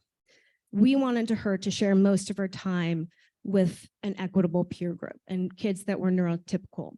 She learns and thrives from her peer group. And so we blindly moved to Arkansas on a whim. We had a lead, and we were welcomed into the Bentonville School District with open arms. And they said, what do you want to do? And I said, we want her to be with these kids, in an inclusive setting, in a general education setting. And her and her friend, Erin, they will be going into 5th grade, the first girls with Down syndrome who have been mainstreamed since kindergarten going into 5th grade. And I can't believe that we're still talking about this when, we had an entire district say, no, she can't go to kindergarten, not this kindergarten class. And, but she can go in that one, and, in the back, and they'll work on coloring books and stuff like that, basically. And so that's how far behind we are, that we still lack the understanding of what inclusion and accessibility really means. So to me, inclusion and accessibility means something really different. So when I got to Arkansas, I said, well, when I got to Northwest Arkansas, I said, where's the city? And they were like, oh, honey, there's no city. There's just these little tiny downtowns. And I'm like, this is strange. And I kind of saw that there was this natural siloing occurring, and I really wanted to break that and bring people together. And Eva has been my source of inspiration, for the last 11 years. And everything I do is inspired by her and my other daughter, who is also neurodiverse, and other individuals with disabilities and neurodiversities. And I moved here in September. I branded, marketed, and came up with Girl Gang in October of 2018. And I had spent so much time ramping up digital platforms and creating brand awareness, rooted in visibility and representation and inclusion, and accidentally started a nonprofit. Yep, I had no intentions of starting a nonprofit. And here I built a community of 9,000 plus people, not just women, other marginalized genders, but also some men too. We are all inclusive, and I got the idea from the Girl Scouts. And I know there they are. I was a Girl Scout, and that was the first time I saw Eva really welcomed into a setting where she could do the crafts and engage with other, individuals that were of her age and explore and adventure and do all these things, and also become little entrepreneurs. That's what Girl Gang actually became. It's adult Girl Scouts. What I learned in doing NWA Girl Gang over the last couple of years is that I had an educational framework. I look at least restrictive environments. So if you're in education, that's usually presented as what kind of supports, accommodations, and services can we provide to get an equitable peer group? But what we talk about in IEP meetings and 504s is how do we remove all of the barriers, restrictions, and challenges right from the beginning to create that equitable peer group, and then add in the services, supports, and accommodations. So here I had a very highly localized and engaged community that became a nonprofit in 2020. And I didn't know how important looking at accessibility and even least restricted environment played in not just spaces that were accessible, but messaging, content, communications, marketing. What are you doing to create three things: full access, full participation, and full engagement? If you don't have a real life community, which mine became one, how do you share a message that allows, or information or resources that allows everybody to engage and participate and access information? I guess I can briefly talk about some examples, but it's like scholarships, registration forms.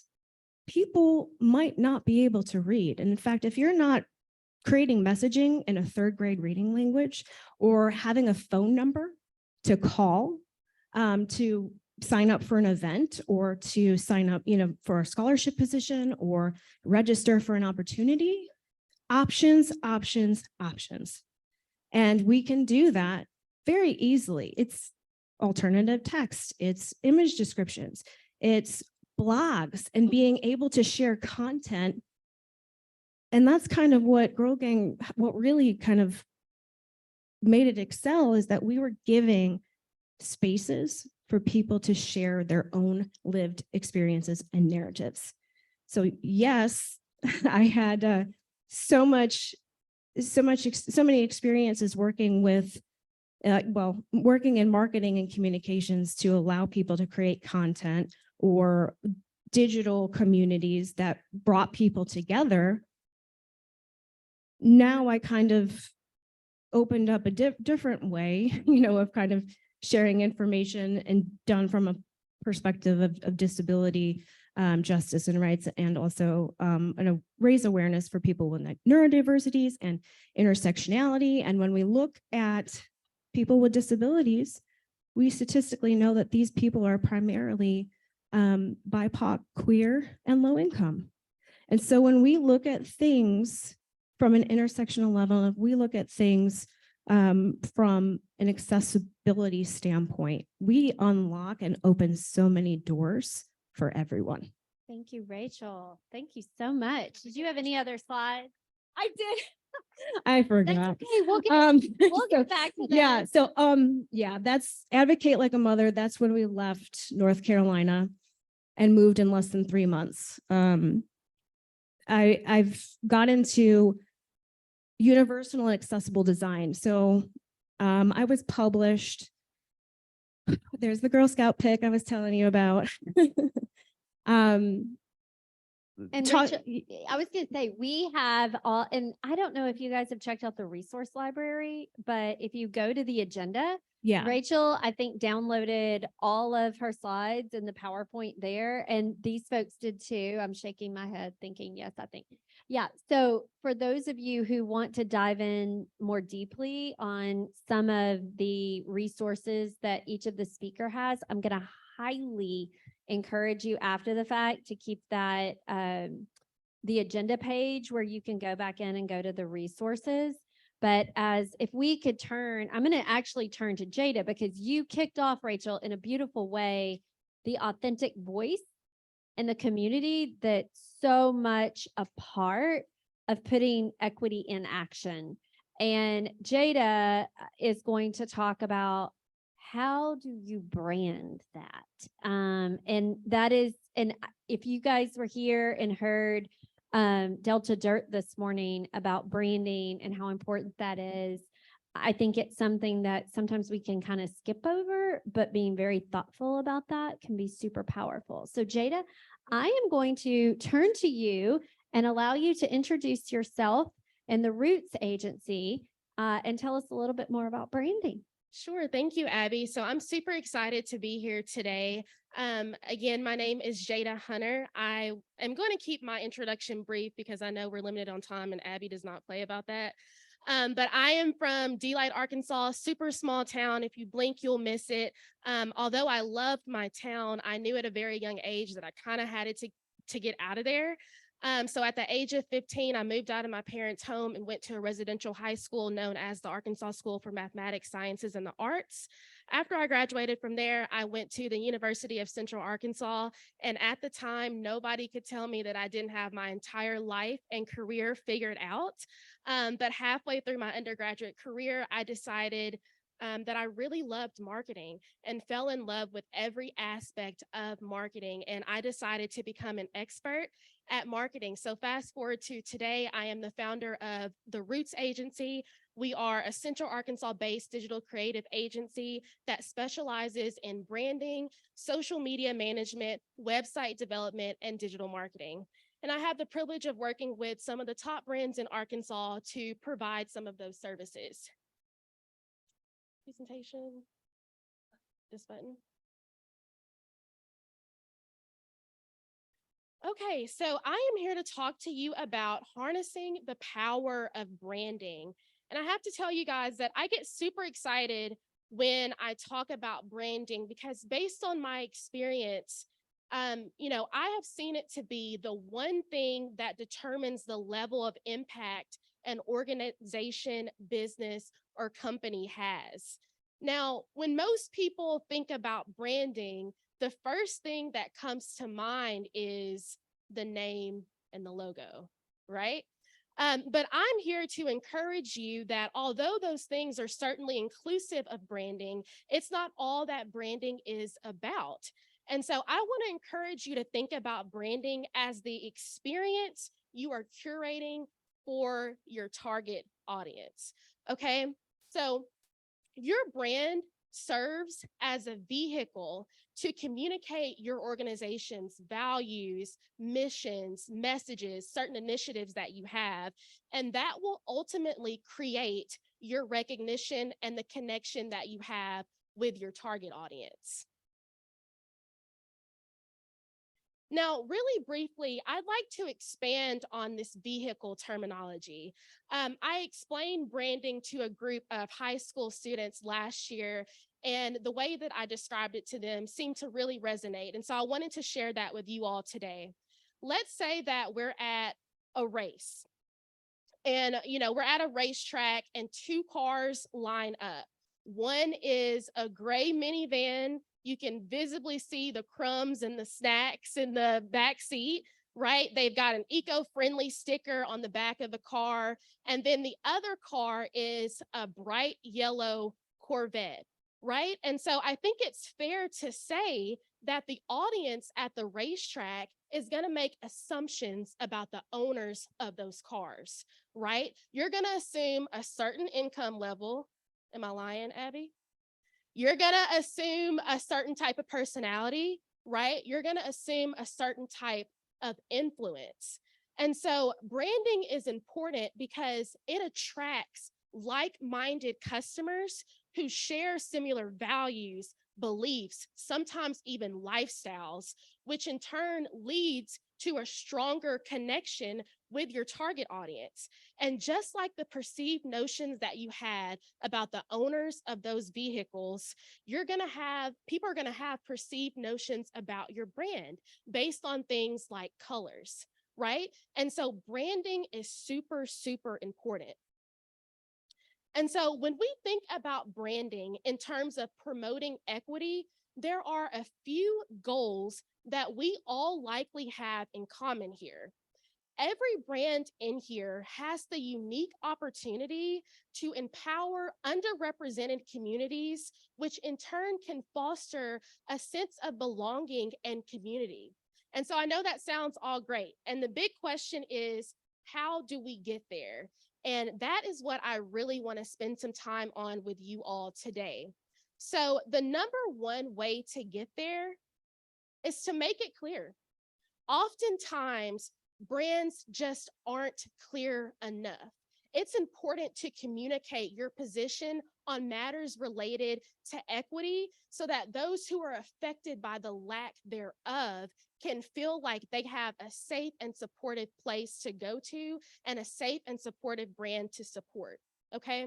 Number two is the importance of being authentic with your storytelling. You need to share real experiences and real narratives that people can really relate to and empathize with. And this will in turn establish those long-term relationships that we all want for our brands. Now, the next thing is inclusive visual identity. And this one I really can't stress enough. I almost cringe as I was writing my notes for this slide because oftentimes, especially in our state, unfortunately, the images that brands choose to use are just not representative of the community that they're trying to reach, right? And so what happens oftentimes is that it's Black History Month. You'll see a brand post a photo of a Black family. And I'm like, oh, why'd you do that? And so we all need to make it a priority to use diverse and representative imagery in our materials year round, right? Tokenism is something that we also see often. And so I definitely want to encourage all of you to be authentic in the visuals that you use for your brand. Another really important thing is to collaborate with community organizations and influencers to co-create some of those messages, right? Allow other platforms and brands to be a part of your messaging so that you know you're speaking to the right type of people. The next thing is targeted communication. And tailored messaging recognizes kind of the agency and the autonomy of different communities. And the very best way to do this while avoiding the tokenism that I discussed earlier is to allow community members and people in your target audience to serve as your brand ambassadors, to serve as your co-creators of that content, right? Whether you guys realize it or not, every single person in here is an influencer. And it doesn't matter if you have 200 people following you on Instagram or 2 million, you all have built a community that really hones in on what it is that you post. They trust you, they want to engage with you, and they're looking for your feedback and your expertise about what it is that you believe in and what it is that you want to do. Okay. And last, but certainly not least, is something that's not only true for branding, but it's also inclusive of marketing in general. And that is to assess the effectiveness of your efforts and make data-driven decisions. We're all pretty smart people in here. And so we know that if something doesn't work the first time, we probably shouldn't do it again, right? And so building it into your strategy to go back at what it is that you're posting, what it is that you're saying, the messages that you curate to make sure that it's beneficial to the audience that you're trying to reach. And so I am confident that by harnessing the power of things like authentic storytelling, targeted communication, collaboration with influencers, your brand will be set to advance equity. Thank you all so much. Thank you, Jada. Thank you, Jada. So I'm now going to invite Maxie to share about building authentic community. And if you're not feeling the themes yet, I just want to lift up that Rachel talked to us about really tapping into personal experience and having that authentic motivation. Jada's talking about branding and how that is so important. And then Maxie is going to talk to us explicitly around incorporating community in this work. So Maxie, I'm going to move so I don't feel so.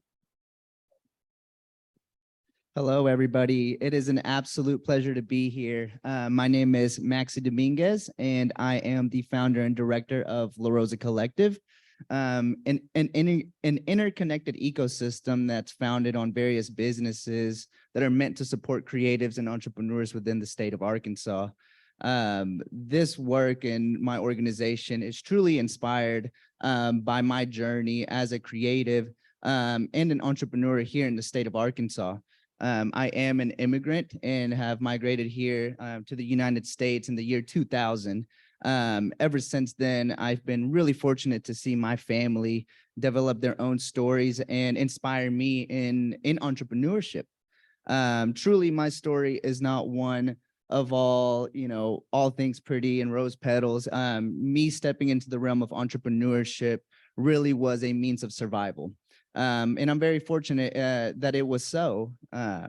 As I grew up, I became really inspired by the creative movement. I myself, being a fashion designer, became really inspired with the nuances of branding, marketing. But what's unique about my story and my approach in how I utilize the elements of branding and marketing in my strategy for my organization and how I work with other small businesses and organizations is that it's unique in the sense that it's not textbook. However, it is one that is anchored in representation of creatives and entrepreneurs. So with that being said, I would love to touch on 3 basic points today, all heavily hitting on the importance of weaving in community in your strategy for brand and marketing. Effective marketing is not objective. It's more so about bridging community and creating engagement. Oftentimes we look at marketing strategy as an objective. We try to hit certain metrics and allow the metrics to be the determining factor on if we are quote unquote creating impact. In reality, what I've seen through my work is that when we look at marketing as a way of trying to funnel community engagement, we're realizing and creating an effective approach in how we can engage with our community, but also co-develop future strategy in our approach and the narrative we're trying to push out. Human values ultimately is at the heart of that. Understanding that the human values that we incorporate in our message is ultimately what allows us to connect with our communities, as well as welcomes other individuals into our movement. Building community in marketing is necessary, especially now more than ever. As society has evolved, the nuances around marketing and brand have also evolved. We are now in a time and space where we are in more of a dire need to connect in an authentic and tight-knit way with other people. And the best way that we can connect with other individuals is through a common purpose and shared values. So when we're thinking about how we can effectively reach out to various communities and audiences in an effort to convene together, we often have to look internally. What are the values that we carry as individuals, and what are those shared values? How can we identify the alignment and the common threads in our purpose with other individuals in order to become a collective in our movement, in how we can carry forward? Creating engagement in our efforts ultimately equates to social impact. The social impact is rooted in those human values. And brand and marketing truly are just vehicles. They are vehicles in how we can get our message across. And it's important to always recognize them as so. Marketing that's anchored in community is how we transform narrative to social equity. Values help us align in our community. Marketing and values create shared purpose and enabling our efforts. So it's very much a funnel, but it does start within ourselves. Being able to understand the values that create our purpose allows us to connect effectively with that community. Marketing is about bridging community. It's not always about the metrics and the data. The metrics and the data around our marketing strategies is also a tool in itself on how we can reflect on how we are, one, presenting our message and our narrative, two, identifying the impact of our values and who our quote unquote targeted audience is, and then seeing the return in that. Building relationships through our strategy is the sustainable framework. Again, it's not enough to just bring awareness to our purpose, to our mission, to our narrative. It's about how we're nurturing relationships through our endeavors. Numbers are great, but identifying the depthness of the relationships that we are building with other organizations, community members, and how we welcome them into our work is the sustainable framework in how we can develop a community that can collectively work together through a common effort. It's also important to prioritize perspective building over target audiences. The perspective is key. By being able to welcome other individuals into our shared purpose, into our work, we're creating a unique space to where we can begin to expand perspective. Understanding that social impact and carrying narrative forward is not just about getting the message across, but about creating opportunity for evolution in the messages that we're trying to push forward. It's not objective. Marketing is not linear. It's something that we must look at as an ongoing effort, and we must seek ways to bring community into our efforts and create space for collaboration and co-development through those endeavors. Marketing is only sustainable through relationship building and that expansive narrative. As I mentioned, my story with brand and narrative is one that is very much derives from being able to co-share space and build narrative with my community. What I know today is not what I knew yesterday.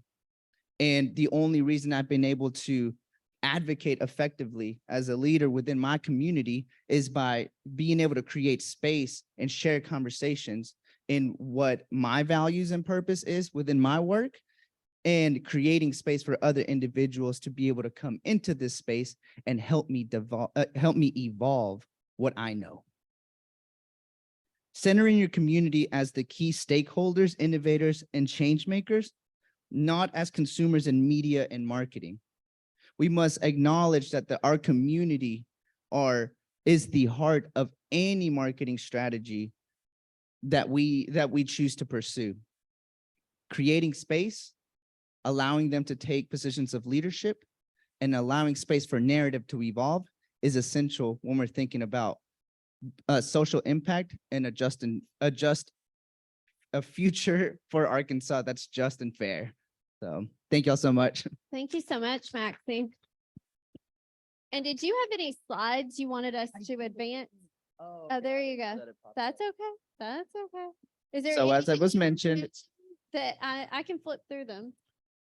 I don't think so. I It's think I've okay. touched on them. Again, these are all in the resource library, so we can, I just want folks to see them really quickly here. Okay, good. All right, good deal. Well, now it's your turn. Like I said, this is that moment in every event and conference when the energy starts to get down.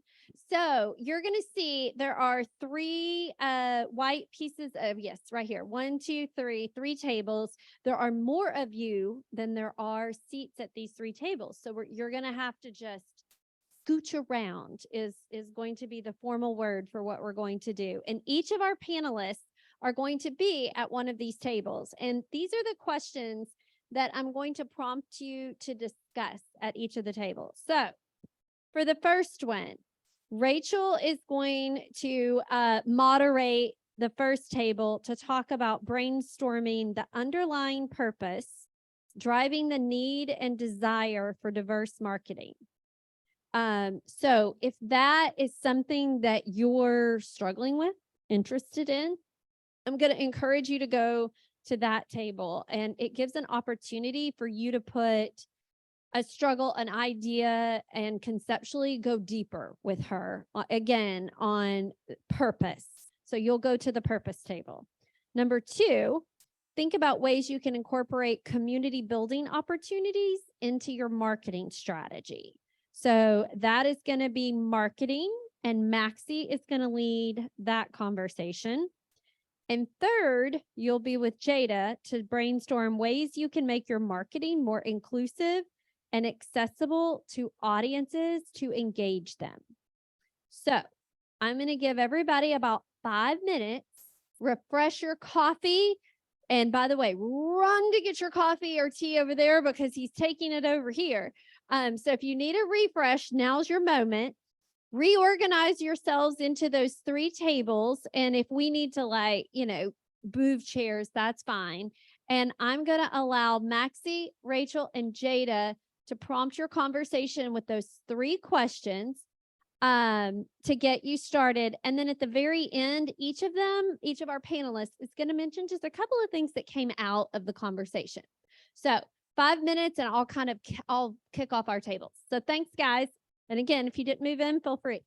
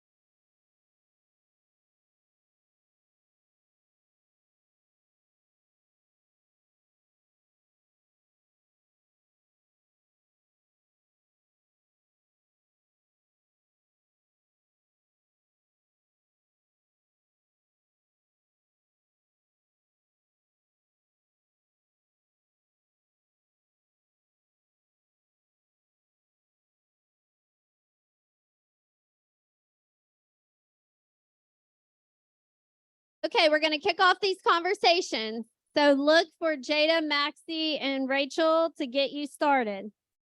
And I'll be our good timekeeper.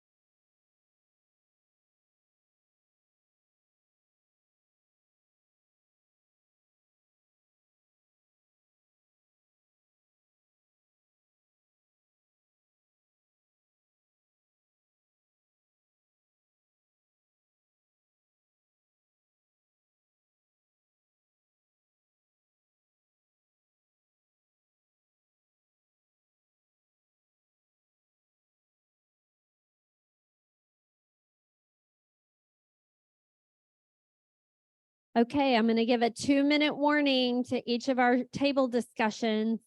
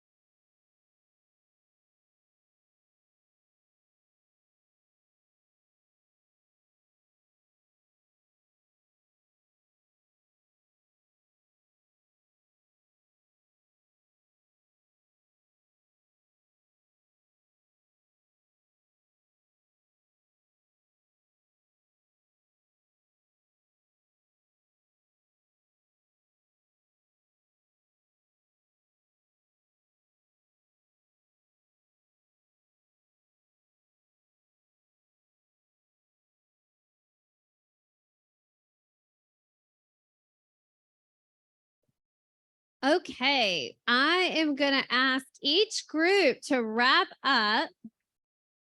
And I'm actually going to start with Jada's group and ask that each of our panelists offer a couple of nuggets of what reflections and what came out of your discussion. And these, I hate to, like, again, if everybody wasn't legit coming back to this room, I would let y'all keep talking, but they're literally going to come back to this room. So Jada, few nuggets.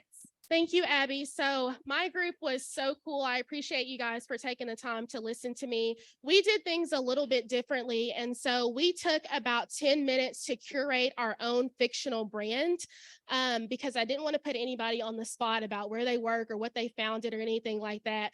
Our fictional brand was a nonprofit organization dealing with education for K through 12 students. And we actually utilized ChatGPT to come up with a mission statement. So we're official. And then from there, we talked about our content pillars, and content pillars fall in 3 to 4 different categories. We talked about 3 at my table: educate, inspire, and entertain. And so we went through the subtopics for each one of those categories and had a really fun time kind of making sure that we talked about what the actual content under each one of those categories would be. And so what we identified at the table was that video content performs best on social media, and we wanted to put music on our videos, and we wanted to make sure that our video was engaging enough to garner comments from other people. And then we also took a few minutes to answer some questions related to some things that people are going through in their own brands and businesses. So we had fun. Thank you. I mean, what could y'all have done with another 30 minutes? I mean, whoa. That is impressive and a hard act to follow. So, Maxie, I think she's raised you one. Can you give us a few nuggets from your discussion? Yeah, well, it's not that, but big kudos. That's amazing. So in our table, we talked about some of the challenges in community building. Primarily, it sits within capacity. We had a fair discussion around the importance of being able to dismantle some of our own perceived notions on how we are building and sharing space with community, and having more interpersonal conversations around how are we holding back some of these bridges, right? Ultimately creating space in an effort to be able to build community with other representation and leadership within the communities that we're a part of. So Thank you. Thanks, guys. All right, Rachel, you've got a microphone. Nuggets from your table. Oh, this is so hard to fit into the time frame because there's so much to unpack. I know. So one thing that I wanted to open with is we didn't talk about the difference between an audience and a community. They are very different and they're not synonymous. A community can happen with or without your control, which was the case in my situation. How you grow community is really allowing options and spaces for people to also share their lived stories and narratives too. So are you providing enough space or even like digital space, whether that's a blog or newsletter? Think outside of social media. I know it's hard, but what if social media, what if Instagram and TikTok gone tomorrow? What are you going to do? How are you going to share these stories? So think outside the box. Oh yeah, that's my thing. Outside the box. Okay. Anyway, so think outside the box. Provide enough places, digital space, or even tangible spaces for people to share their story too. Because that's a part of it. It's not just about your brand story and narrative or your personal story and narrative. It's about allowing others to share their story and giving them a place to do so. Authentic, being genuine. We talked about that, but images, we don't want to see this really aesthetically pleasing grid, on Instagram. Go outside and take real pictures. Stop using stock photos. Show me, don't tell me. Don't have to lead with identifying labels because everybody has marginalized identities. We're not a monolith, right? We talked about that. Show me why this person's different. Show me why this event's different. Show me why this space is more inclusive or accessible. Don't tell me. And so how are you going to do that? What else did we talk? Gosh, I feel like we needed more time. I mean, that's powerful. Show me, don't tell me. Yeah. So hats off for that. Well, let me just say, as we get ready to wrap this session, I think the purpose, the marketing, and the community building, as you've heard from all three of these folks, with kind of a distinctive piece, but they all work together very collaboratively and they don't live in silos. And so I hope this gave you just a tiny sliver of equity in action as you think about how you take the information and apply it to the communities you're trying to build, the brand you're trying to improve, and the purpose that you're trying to elevate. So join me in thanking our three panelists, please. Rachel, Maxie, and Jada.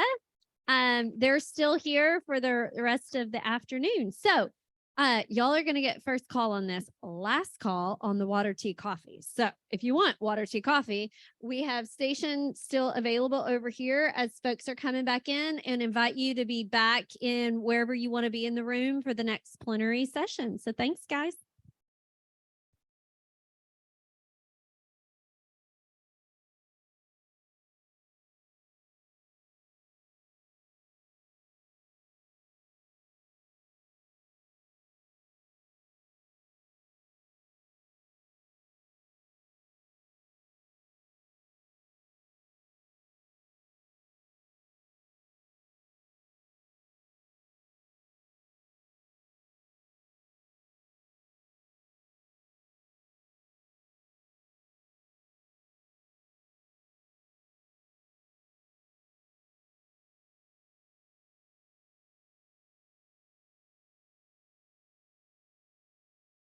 Are customers leaving your website before you can dazzle them? It's not you, it's your UX. Look beyond login with Customer Identity Cloud. This podcast is brought to you by Okta, the world's identity company. Visit okta.com/lookbeyond to learn more.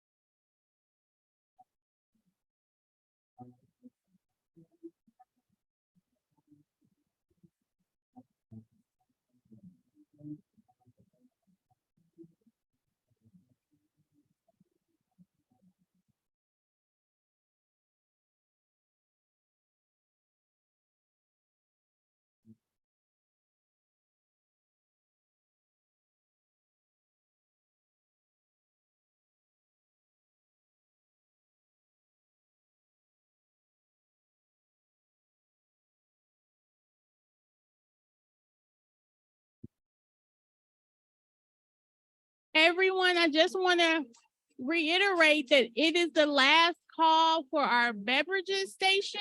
They're getting ready to shut that down when we come back from break. So please help yourself.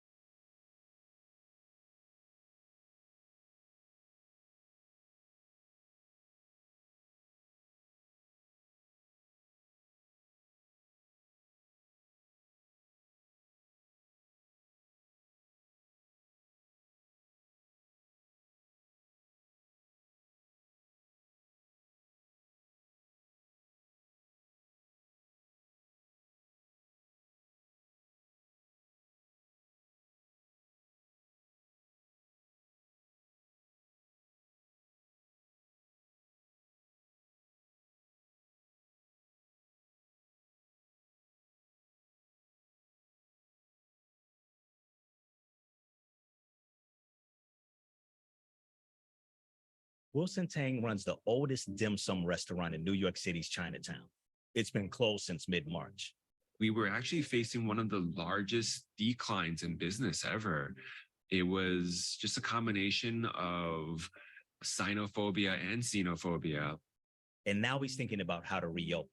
You can hear his story on The Window, a new series about how the pandemic is changing our lives. Tap right now to listen free on Spotify.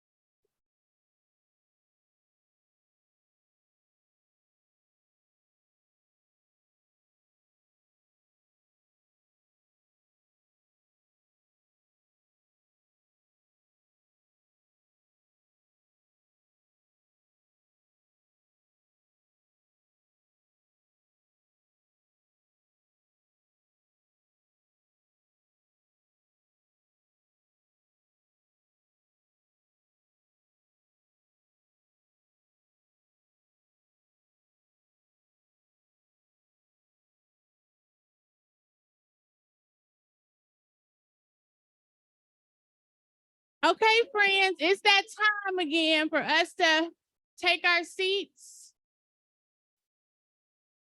Let's please take our seats in preparation for our next keynote.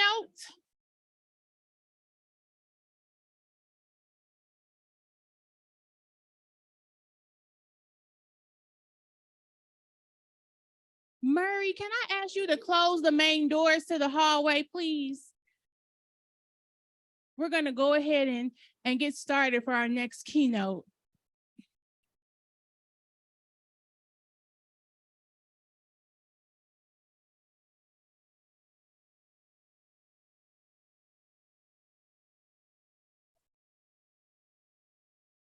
You got it? Okay. Okay. I need you to do my thing. Stay right there. Yes. And then say, look at you. Okay. Yeah. You're good. You're good. You're good. You're good. So you want me to? Okay, I just want to know, I mean, I think I was switching something up, so I want to be on the same page. Okay. Okay.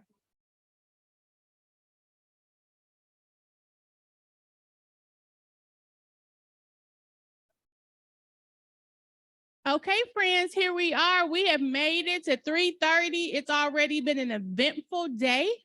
And now I'm going to pass the floor back over to Dr. Sharice West, who's going to facilitate a conversation with a very special guest joining us in the room today. Thank you. Oh, it does work. Hey there. So I was just commenting that on a Friday afternoon at 2:30, and you guys are still energized and ready to go and listening, and just grateful because I've been to conferences and meetings that on a Friday at 2 o'clock, it wouldn't be a soul in here but me and Carmen. So I appreciate you all still hanging in there with us. So I have to say that I adore Miss Carmen Rojas, and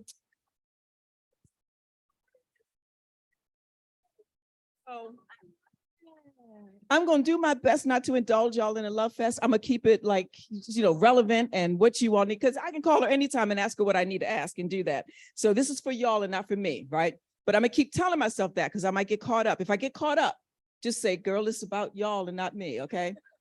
All right. So we have Carmen here because of, well, for a whole bunch of reasons, but mainly she is the CEO of the Marguerite Casey Foundation, which is headquartered in Seattle. It is in Seattle proper. Headquartered in Seattle, and she does grant making nationally. And Marguerite Casey, early on, probably some 10 years ago, I might have to ask Corey or Reagan to correct me on the history, was one of the foundations I approached to do some leveraging with us in grant making around advocacy, policy, and organizing.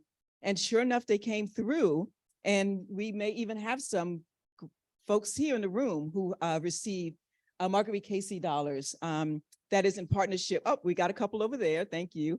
And Bill, speaking of which, that was a part of our Why Arkansas initiative that me, you, and Reagan cooked up all that time ago around, how do we attract funders from outside of our state to Arkansas? And the question was, why Arkansas? So anyway, that is some background. So, but the main reason we are here to have this conversation is because the work that they do at the Marguerite Casey Foundation is all about changing the narrative around organizing, power building. Sorry, y'all, I can't see. I'm trying to be cute, not wear glasses, but they've fallen off me. Anyway, so they do grant making around narrative change as it relates to organizing, advocacy, and power building. And so that's why Carmen is here, in addition to I just love her and just wanted her to be here. And so I want to open with you just telling us a bit about yourself and about the Marguerite Casey Foundation, and then we'll just launch into the conversation. Right. Hi, all. I know, come on, it's fun. I'm gonna do it in Spanish because I'm gonna do a bunch of confessions. One, this is my first time in Arkansas, and so I'm so grateful to be here.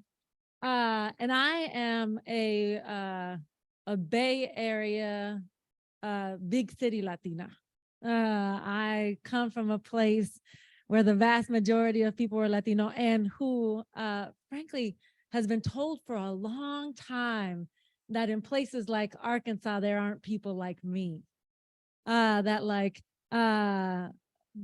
we're not here, right? Like that listening, I've had the real gift of sitting in a couple of sessions and to see so many amazing people talk about their work. One is a gift, but frankly, to see me, right? To see so many gente in the room and to feel like, oh yeah, this is where we're here, Latinas que bici. Like, this is amazing, right? And I think that there's a way in which we imagine the South and the rural South to be so wholly different from the coasts, and it's not. And I'm so grateful to be here today because of that. My name is Carmen Rojas. I'm the president and CEO of Marguerite Casey Foundation. At Marguerite Casey Foundation, we support organizations, leaders, scholars, initiatives who are really focusing on making sure that our government works for us. And I want to put like a fine point on that because throughout the day, I've just heard the ways in which government continues to fail us and that there's a constant drumbeat, that there are people who win when we let government fail us and we won't fight for our government to actually serve us. So we support the kind of organizing that reimagines things like social housing and public housing for poor people. We fund the kind of organizing that actually moves money out of prisons and jails and into schools, into the things that keep people safe every day. We fund the kind of abolitionist organizing that's about building life-affirming institutions and systems and not life-stealing institutions and systems. And so I am really new here, and I should have started with saying this. The reason I hug Sharice is that my first week on this job, I'm 3 years into this job, 3 years into this job, my first couple of weeks, we did a Zoom panel. It was like thick of COVID. And Sharice was so generous and had a level of both like clarity and candor. You know, people are really weird when you're a president of a foundation. People are really weird to you. They're like, I expect the world of you, but I'm not going to tell you anything very real. I'm going to laugh at everything you say and you look really great, but then behind your back, I'm not going to tell you the truth. And Sharice on a Zoom call, I felt like was the most honest person and had a level of integrity and clarity that I aspired to have as leader of Marguerite Casey Foundation. Thank you. That was very, very kind, very kind. So I'm going to kick us off. So narrative change. I mean, that's something that you all fund and is important to you. And so it's so much so it's in your documentation and the like. So at the Winthrop Rockefeller Foundation, you know, we've talked about why narrative change for us, why narrative change for you all. Yeah. I think that there's a way in which narrative becomes common sense and then common sense becomes truth, right? And so the narratives that our government doesn't work for us, the narratives, well, we heard about CRT a little bit earlier, right? The narrative that Black studies is not a meaningful thing to study in this country leads, I'll just do the arc of Black studies because I think it's really important to hear. The CRT fight started in Seattle, Washington, where I live. Actually, the man who started to push that, his wife formerly worked at the foundation. So I'm just going to, all the truths. And he was like, this CRT is really coming for us. It's really horrible. We can't have this anywhere. And he started to push a narrative. He started it on his blog. He then went on to do it in sort of more conservative media. What then happened in Florida with Ron DeSantis, with the College Board, was this push to actually push Black studies, right? CRT and Black studies is seen as interconnected, as expressions are related to each other, to push Black studies out of AP courses for high school students. The context in which that arc happens is this guy is like, I'm mad at CRT. I'm going to push a narrative. I'm going to make it common sense that CRT makes white people feel bad and white people shouldn't have to feel bad. And white people shouldn't have to learn, and it makes Black people feel bad and they shouldn't have to feel bad and they shouldn't have to learn about our history. In 44, since 2021, 44 states have tried to radically change how we study, how our teachers teach our kids about racism and sexism in this country. And 14 states have been successful in removing, instead of saying something like Rosa Parks was actually fighting the Jim Crow South, it says Rosa Parks fought to sit in the front of the bus. And that removes the systems and the people in power. It removes the whole history it removes a whole part of the history in this country, right? So I believe that narratives become common sense and common sense becomes truth really quickly. And so we fund books, we fund scholars, we fund writers because we think ideas matter. And ideas are the foundation of how we start to plant a seed inside each and every one of us that something else is possible, that something else is worth fighting for, and that we in philanthropy should be held accountable to resource. No, absolutely. And even in talking about that power of one, right? That happens so often, that power of one in social justice and in organizing. I know we know the link, but for you, would you make that link? And as a funder, how do you make that link? I'm gonna make sure that I'm answering the question. The link between narrative and social justice organizing. Yeah.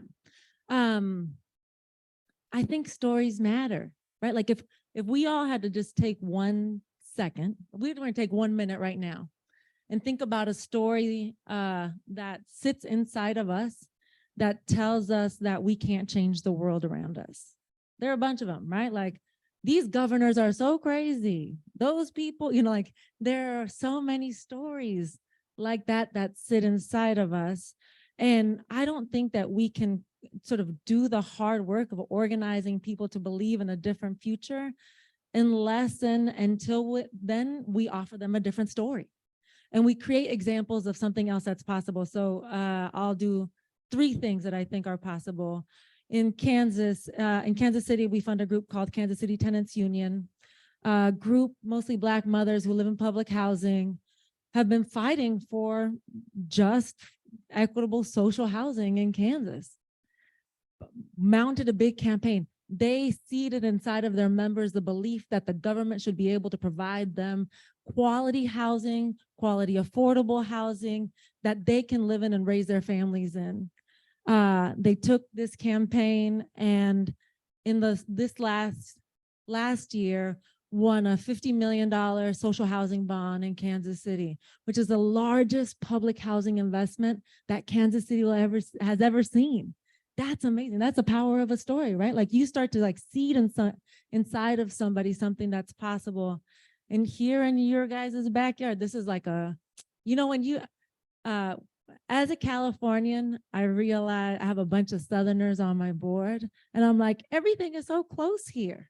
So I'm going to try that here and see if it works out for me here close to you all in Tennessee, right? Turk is an amazing organization that when we had 2 elected officials who were being targeted and kicked out, they seeded in people's imagination, not only this belief that our schools should not have guns in them, that gun control is something that we should fight for, but that our democracy should actually also be protected and it's worth fighting for.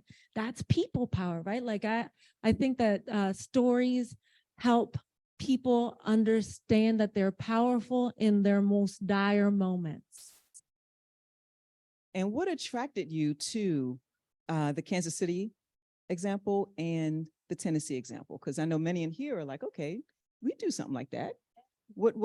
How could we attract a Marguerite Casey or anyone else? I like talking about org.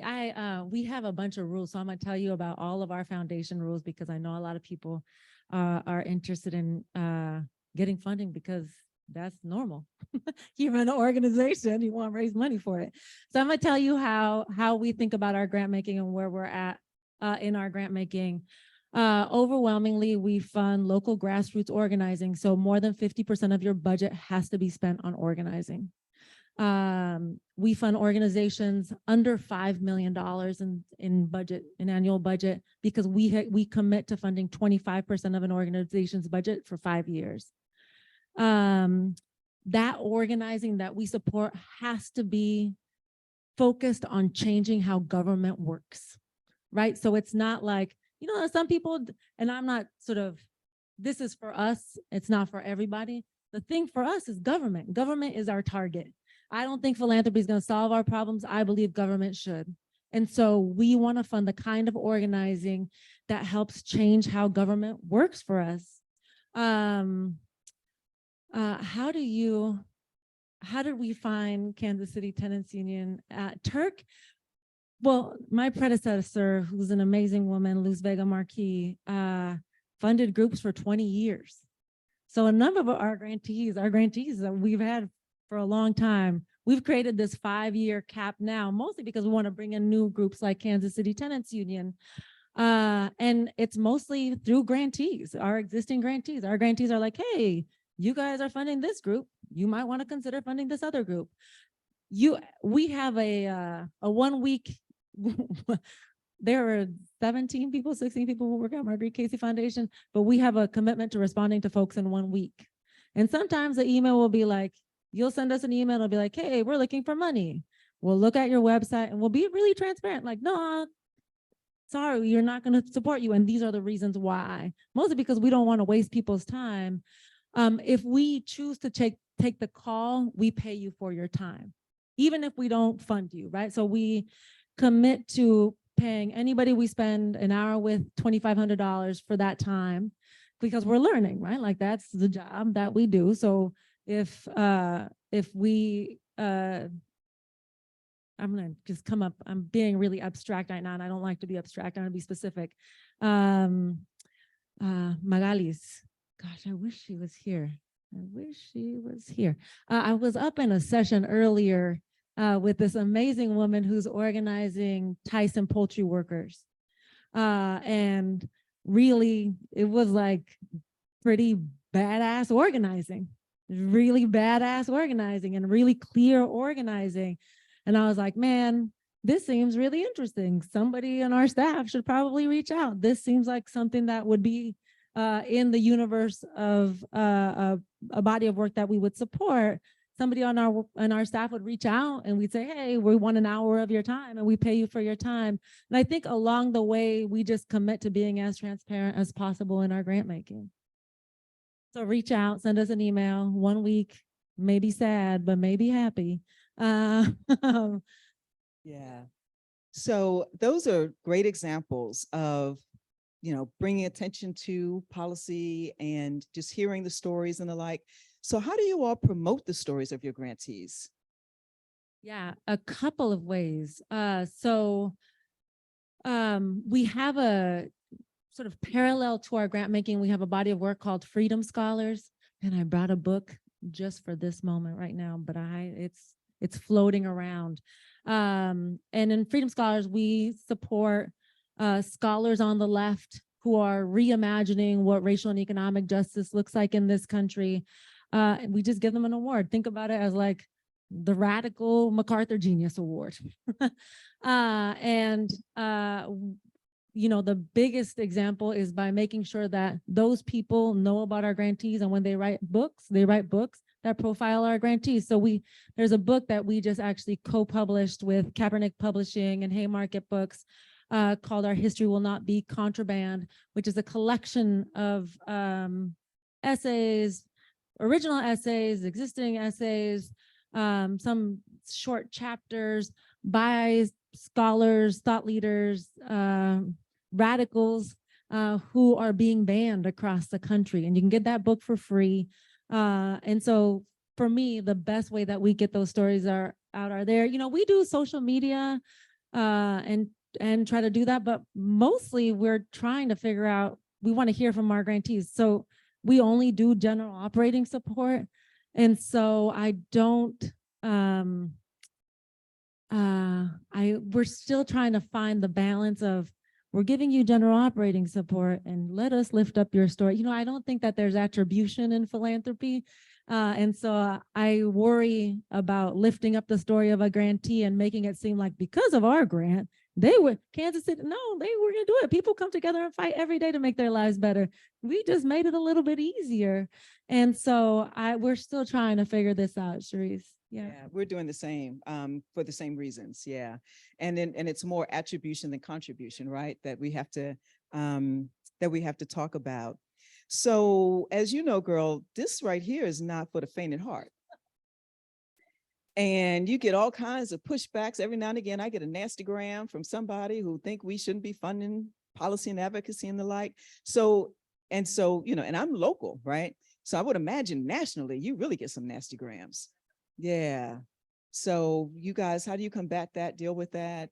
Well, I'm gonna do two kinds of nasty grams. I feel like we're in this really weird moment. So Stacey Abrams on our board. And when Stacey started running for governor, talk about a nasty gram. Talk about, and we are I'm an abolitionist. I don't believe we should have prisons and jails in this country. And so we quickly, it was like Fox News, the abolitionist funder, where Stacey Abrams is on. Now it's happening with one of our freedom scholars. Just yesterday, he just got appointed domestic policy council, and they're like, Ramzi Qasem is abolish ICE and he works for Biden. Like they just make these they don't even care about the truth, right? So initially, especially with Stacey running for governor, the thing that was difficult was the threat was very real. Like people think somehow nothing we do is secret. And so they would send really awful, when you talk about abolishing the police, people imagine that you hate people who have to do the job of policing. And I can make that distinction, right? And I wasn't always able to make that distinction, but today I can make that distinction.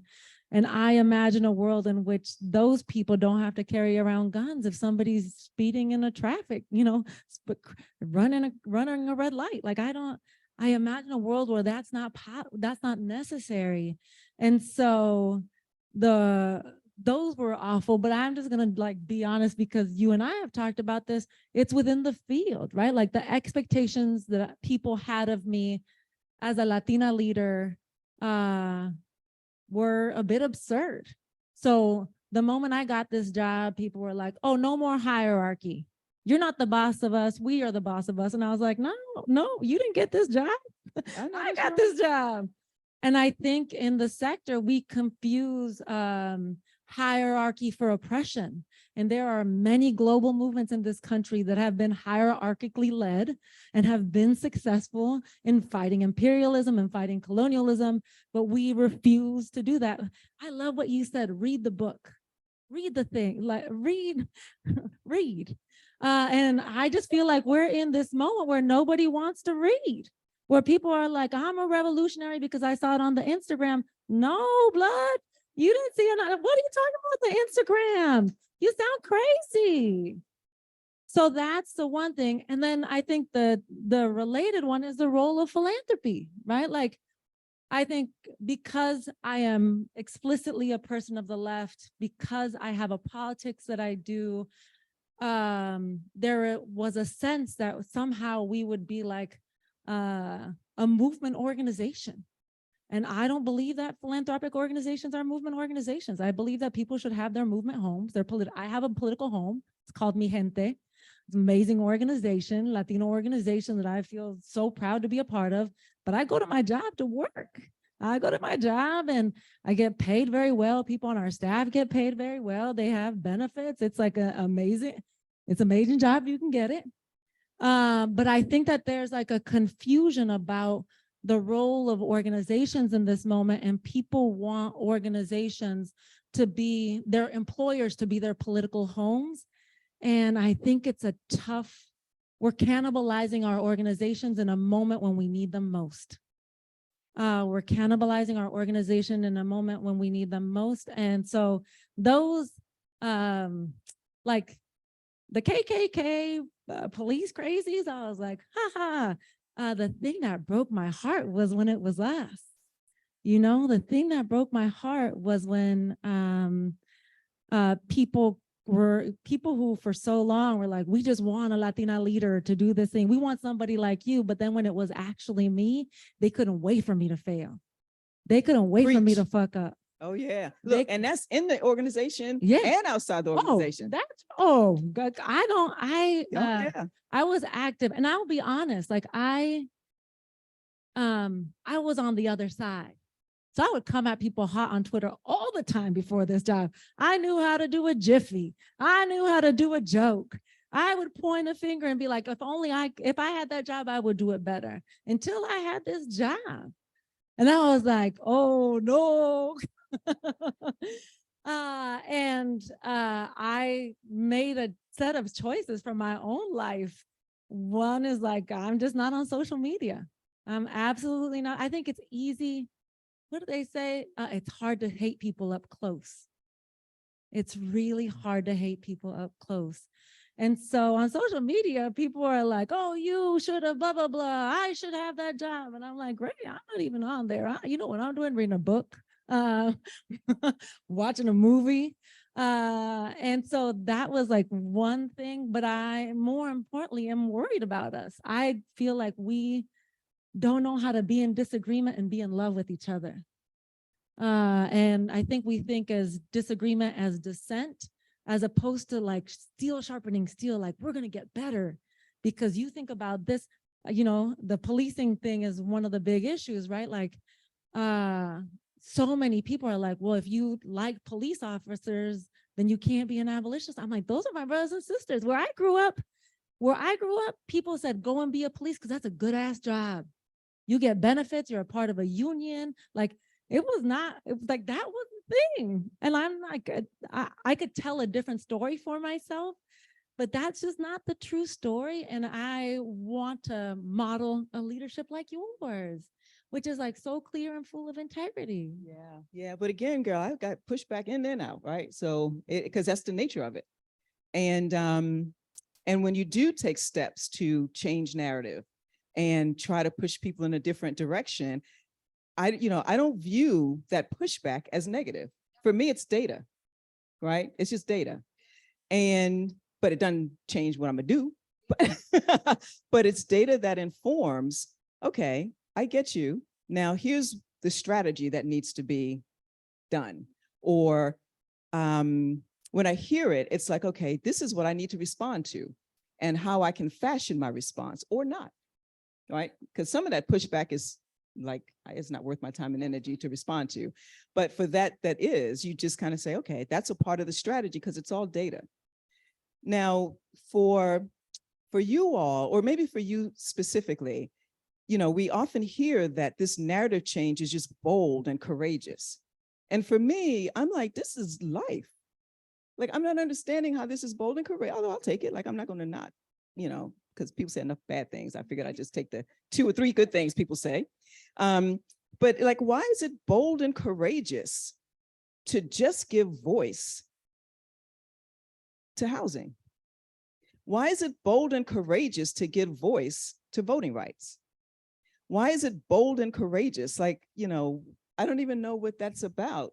And if we don't build that voice and that narrative, and we allow just one narrative to prevail, then what changes? I think it's bold and courageous because people like you and me in jobs like these should want to protect ourselves and these jobs more than we want our people to be free. I think that like there's a sense that the trade-off, we know many people like this, where they're like, this job is this is the best job I've ever had in my whole life. And I don't want to fuck it up for anybody, right? Like there is a whole sense of like, it's me or you, and there's no room for us. And I'm an optimist.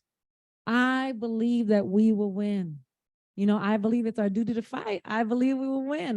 In my heart, every day we see examples up in the media panel today, just hearing about how journalists were working to actively highlight the ways in which the governor of the state of Arkansas is kicking people off of public benefits, right? And like to have a set of journalists in a room in a state, I was like, wow, this is amazing. What a powerful, powerful example.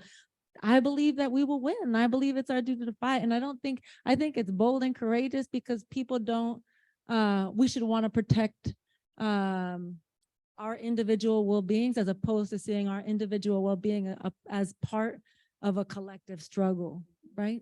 Yeah, I agree with that, because even in our region, and we have a regional association of grant makers and the like, and I go to their meetings often, in regional meetings.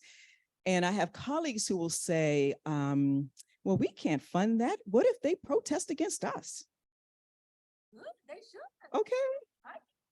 And I was like, when the last time someone boycotted a foundation? Let's just be honest, y'all. Like, this is the thing that I think is such a powerful thing. We're not that important. The federal government is giving out $4 trillion Tons more money than we have. Tons more. This year, not like over the next decade, not in a generation.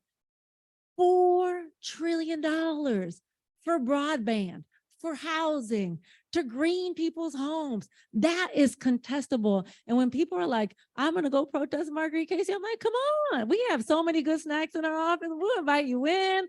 Like, good, come through, pull up. Let's do this. Like, this is going to be great. And I think that there's like this we think we're more important than we really are. I don't get it. And so, you and I get sought out to do panels and conversations about this. And I've stopped doing them because basically I'm like, I'm not giving away my good knowledge and you don't do nothing afterwards, right? Because that's just, I find that annoying, but that's me. Yeah. That's why I'm here. That's what I'm here with you. Okay. All right. So we were given the 5-minute warning and sorry, like keep us on track. And so wait a minute, let me get this right. So it's 5 minutes for us and then there's Q&A. Oh, okay. All right. So we can start Q&A. So I'll say my last question to you is just going to be, like, what trend do you see around narrative change in philanthropy, and just kind of leave us on a note on that way. So you can think about that as we get other questions. While people are, thinking about their amazing question that they're going to ask. I so appreciated like how clear you were about the fight. Senator Elliott. Sorry, I should have said your name. I've been thinking about you since you were on this panel. And so I think in this moment when the Supreme Court is making such horrible and life-altering decisions for all of us, yesterday's decision, today's decision as key examples, we have leverage to push them even further, right? So like I was at a meeting yesterday with Julian Castro, and he was like, right when the decision came down, and he was like, let's organize against legacy admissions. Let's actually, okay, great. You want to fight against affirmative action? Let's fight against legacy. And it was like a quick, like he took a beat and a breath and was already to the thing that we should be fighting against as well, right? Athletic admission, like, let's go. Let's like we are not, they can't control what we fight over. They can't control what we fight over.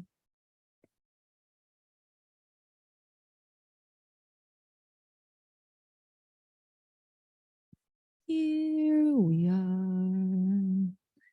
We'll sing a song until you ask a question. Thanks, Senator Elliott. Since I've had so much time to talk today, I was waiting. But I'm just wondering maybe how you handle if you want to fund somebody, you as a person, how does it work with board members? Are you careful to have board members who are willing to, move to the edge if they have to? What is that dynamic like inside? I am the weirdo in philanthropy. You think that's true? Yeah. Yeah.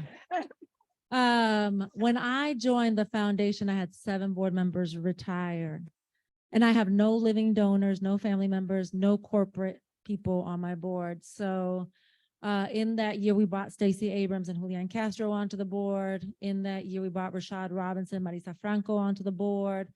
My board is further to the left than I am. And so when we talk, a place for us is our endowment, right? Like we give out 5.5%, like most institutions, want to be honest. It's a long fight. And we have different people have different point of views about how long foundations should exist.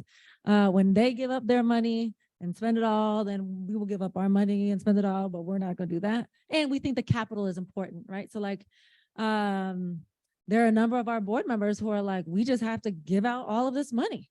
Let's spend down. And I'm like, our VP of Finance and Investment, and they're like, oh, hey, hold on, slow down. And then we have to make the case, right? So this Casey Tenants Union is a great example. The way that they were going to fund the housing was through a bond. And then we as an investor could then use our investment power to call the treasurer of Kansas City and be like, when are you going to release that bond so we could buy some of those bonds so that we could pay for that public housing? Like, we have a whole play around that. So I'm like the weirdo in philanthropy, in that my board is in the work, is really in the work. Yeah. Doctora Rojas. My name is Rosa Velasquez. I am a former board member of the Winthrop Rockefeller Foundation. And I think, Cherise, correct me if I'm wrong, I'm the only undocumented Latina to ever serve in this position. That's correct. Yes. So my question for you is, Doctora, what are you doing to intentionally bring folks that are like me to your board? But also, what are you doing to create opportunities for folks like me to serve in these positions of power? Yeah. You know, I'm gonna be honest. You look at this is like a very direct question. You know, when a question you could be super honest and then it'll get you in trouble. Or you could be like 50% honest and then you be telling a 50% honesty. So I'm gonna do a direct thing, which is that on our board, it's mostly by having Marisa from Mi Gente on our board, who's not undocumented, but I think that she is one of our philanthropic strategy about government comes from Mi Gente of being inside, outside, against the state. I think on our staff, we are a small organization. There are, 16, 17 of us. And frankly, like, we don't have program officers. We have 2 people, I said this earlier, run me my money. We see it as our job to get people money. And I feel like when institutions grow too big and they have a ton of programmatic staff, they confuse what their job is. And they think run me my money means run me my money, as opposed to get out this money. And so we are in this really funny organizational moment where we have like 3 program staff who get out money. And that's their job, is like to really just do grant making.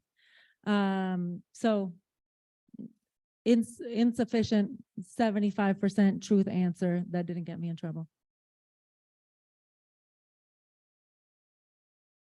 Bill Kopsky with the Arkansas Public Policy Panel, and thank you for coming to Arkansas to see us. So happy to be here. So my question is, how can we make the case to national philanthropy to reinvest in the South and social change in the South and in Arkansas? Really, from the Trump era forward, we're fighting fascism, point blank. Look at our governor and the state legislature. And a lot of national philanthropy, though, has seen the political dynamics in the state and retreated and said, well, that's a black hole. We can't win there. We're going to go focus on, some purple state that we think we can swing a 0.5 margin in the presidential race. But, there's really quality work here happening from a whole bunch of different organizations, both playing resistance, but also finding pathways to win, even in this crazy fascist environment that we're in. And so how do we make the case to your other colleagues in organizing funding world, which is tiny to begin with, but to stay in the fight in the South and stay in the fight in Arkansas and not retreat? I was saying this to Cherise beforehand. Like, I actually, we're based in Seattle, Washington, but the largest number of grantees that we have are actually in the Southeast. And we now have staff here. And like, one of my annoyances is during, especially during COVID, during 2020, after the murder of George Floyd, every national foundation was like, you have to fund in the South. And then what would happen is that they would fund national national organizations based in DC. I call it like the Prospect Park Mafia. It's like people who live around Prospect Park in Brooklyn. They fund those people to be the experts of this place and these people. And so that's what made it for us. That's where we made our commitment not to just, we don't fund national organizations. That's why the $5 million mark in terms of a budget size is that we wanted to fund organizations in place. You know, Sharice's point is, I think, an important one: organize. There are so many foundations, so many national foundations that say that they are committed to racial and economic justice, that they say they're committed to the South. Organize. You all should organize. Organize with your brothers and sisters and be like, bet, give us less money then. You're into the South, don't fund in DC. Fund us. Somehow we think, and I'm not gonna lie, you know, I grew up in the Bay, you know, so I grew up in one of these places where I imagine people here being so far removed and different from people there. And then I started seeing like the ways that our stories and your stories were more and more alike. That in an election year, when a Trump is elected, we're looking at the white working class. And then we need to get a Biden elected. We need to look at Black urban people and maybe Latinos. If we're lucky, maybe Latinos, but most of the time they're like, let's see, you know, like that's not even a place that people spend time in telling the story of. But I think organizations should organize. And I think somehow I think this is a place where you and I have a difference in opinion. I'm curious. Like, I don't believe in trust-based philanthropy. I believe in the transaction. I think that trust means that I trust people where there's symmetry in our understanding, symmetry in our resource, symmetry in our power. And philanthropy is always going to have an asymmetry of power, resource, and influence. And so I focus on the transaction. We won't call you get a grant from us. You may never hear from us. You would be surprised. You would just get a grant from us and nobody will ever reach out to you, because I don't feel like I have to be in an intimate relationship with you in order for you to fight and win for the future of our country that we want.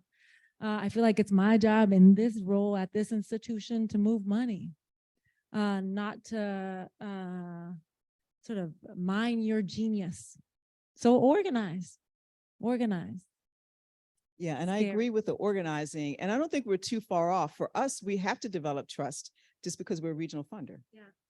And the relationships that we have, and oftentimes we're called upon to give a grant and to give technical assistance, or called upon to give a grant and help with fundraising. So the nature of our relationships are just different than you as a national funder. So it's not too far off, but yeah. But then it's you and I relationship, right? So like you inviting me here, my sitting in the sessions and being like, oh, wow, oh, wow, oh, wow. And then me coming back to you and being like, hey, these are the things that I'm thinking about. Right. Like we are, maybe this is where there's symmetry. Right. That's right. Yeah, There's symmetry. absolutely. Absolutely. So I know our time is up. I did want to see if you had the magic wand, how would we fund narrative change in philanthropy? Fund local media. Like the thing that I thought about just sitting in that session today, just like there's a newspaper in Eastern Washington that was bought by a sort of I never remember their name of right-wing crazy people. I really should. It was bought, this like local Latino, this happened actually also in Florida. It was bought for like $250,000. In Florida, it was like $200,000. And it was a Latino radio station. And then for 24 hours, it was like support Ron DeSantis, support Ron DeSantis, support Ron DeSantis. And people like support local media feels important. Tell your stories like in non-extractive ways, right? Like I think that there's a way in which both philanthropy and our sector more broadly tries to take on people's stories, like hustle on people's stories. And I just don't think that that's just, it's not right. And I think that there is a different way to do it.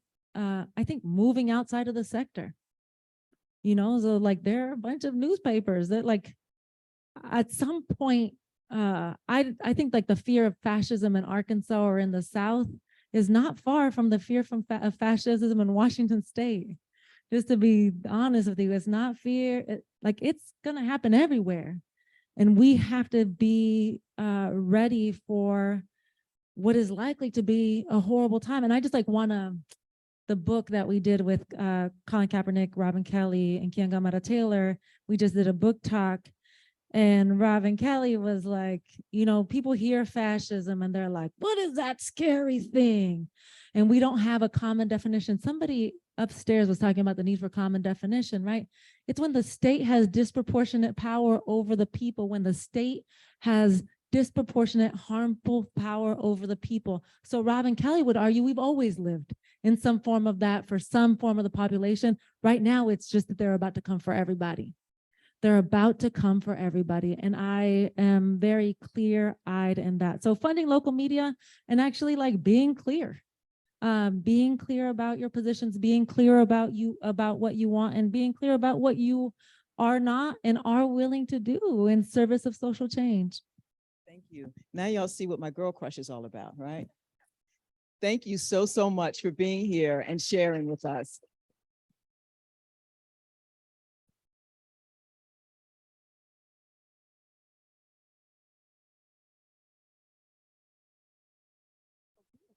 Oh yeah, no, yeah.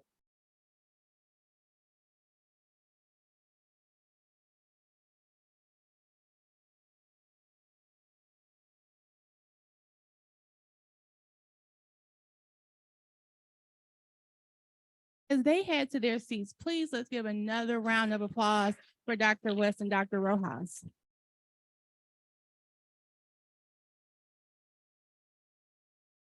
What an opportunity it is to see the narrative shift, to have two women of color that are Philanthropy Foundation leaders that are in this space with us, that dropped so many gems and jewels and knowledge today. So, and they were so authentic and transparent. One more time, thank you so much.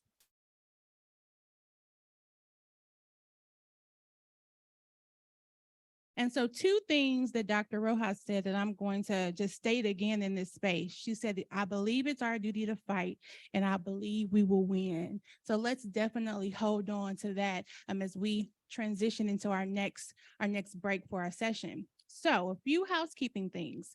If individuals are RSVP to our funders roundtable right now, I want to give you 3 minutes to exit the room. It's going to be on the 3rd floor in the Piazza room. So if you are RSVP'd for the funder to funder roundtable, please go ahead and exit the room.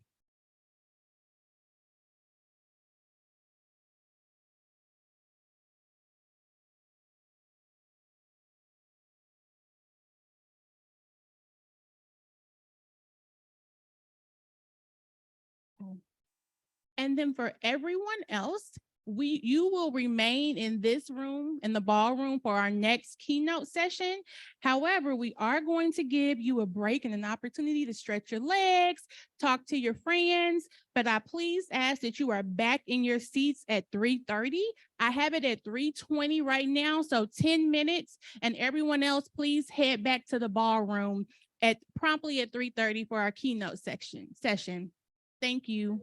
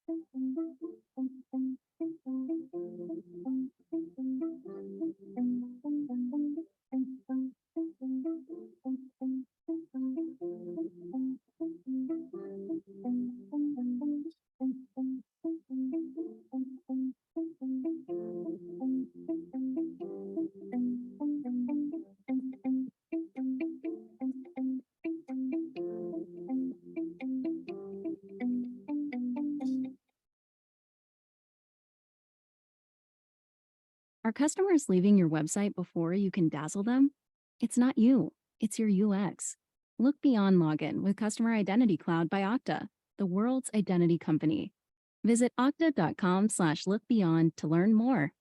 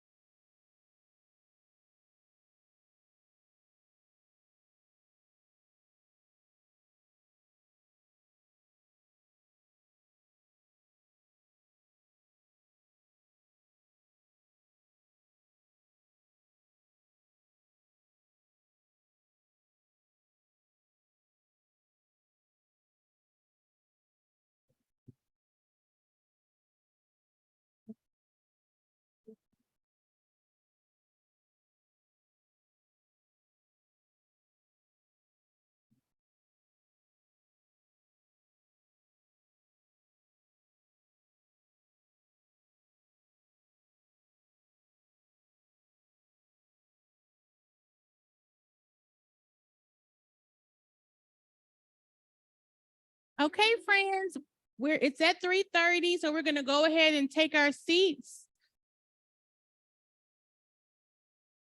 I want to thank everyone for making it back in the room on time so promptly is much appreciated.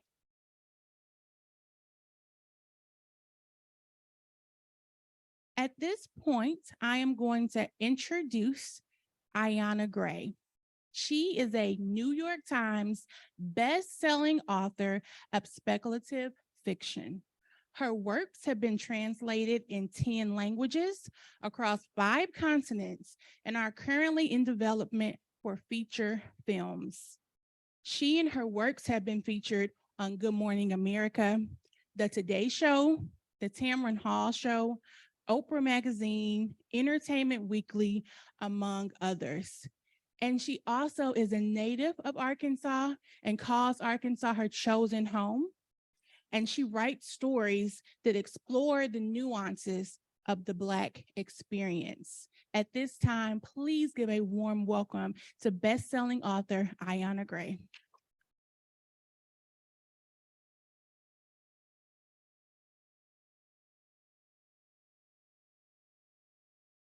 Thank you. Good afternoon. All right, so I said that I had slides, and the reason I have slides is because I have New York parents, so I know how to talk, and I wanted to make sure I don't go over my hour, but hopefully this isn't just me talking at you. My name is Ayana Gray. Again, I wear a few different titles. I am a daughter. I am a sister, a sorority woman. I'm a lefty, both kinds of lefty. But one of my favorite titles is storyteller. When people ask me, how long have you been writing? How long have you been telling stories? It's actually really difficult for me to say exactly when, because I've been telling stories all my life. The difference now is just that's my job. So I want to talk about storytelling and how there's power in storytelling. Stories have literally shaped our history. They have changed lives. They have started and ended wars. And I believe there's a tremendous amount of power in storytelling. I'm a little bit biased, of course. So let's see. I don't know if this is going to, there we go. These are my books. I'm the author of the Beasts of Prey trilogy, just for some background. The Beasts of Prey trilogy is a Pan-African inspired story or a series. It is about two Black teens named Kofi and Ekon, and they come from different walks of life. Kofi is a beast keeper at a magical zoo with her mother, and Ekon is an elite warrior in training. They come from totally different walks of life, but one night through a series of unexpected events, their paths cross, and they end up deciding to go together into a magical jungle to try to find the monster that has been menacing their city for nearly 100 years. But of course, because this is a fantasy novel, as soon as they step into this magical jungle, nothing goes according to plan. Adventure ensues. Mysteries are unfolded.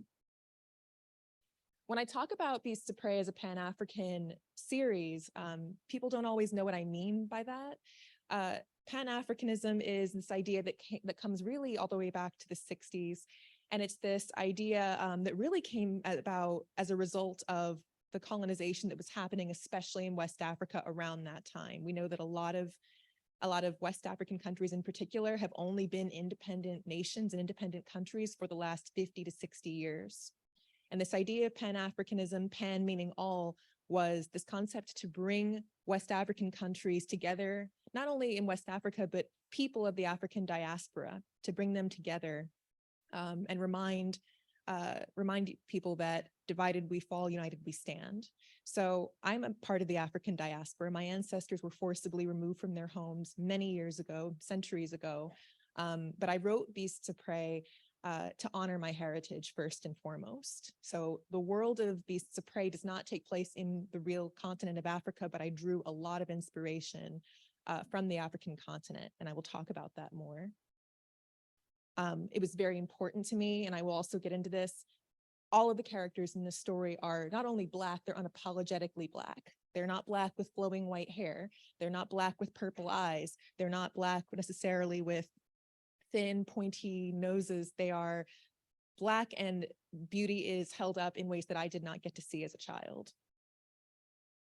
So I can talk a little bit about the inspiration, but as I said, I've been telling stories my entire life. The first thing actually, though, before I get into it, though, is play a little bit of a game. I promised I wouldn't talk at you. So I have two truths and a lie, and I wonder if you guys can tell me which one the lie is. So the first is I have been a vegetarian my whole life. I speak 3 languages, and I have swam with great white sharks. So just show of hands, how many of you think I've been a vegetarian my whole life? How many of you think I speak 3 languages? How many of you think I have swam with great white sharks? I'm impressed you all think I'm pretty brave. So actually, I don't speak 3 languages. I speak 1.5 if you count high school French. But I have been a vegetarian my whole life, and I have swam with great white sharks. There's only 2 places in the world you can do that. Okay, so I already kind of went through the introduction, but I really try to be very transparent and very honest about the fact that I am truly just a kid from Little Rock. I went to high school here. I went to college in Fayetteville. And I really try to be, like I said, very transparent, because what I want people to know is it takes skill to be a storyteller, but also everybody is in themselves a storyteller. Everybody has a story to tell, and you never know how much power your story can have for someone else. So growing up, I was an avid reader, and You might recognize some of these titles. I'm a true 90s kid, but these were the books that I read. These were the books that really made me love reading and love storytelling. And these are all held up as some of the biggest books for children's literature. And some of them are great books. The problem is many of these books had either no or very few Black people in them, or really very few people of color at all in them. When there were people of color, they were often the first to die, the ones who were easily disposed of. What that does, and what that did for me as a kid, was sent an implicit message.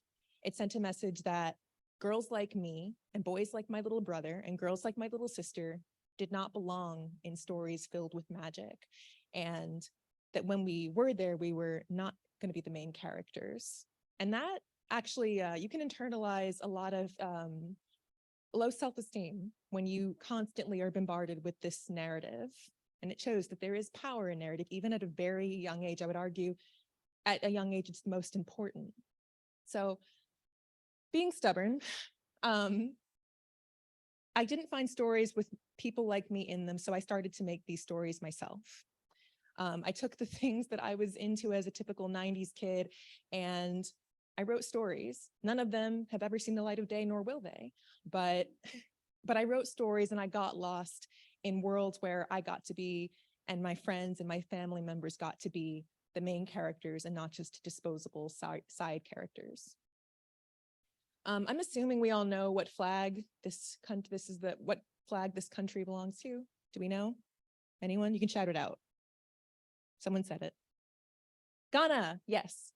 So I was writing stories, and again, not in a particularly serious way, but 2014, and I really argue 2011 is what started this. I'm a big believer that there's a story in almost everything. In 2011, I was a high school senior, and I applied to 19 colleges, because what else do you do when you're a high school senior? And was faced with the choice of where to go to school. One day I got a call from a number I did not recognize, and it was a man who introduced himself as Dr. Charles Robinson. He was at that time the Vice Chancellor of Diversity Affairs at the University of Arkansas. And he said, "Hey, have you chosen where you want to go to school yet?" I said, "Not yet." And he said, "Well, I want you to know, if you come to the University of Arkansas, we will take care of you." And that meant a lot to me, because none of the other schools I'd applied to had done that. So I agreed to go to the University of Arkansas. And Dr. Charles Robinson kept his word. He mentored me, and it was actually, he was the one that said, "Have you considered taking an African and African American Studies course?" I had not, because I'd had no exposure to classes like that. Through taking African and African American Studies classes, I was given the opportunity to study abroad in Ghana for a month. This was a life-changing experience. I think it's important to tell stories, to listen to stories. It's even more important to listen to and expose yourself to stories outside of your comfort zone and your base knowledge. When I'm talking especially to young readers and young students, I say one of the most important things you can do is get out of your community, get out of your comfort zone, see the world as much as you can. Like I said, going to Ghana changed my life. For most of my life, I had been the minority, and I was suddenly in a place where I got to be part of a majority. But it was interesting, because even though I was a Black woman in this predominantly Black place, I was still othered. Ghanaians knew that I was not Ghanaian. I didn't open my mouth, I didn't say anything, but they knew that I was an African-American woman. And that was interesting, because I got to see nuance and Blackness for one of the first times. I got to see power and wealth among Black people for one of the first times. And you all know by now, like I have a really vivid imagination. I love reading stories full of magic.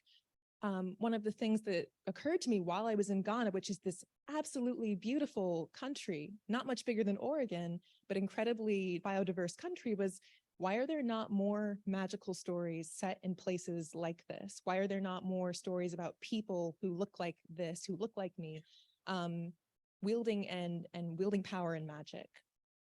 You all know maybe that Ghana, because it's a West African country, was a major port city for transatlantic slave trade. So there's an incredible amount of history there. Again, it's the heart of Pan-Africanism is in Ghana. So I left Ghana with all of this in my head. This is one of my favorite things to talk about too. So Ghana was in my head. Shortly after I came back from Ghana, I learned about something called the Savo man-eaters. Have any of you heard of the Savo man-eaters? This will be fun if you haven't. Someone has, okay. So the short version, in 1898, not to give you a history lesson, but in 1898, while the British were still colonizing much of East Africa, they wanted to build a railroad between countries, between Kenya and Uganda. They hired local workers and also many Indian workers to come to build this railroad. It was going to be one of the biggest infrastructural masterpieces at that time. Shortly after the workers began to work on the railroad, however, there was a problem. 2 male lions began to pick off the workers, and there was no rhyme or reason to it. If you all have watched Animal Planet, you know that male lions don't typically hunt together. They typically don't hunt at all. It's usually the lionesses that do that. But these 2 male lions, these brothers, were systematically picking off workers, and it was creating a terror among the workers. And it was so bad that eventually the workers began to protest and say, we're going to pack up and leave. And they ended up having to hire a professional hunter from, I want to say England, to come take out these lions, but even he struggled to do it. And he ended up taking them down. But to this day, no one actually knows why they were behaving this way. I should mention too, these lions were not killing for food. They were killing for the blood sport of it. There's actually a pretty famous movie, which I featured, Ghost in the Darkness, that is about it. But the reason I talk about the Savo man-eaters, and this is another example of the power in storytelling, is historically, when you read about the Savo man-eaters, you read from the perspective of the people who had power at that time, the British who were there, the people who were in charge of the project. The hunter wrote a really famous book about his experience, but you don't ever hear the stories of the workers themselves, the ones who were in direct danger. And I thought that was a huge gap, and really interesting that we never hear that story from the most direct and primary source. And I wondered really how terrified they would have felt. I mean, the lions were going into their tents at night and quite literally dragging people out, and they would hear their fellow coworkers screaming and being killed. And there's no primary record of that. And I thought about that terror, and what would it be like to live in that kind of environment where not only you're living in terror, but your voice is not being heard. And that's actually what kind of inspired Beasts of Prey. Thinking about Ghana, thinking about wanting to see more stories with people who look like me, wanting to explore ideas of terror and ideas of people whose voices are not heard, really kind of came together to inspire Beasts of Prey. So I like memes. I mean, like I said, 90s total millennial kid. There was good news and bad news. I came up with this story idea, and the bad news was I had this vivid image in my head. I knew I wanted to write it, but I had no idea where to start. I didn't necessarily have a mentor to say, this is what you do. All I had was a story that I really wanted to tell. And the good news was I had ambition and drive. So I leaned on friends. And this is something I tell people who are interested in storytelling. Find your community, find people who are interested in the same things that you're interested in, who have the same goals as you.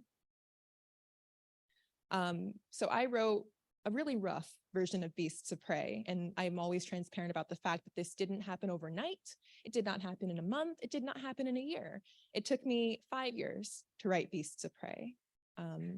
And there's an important lesson in that, and that sometimes realizing your dreams and making your story heard does take time. But fast forward from graduating from the University of Arkansas to about fall 2018, spring 2019, I was on Twitter. I was living in a town that I didn't know anyone else in, and I found this event on Twitter, of all places, called DV Pit. DV stands for diverse. And the idea of DV Pit was that if you had a story that was not published, you could pitch it in a Twitter event on a certain day with a certain hashtag, and literary agents on that day would look through the hashtag, and if they liked the tweet, it meant they liked the idea and they wanted you to send it to them. So I thought, okay, I'll try. I have this story that I don't know if anyone really wants. I was so nervous. I actually took off of work that day and watched Beyonce's Coachella performance the whole day long. And I finally had a friend, because I tweeted and then refused to look at my computer. And my friend said, "Have you looked at your Twitter today?" I said, "No." She said, "You might want to." Now, Twitter's a huge place, millions of users. And I thought, I will be happy if just one or two literary agents likes this weird little book that I don't even know if anyone will understand. I checked back and I'd gone from maybe one or two to about 200 likes, which was very wild and scary, but validating, because it meant that there were people who were interested in my story and wanted my story to be told. It's also finding communities that are, again, supporting what you're trying to do. DB Pitt, it's been publishing especially, there was a huge community of literary agents, editors, and writers who are making space for traditionally marginalized storytellers to take up more space. So I had found my literary agent through Twitter, which is a little odd. He said, "Look, I think that there's a story here to tell and I want to help." We worked on it for another year, if you can believe it. And then he said, "Okay, I think what's going to happen is it'll be ready to go in April 2020. And I thought, yes, what could possibly go wrong in April 2020? After 5 years of writing this book of my heart, April 2020 comes and the world shuts down.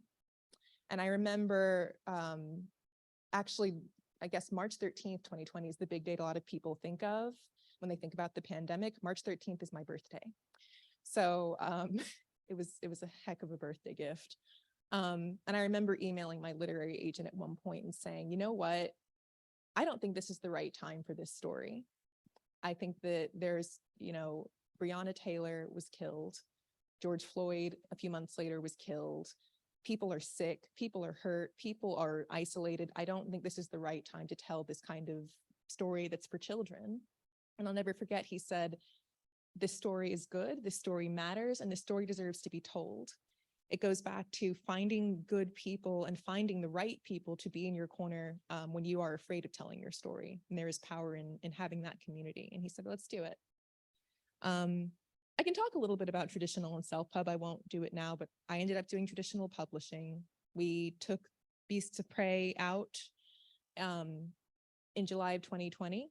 And again, I was like, I'll be happy if one editor says they like it. I was working full-time, still in virtual, but working. And I was in my closet getting ready for work thinking I just could really use some good news. If you all remember July 2020, it was really when things were rather bleak, and I got a phone call and my literary agent said, "There's an editor who wants to take your book to acquisitions." Acquisitions essentially means that they want to take it to their team to get permission to buy it. And that's when I realized I was going to be an author. And I remember standing in my closet and just crying, because after, how old was I?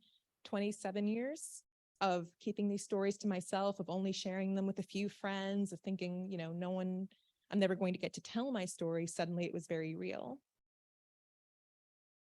So I like to talk a little bit too about the journey of traditional publishing. I won't get into the nuts and bolts of it, but again, it's not an overnight process in any way. There are a lot of steps that go with it. One of my favorite moments, getting to meet Michael Strahan, getting to be on Good Morning America, and again, getting to talk about a story that was close to my heart, getting to one of my favorite things was after I did Good Morning America, getting lots of messages, especially from kids. I remember there was one girl named Ayana who said, "I've never seen another Ayana on a book." And I hadn't even thought about that. I'm thinking about the story and the content, but not the fact that a girl named Ayana, which gets mispronounced, I cannot tell you how many times, is on a book. And I'm not the only author named Ayana, but it was the first time she had seen another Ayana on a book, and it empowered her. I cannot tell you how many kids from Arkansas, and I say kids, but not just kids, teenagers, adults have said, "I'm so excited that there's an author who is from here telling stories, and it makes me feel like I can too." So your stories themselves have power, but when someone else sees you telling a story, it can also be empowering, because they think, well, if someone I know is doing it, why can't I? I always like to show, and this actually is a struggle, showing who's the most relevant young person now. I'm on the weird cuspy age where I'm not Gen Z and I don't know who the heartthrobs are anymore. But I like to point out like three very different types of young people who do three very different things and ask, what do they have in common? That's an open question. What do you all think these three people have in common?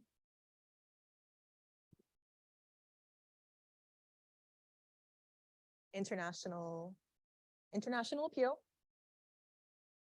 Youth. Anyone else? Performance. They are performing. These things are all true. I like to show these three people because these are three people who have had very different backgrounds, very different stories, but are out living their dream, and frankly being paid to live their dream. They're being compensated for doing the thing that they love. And if they can do it from all their different walks of life, there's no reason you can't. There's a lot of ageism, and I think it's getting worse with social media. There's this idea that after a certain age, you can't pursue certain dreams. Your stories are no longer interesting. And I like to push against that. It is never too late to make your passion your profession. It's never too late to tell your untold story. So I always say, find your people. When people ask, how do you do this? Where do you get started? Find your people, maybe not these people, but find your people. Find people who, again, are at the same place you are at. Find people who are ahead of you. Find people who are a few steps behind you that understand the unique challenges of what you're trying to do. I don't care if you are trying to start learning to juggle, start learning to roller skate, learning to write a book. Find your people. Work hard. You'd be surprised how many people really think this kind of stuff happens overnight. Work hard and understand that a lot of people won't see that part of the struggle, but it is just as important. And wait for the glow up. I always joke that, we all know, I hope we all know who this person is. But 20 years ago, no one knew who she was, or her brother, who helps write a lot of her music. Social media, again, likes to show a lot of instant gratification, a lot of sped up videos of people doing things, and it seems like things are happening overnight. But a lot of times there's so much work happening behind the scenes. And so I encourage you to be patient and put the work in. Okay, so I get asked a lot, how do you approach storytelling if you are brand new to it? So I want to very briefly talk about how I approach storytelling in I think a pretty approachable way. And then I want to break out and sort of ask you all questions. So one of the first things I do when I'm thinking about a story, and this is not, by the way, just fiction. This is journalistic storytelling. I know before there was a session about philanthropy. I used to work in philanthropy, and there was storytelling in philanthropy, actually quite a bit of storytelling. One of the most important things you can do is find your main character and make people care about your main character. By the way, your main character might be yourself. Making people care about who you are by telling people who you are, who your main character is, who the person you want them to focus on is. Create a setting, create a world. And when I say create a world, I don't necessarily mean Star Wars world. I don't mean Lord of the Rings world. I don't mean Wakanda, even though I love Wakanda. Create a world that people feel immersed in. I love telling people about the world of Arkansas. My spouse, who's not from Arkansas, says, I hope they never find out about Arkansas. And I say, who is they? And he never knows. Arkansas has so many hidden gems, so much beauty. And I love to talk about it and create this world and make people care about the state.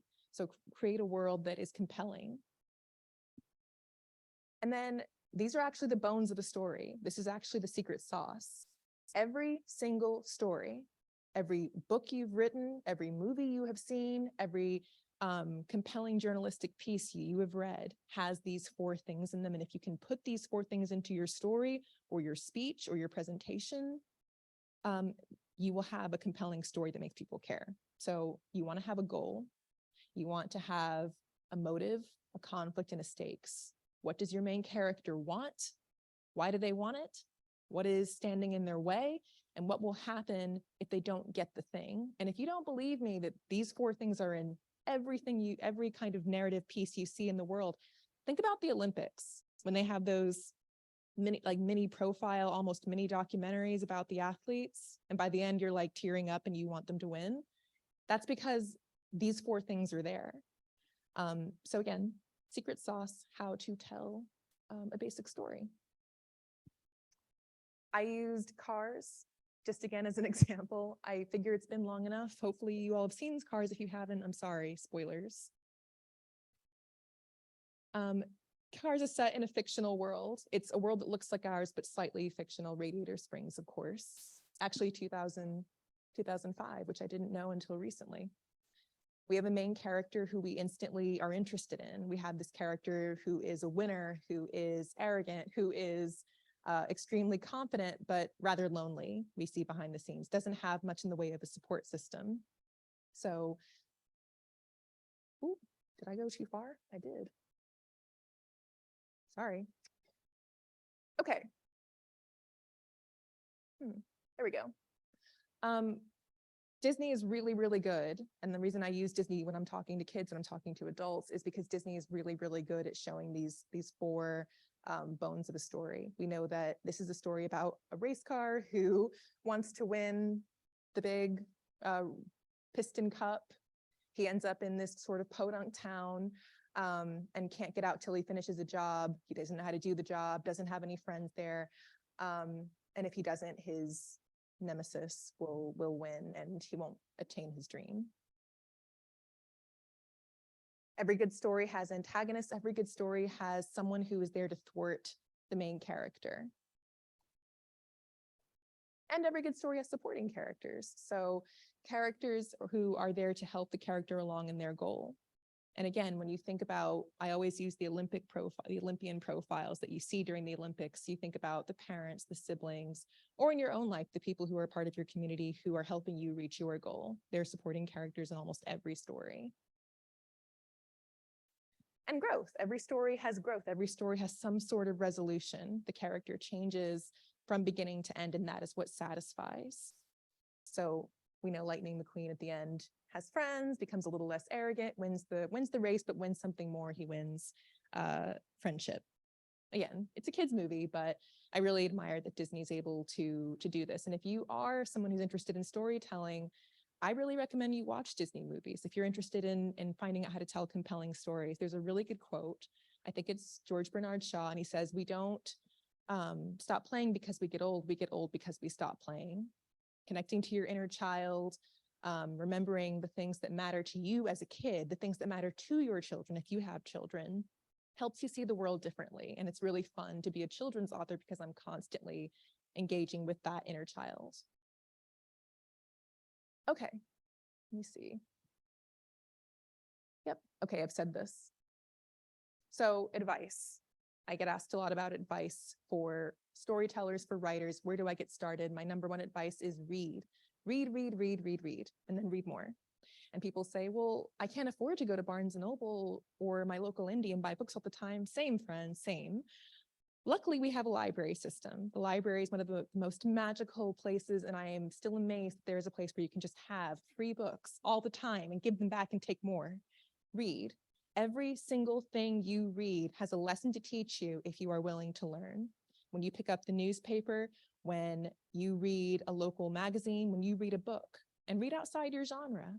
I think there's real power in reading about people and perspectives outside of your own. I talked about that when I talked about Ghana.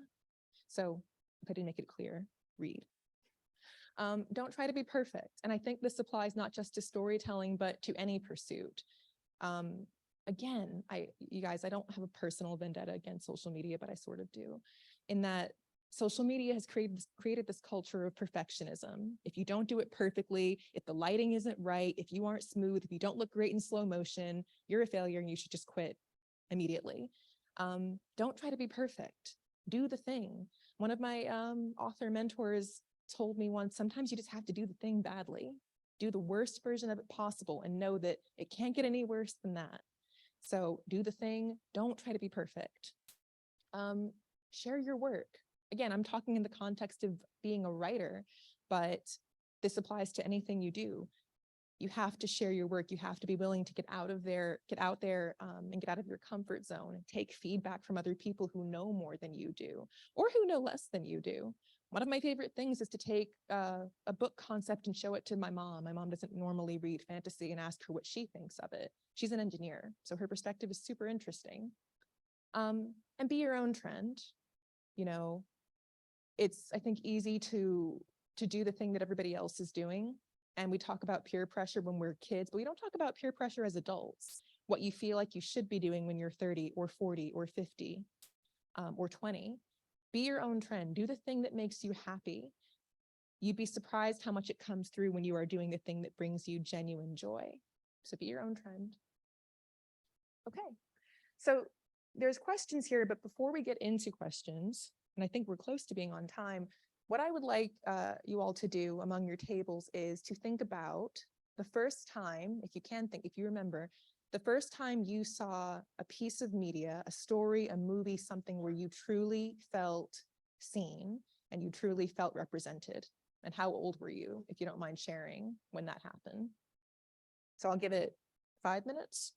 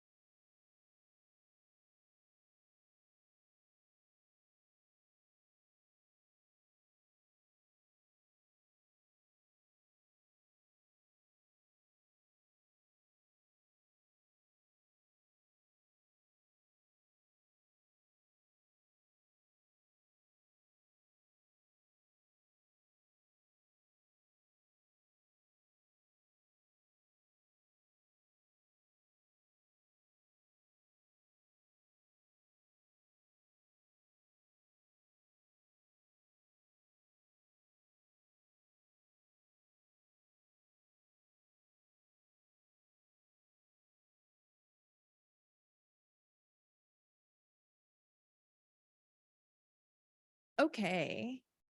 So I'm gonna just kind of point, and if you are comfortable, I would love to hear you talk about the first time you felt seen in a piece of media, if you don't mind sharing how old you were, and really what made you feel seen. So I really like green and you were wearing green. I'm gonna pick you.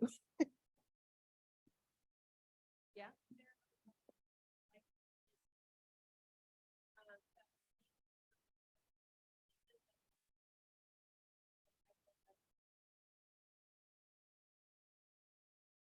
I'm a big Beezus fan.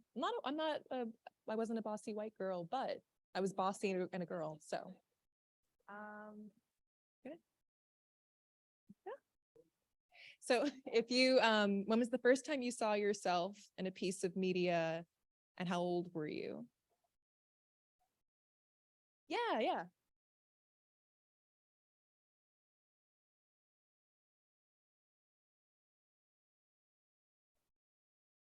It's a popular one.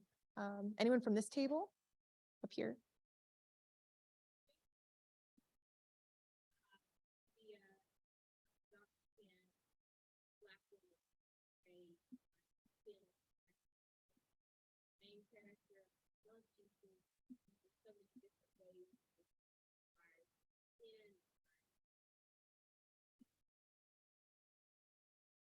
Thank you. This table?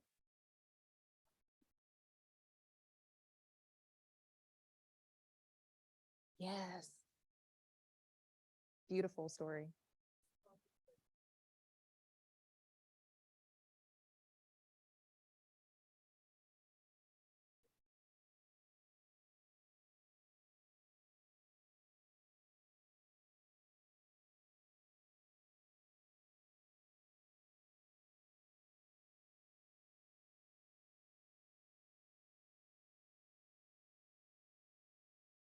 Imitation of Life was part of the influence for my second book, actually.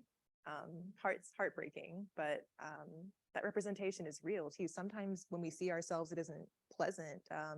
It's hard to grapple with, but that doesn't make it any less valid, any less real.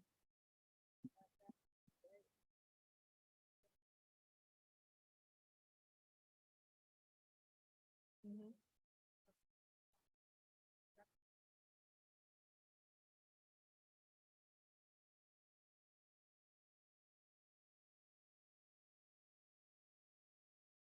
This table, anyone from this table?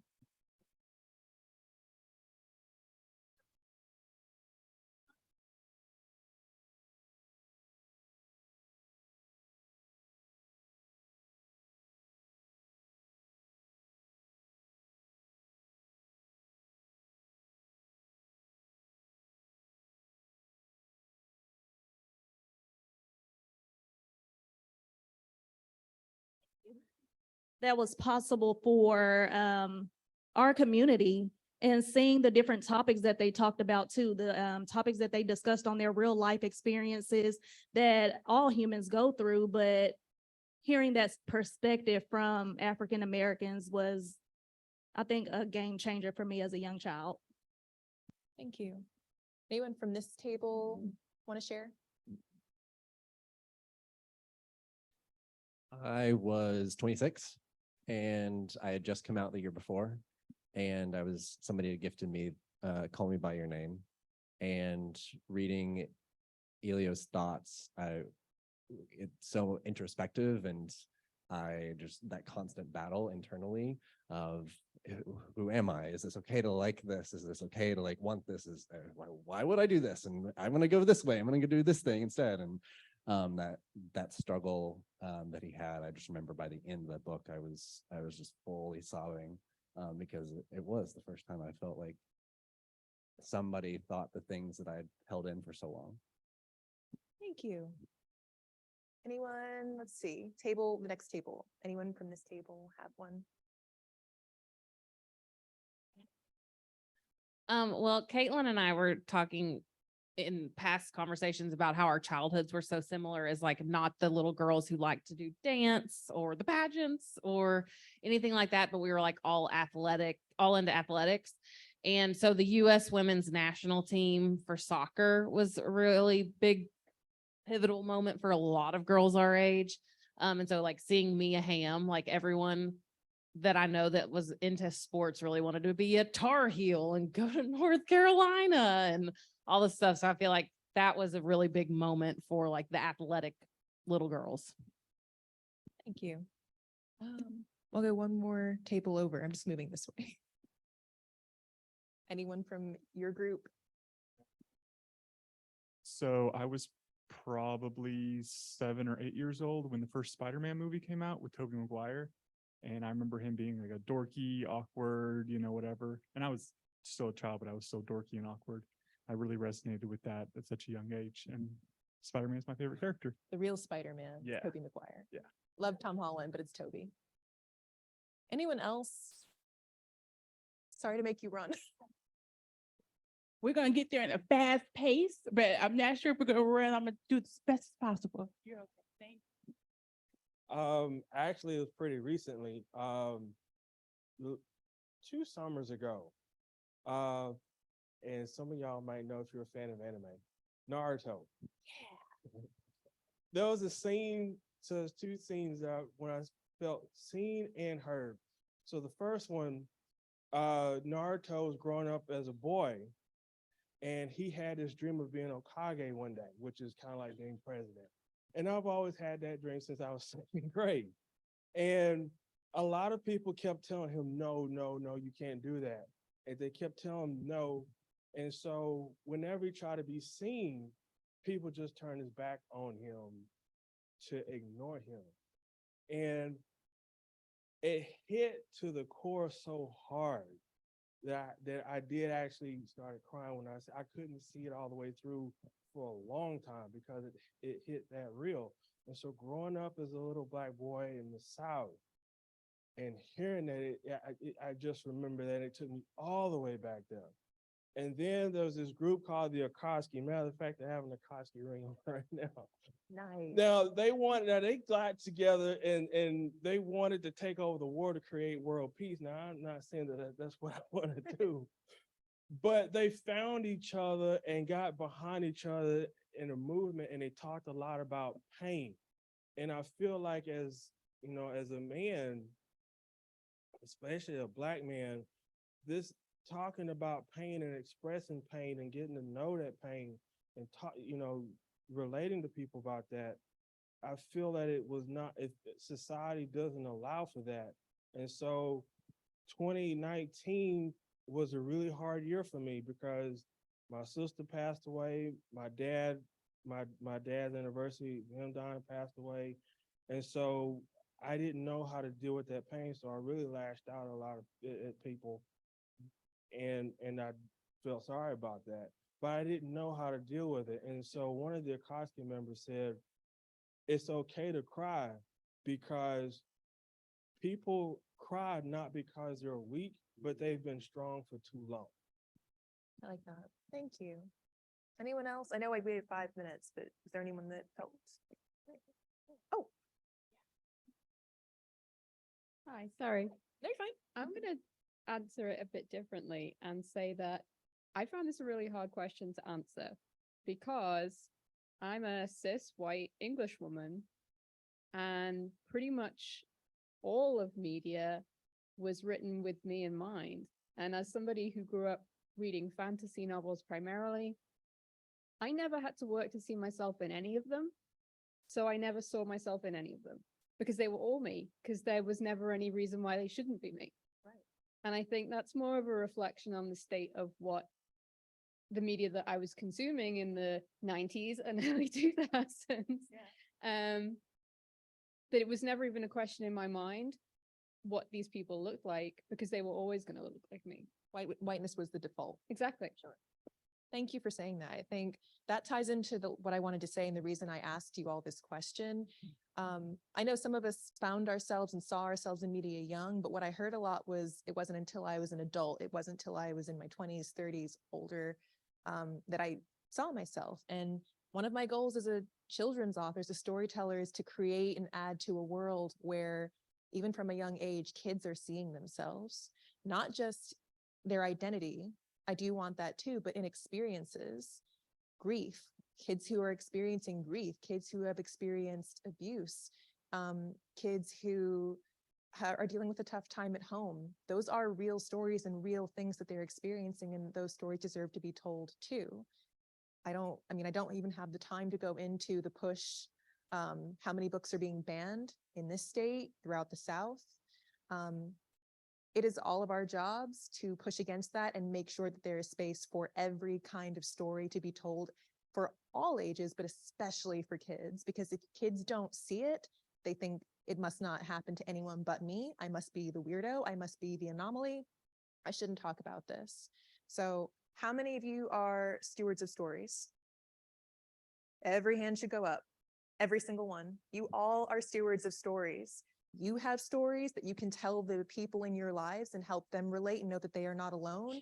You also have the opportunity to introduce people to literal stories and books.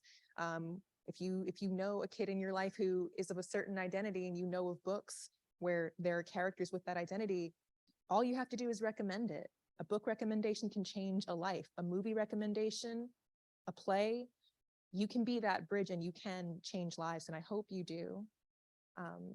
If there are any questions, I think I've got like probably a minute, but happy to answer any questions about anything that I've just talked about. Yes. Oh, so my books are technically recommended 12 and up, but I've had readers who range from 11 to 85. So officially 12. I wrote books that my grandma could read. That was my rule. I didn't want my grandmother to be like, "Where'd you learn this, Ayana?" So, you know, they're pretty accessible. Yeah. Any other questions? Oh, Senator Ellie. I really have a question that I want other people to answer, but I'd have to go through you since you're the conduit here. I was wondering, conversely, for people who have always seen themselves, on the screen in the movies or whatever, what was the first time was your soul ever rocked? Do you remember when you saw somebody who didn't like you and you noticed? And what was that like? We could just talk about that randomly after this, but I'm curious about that. So say it one more time. If you have always, the description we got right here. Yes. That's always been the case. And Denise had said something very much the same way. You've always seen yourself, but do you remember, as I remember, first time I saw somebody who looked like me? Do you remember the first time you saw somebody who just didn't look like you at all, that you noticed and you went, whoa? And we don't have time to talk about it. I'm just asking the question out loud because I'd like for somebody to come tell me what that was like. Did you notice anybody else? So were you still able to just not see them?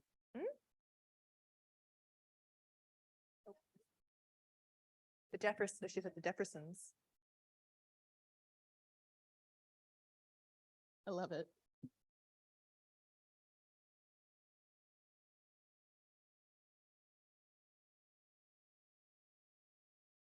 So I'm in my 50s, so this will date me, but it was the Jeffersons for me. My father was a white George Jefferson, and I remember watching that and really connecting with that family because it was not unlike my own home life in some aspects. And so I remember seeing that and noticing it for the first time, that there was something in common that I had that I could identify with. That's your homework too. Speak to Senator Elliott, but also as you go home, think. I'm serious. Think about the times that you saw yourself and times where for the first time you were forced or voluntarily experienced media, or someone who had nothing in common with you or very little in common with you, and think about how that made you feel and why. Just last week, I was reflecting on experiences like that, and when we were small, when we heard a week forward that somebody Black was going to be on TV, on a show, we would literally sit there and stare at the television, and the person might not do anything but walk by. Seriously, that's true, because you this experience you'd never had, and word would get around that there's an episode of such and such and such. And Lord, when Dr. Welby had died, his nurse was Black. That was something you watched every week, during the time. So that was, I remember gathering around TV, old, young, whatever, trying to see, there's going to be a Black man on TV, on the Ed Sullivan Show or whatever it was. And that represent that small march. She was supporting character, but that representation of just seeing her for a moment meant so much to multiple generations in your family. You all are seeing the power of representation in storytelling. So thank you for that. Anyone else? Questions? Oh, sorry. I feel like you're Vanna White today. She needs a raise, by the way. I don't know if y'all heard about that. Thank you. Yeah, I was really excited to see this panel because I just took an Afrofuturism and the future class in college. So I'm still a student, and I just wanted to ask this question because this is something that we discussed in class. But what does speculative fiction mean for imagining the future, specifically for Black people? Like, what are the implications, like, going forward with fiction and just imagining a world where Black people have a place and a space in fantasy? Ooh, small questions for the end. No, I think, honestly, I think it's a really, like, and I'm biased, I'm living in it, but I think it's a really beautiful time for literature in general because it's being pushed and challenged constantly, not just by Black people, but, you know, Octavia Butler invented Afrofuturism. Example of your story being able to change, have huge ripples. She invented a genre because there was no genre for the story she wanted to tell. I think that Black kids, especially Black kids, young Black people, even like Black adults, are getting to see themselves in these spaces where they've never been allowed. And it's challenging them to think bigger, do more. And that's exciting. That's a really abridged answer. I'm sorry. That's a whole separate panel. Anyone else? Oh, one of you can rock, paper, scissors, shoot.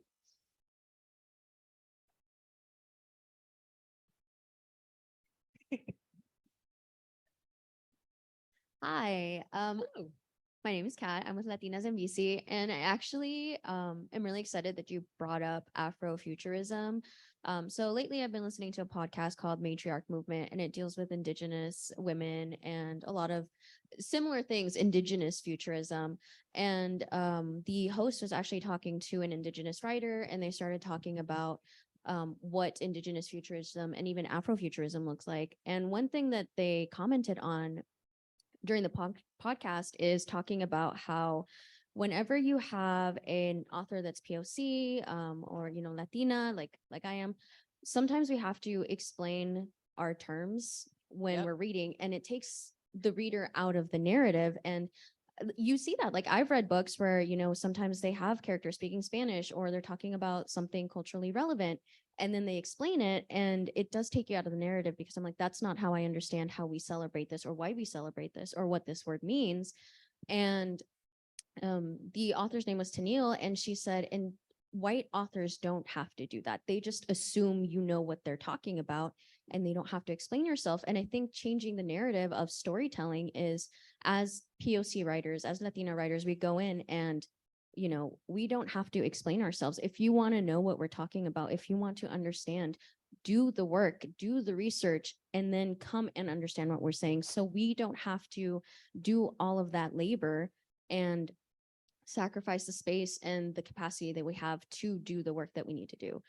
So I was really excited that you brought that up because it's been on my mind, and I think it's really important work, especially for younger generations, taking up that space and not being ashamed to take up that space and set that foundation. Thank you. And that applies, again, I'm trying to be fair to people who are not necessarily writers. That applies to writing, but it applies to your everyday life too. Yesterday was the start of Eid, and I have Muslim friends. So I did my research on what you should say, what is the appropriate thing to say to a Muslim person during Eid. I didn't ask my Muslim friends, hey, it's your holiday, what am I supposed to say to you? Like, that's them having to do work. I don't have to explain to anybody what Christmas is. You know, you just know you're supposed to say Merry Christmas or whatever, Happy Easter, because my religion is the majority. So it's sometimes just doing the small amount of work to make space and think about somebody else who has a different perspective in life than you do. I think I got the wrap up card, so I think I'm over time, but I thank you all so much for having me.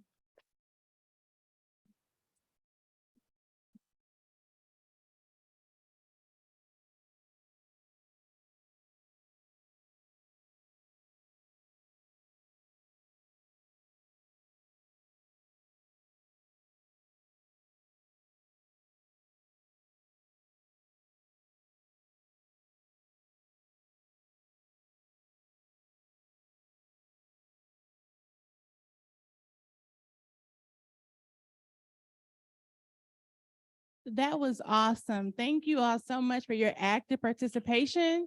Yes. She left us with so many tidbits to continue. We talk about main character energy and all the, so I love where we went in this room with that. So thank you all for sharing so openly. At this point, I'm going to call Reverend Corey Anderson back to the stage. And he's going to talk about some narrative leadership opportunities and what happens next. Can you believe it? A round of applause for everyone because you made it to this point in our day. Thank you. One more time, let the poets that are left, wave your hands for me. The poets that are still here. The graphic artists that are still here. People that draw and paint. The visual artists, the photographers, the videographers, the writers that are still here. I don't know if you remember, Yana, we met in Barnes and Noble about probably a year and a half, maybe 2 years ago. You were sitting signing books in the little Starbucks. And I said, she must be an author because she had a stack of books like this high and she was signing them. And I bought one and got you to sign. I'm so excited that you are here and flourishing. And my granddaughter loved your book. So what's the opportunity? What's next? Part of this is that you all have to tell us, right? I took a note from Sharice and from Dr. Rojas. I mean, we've got some ideas about, how we can be supportive, and lots of folks in here have been exposed to those ideas, hopefully benefited from them, hopefully appreciate the partnerships we've got. So we've got some ideas about how to do that. But in some ways, you all have to tell us. I think we've agreed in spirit, right, that there's a different narrative to be told in Arkansas. We've together learned that there's infrastructure that needs to be strengthened. Hopefully everybody here had an opportunity to meet somebody that you hadn't met. So maybe you've made some connections that you didn't have. So for the purposes of the day, we've sort of accomplished what we meant to accomplish on this day. But it's not enough just to do this today, right? We need to together figure out how we take the visions and the dreams and the drawings and the documentaries and all those things and make them real for Arkansas. But just to be honest with y'all, you're going to have to help us understand that. We need you to begin telling us what to do. So in that spirit, I want to invite Senator Elliott and Rosa and Adasia to the stage to give us some parting words, right? We opened up, we've been talking all the time. Yeah, come on up.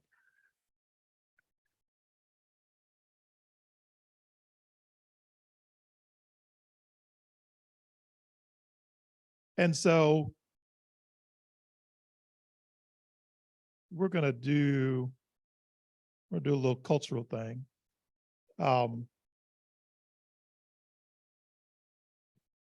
I'm not going to talk anymore. The last thing I would say to you all is we appreciate your partnership. We appreciate the fact that it's 4:32 on a Friday before a holiday and that you're still here. We appreciate that you spent all day with us, sharing your heart, sharing your life, sharing your gifts with us. We're going to take as much of that as we can and try to do something important with us, but the invitation is open. You know how to get in contact with us. If it's not me, it's Chantel or Shara or whoever. If you don't know, catch one of us before you leave and get our contact information. If you have something you want to sit down and talk to us about, please, please, please let us know.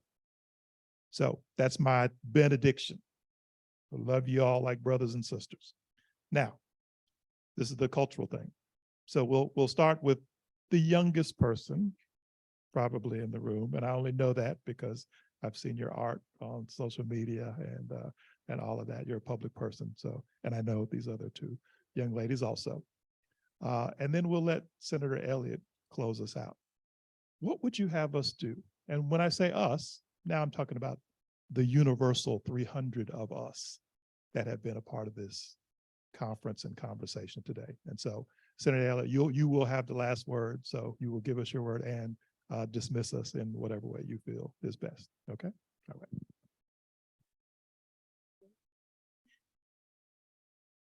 Hi, everyone. My name is Adasia Cooper. I'm an artist and an activist, and I'm really excited to be here. I'm really thankful for the opportunity to talk with everyone today. To answer the question, I do want to retell a story that I shared during my session. And just to give context, it was around 2017 through 2019 when I helped I helped to lead an event for Miss Eckford, which was the Elizabeth Eckford Bench Project. And for the Bench Project, we helped design and create a bench to commemorate Miss Eckford's first attempt at Little Rock Central High School in September of 1957. So years after that, after the commemoration, we had a small sit down with Miss Eckford, and I'm talking with her, and she's telling me about her day and her garden, how her garden is doing. And the entire conversation, she's pruning seeds from the garden that's around her bench. And after the end of the conversation, we're saying our goodbyes. And before we depart, she hands me the handful of seeds that she had been gathering the entire conversation, and she tells me to plant them.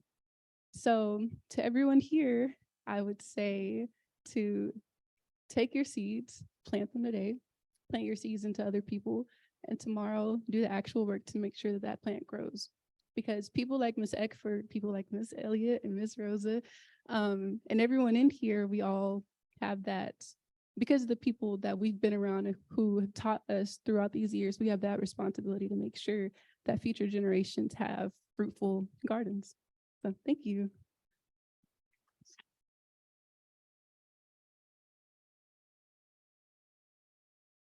I think for me, it's to continue to share our stories.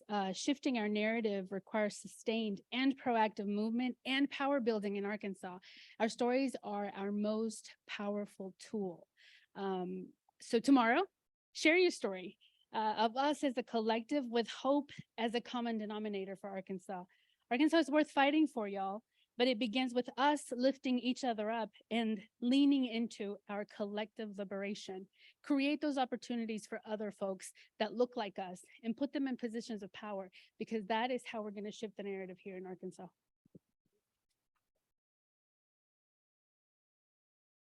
Oh, I want to say something really hopeful about every tiny community in our state, and something hopeful about shifting the economic narrative.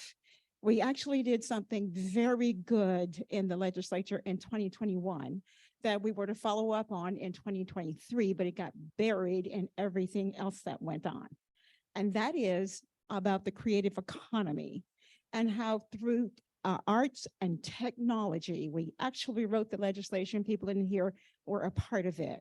But the vision is that every small place in this state can grow and can be vital through arts and technology. We have a whole report on how that can happen. And we make the definition of art very democratic. It's not just about drawing. It's not just about taking pictures. It's agritourism and everything else you can think about. So that is one thing. When you say, tell us what to do, that's one thing I think we can do that has implications for everywhere in our state, where we begin to build that infrastructure so that every place can be a place that people can remain there if they choose to. They can leave if they choose to, but it will be a great place when they come back. So that is my word to you. And if we always take care of the children and the old people, I believe everybody else in the middle will be just fine. So let's do that. Thank you. Thank you, all three of you. I said I wasn't going to talk anymore. I apologize. I forgot something. Thank you all so much. We appreciate that. And the thing I forgot is probably the thing I should have done when I first got up here. All of the folks, and I don't know if everybody can come in here, and I won't start calling folks names, but there's a whole crew of folks that work really, really, really hard to make this day what it was. Like all of this wonderful signage that you see, the balloons, the meals, all of the organization, getting all of the workshops together, having the speakers, all of those folks. So there's a few of them that are standing there in the back, and I'm not going to call names because I will forget people's names, but you all wave your hand. You know who you are. Wave your hand. And we just want to appreciate them. I think this idea of a narrative summit, probably started a couple of years ago between Sharice and Chantel. Chantel said, I really want to do it this year. And Sharice said, say less, right? And here we are today with something that was, I think, bigger, more powerful, and more amazing than I think any of us thought it would have been when they first had that idea. So again, thank you all for everything that you did today to make this a day that everybody can enjoy. And now you are dismissed. Go in peace, go in love, go and serve somebody.